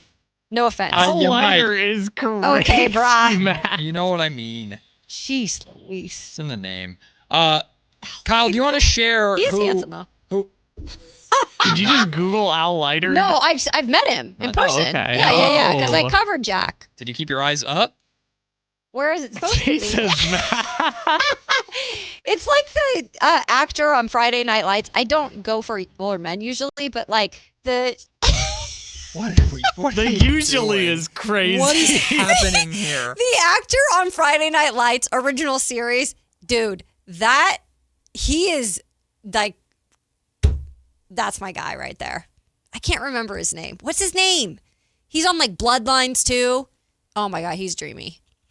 What's his name, Kyle? I'm Googling the show. I don't know. Friday Night Lights. It's the coach in the series. Yeah, I'm trying to figure out who it is.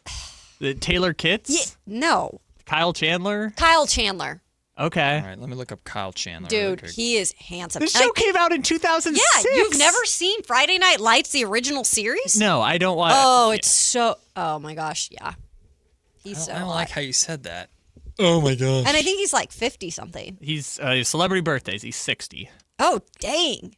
The exact He's same good age looking. as Al Leiter. That's crazy. Him and Al Leiter are exactly the same That's age. crazy. Does I he don't have a normally like son? older men, Does but Kyle Chandler have a son? No, it was I don't like older men usually. The usually at the end was crazy. He's good looking though. Isn't he? does. By the way, JJ Bleday was the person who won Yeah, NL. we've moved on from that. We don't care. We're talking about Kayla's taste in Yeah, older it's men. unbelievable. JJ Bleday who got Does waived by Kyler the- Chandler smoke? No. Have kids? Yeah. Okay, here we Sydney go. and Sawyer Chandler. Oh, what does Sawyer look like? She's Oh, a they're girl. both girls. Never mind. Sorry. Frequently He doesn't asked have- he doesn't have questions. any Oh, eyes. Sydney Chandler. Yes, she's an actress. I've seen her What is she before. on? She was the lead in the Aliens TV show. Oh, that that's they why I made. haven't ever seen her. Okay, Alien Earth. She That's got her. definitely her how I've not seen her. By the way, on frequently asked questions for Kyle Chandler, it's what happened to Kyle Chandler is the first one. Yeah. Kayla watches Love Island for the furniture unless you put Kyle Chandler on. Then she Oh, won't they watch. should bring him in. Why? Or put it Gross. Hashtag no, Golden as Love a Island. host.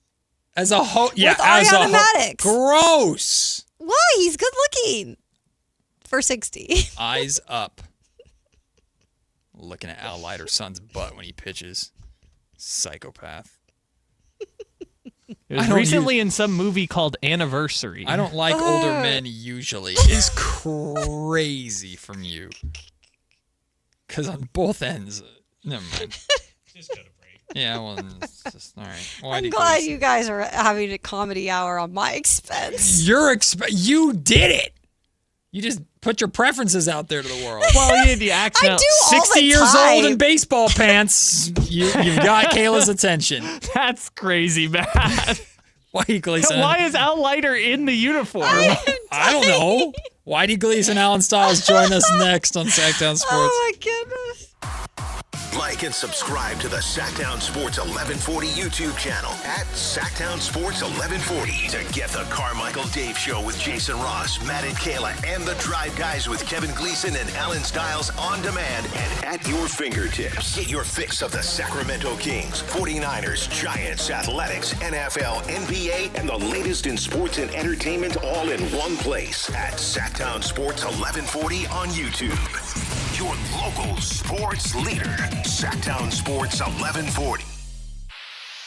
Pump up the volume. Business moves fast. Orders roll in, deadlines close in.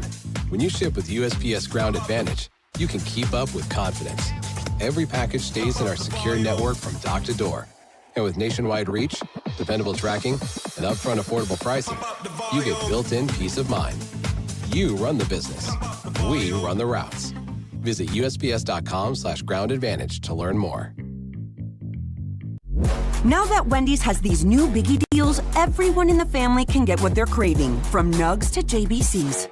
The parental units can get an $8 biggie bundle, the eldest who think they're so grown can get a $6 biggie bag, and the little one who can do no wrong can get a $4 biggie bites.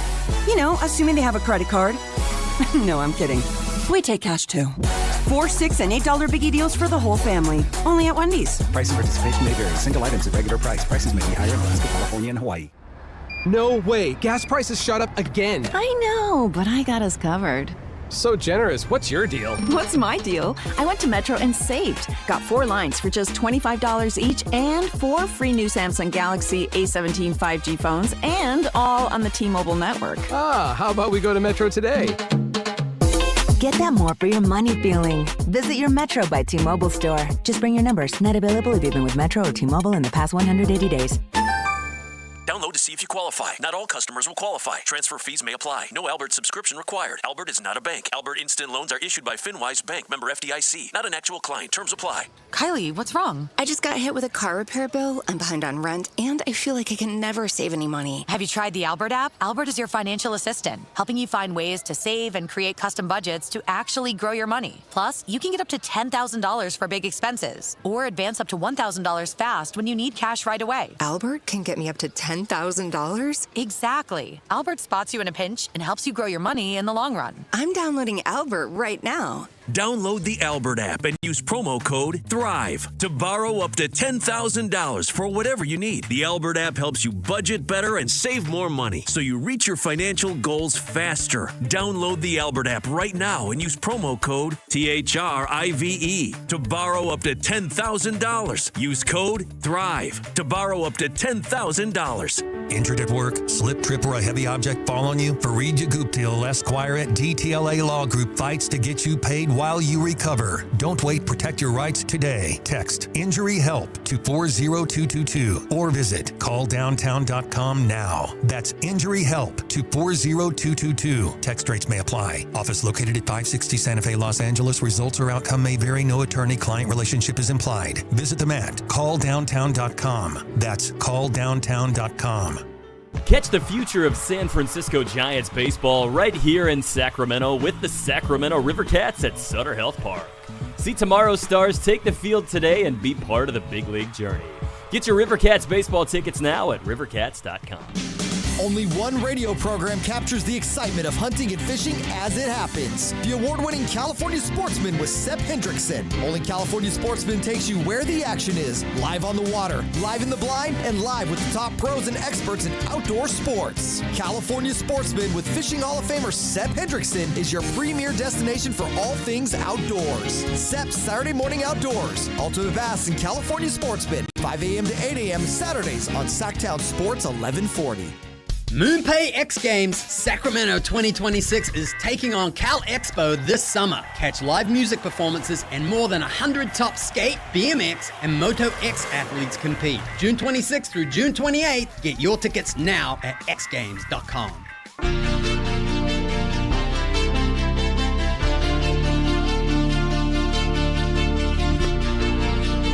It's Matt George and Kayla Anderson on Sactown Sports 1140. Kayla, get a load of this guy. He just comes in and starts like judging your snacks. Like, what is with this dude? No.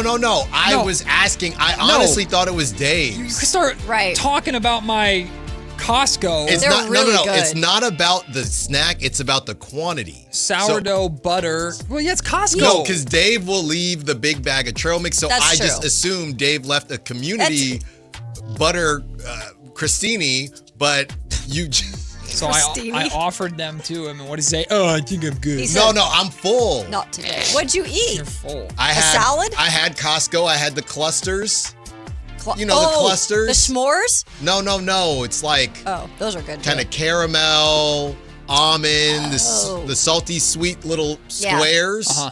So I housed those. Okay. So I housed some of them before. Got it. So that and dried mango. So after you were done insulting my snack, then Whitey, right before we came back, says something about mummy sourdough. What is this, you haven't Whitey? heard about the mummy sourdough? No, because those are sourdough, right? They are sourdough. Yeah. Yes. By the way, for the record, Alan came in. He said, "Whose snacks are those?" Which I didn't think was really insulting. Thank you. Fair question. Oh, thank you. I think it was the Shocking, this guy. turning down No, it was part. the tone. It was the I didn't like Hey, the whose tone. snacks are those? I didn't like the Are tone. those See, Dave's? That's an appropriate question. I like the That way is you asked what I that. asked. No, you looked over and went, "Would Dave lead his sourdough snacks?" I didn't like it. I'll just read you the headline. Scientists find yeast in frozen mummy's guts, use it to make sourdough bread. Would you or not? What? Yeah. Oh, I'm eating it 100%. I don't think I would. This is the guy they called the Otzi the Iceman. Oh, yeah. They found his mummy years and years and years ago. He was alive more than 5,300 years ago, and they found some yeast in his innards. And they're like, "Oh, we didn't expect to find that." And they tried to make some bread out of it, and it didn't work. But finally, this is what he looks like now.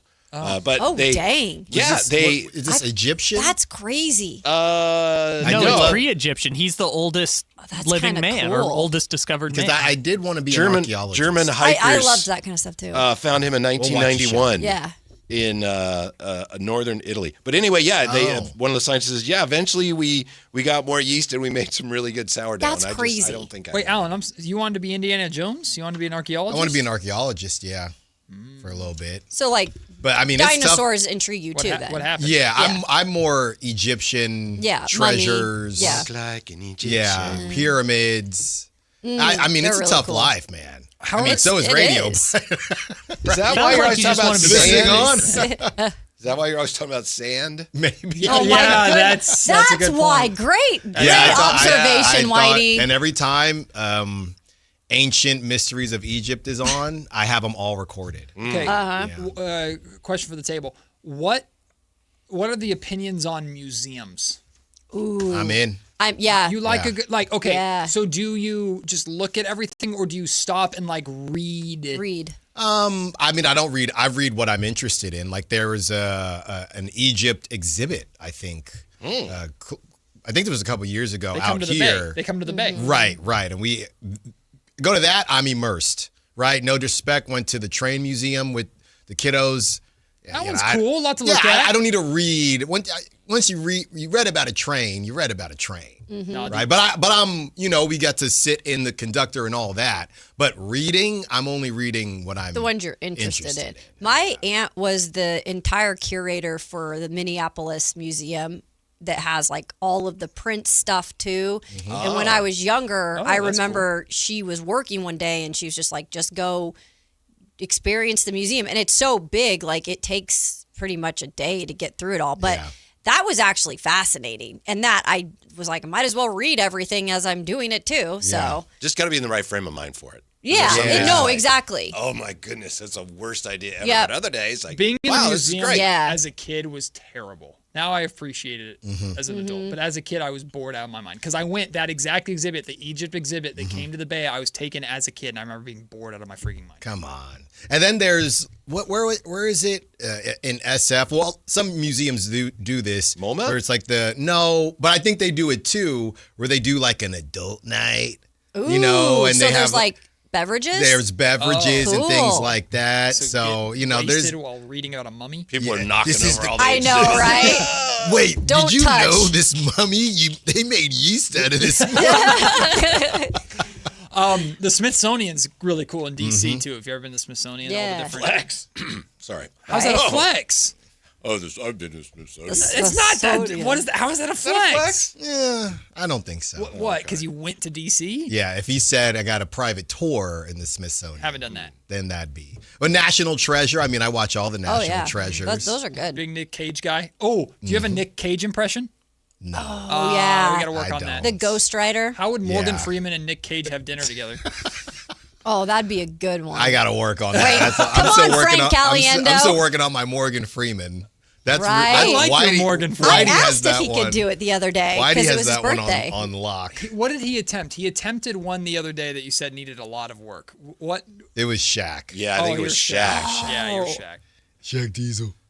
Okay, yeah, that one needs work. Welcome to Sacramento. Oh, my goodness. We were having a debate today, or a conversation that sparked quite the debate in our comment section about juices. What's your favorite go-to juice? Oh, like morning, like if you're having a big breakfast and you pick a juice. Yeah. Oh, is that the pomegranate? No, I think it's it's guava. Papaya, orange, and guava. Ooh, that is good. Yeah, that one's hot in the streets right now. Pretty good. Yeah, I just go grapefruit juice. I'm a normal guy. Grapefruit juice is normal? Yeah, I was gonna say I'm a normal guy after grapefruit juice. Like I don't dislike it necessarily. It's my number one. With something number else two, mixed crayon. in it.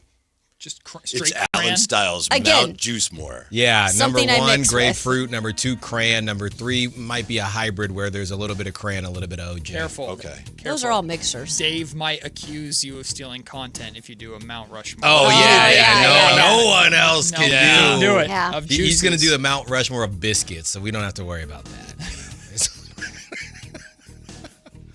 Oh my There's goodness. Dave's still recovering. Go! I want to know. My I wanna goodness. know. A flaky biscuit.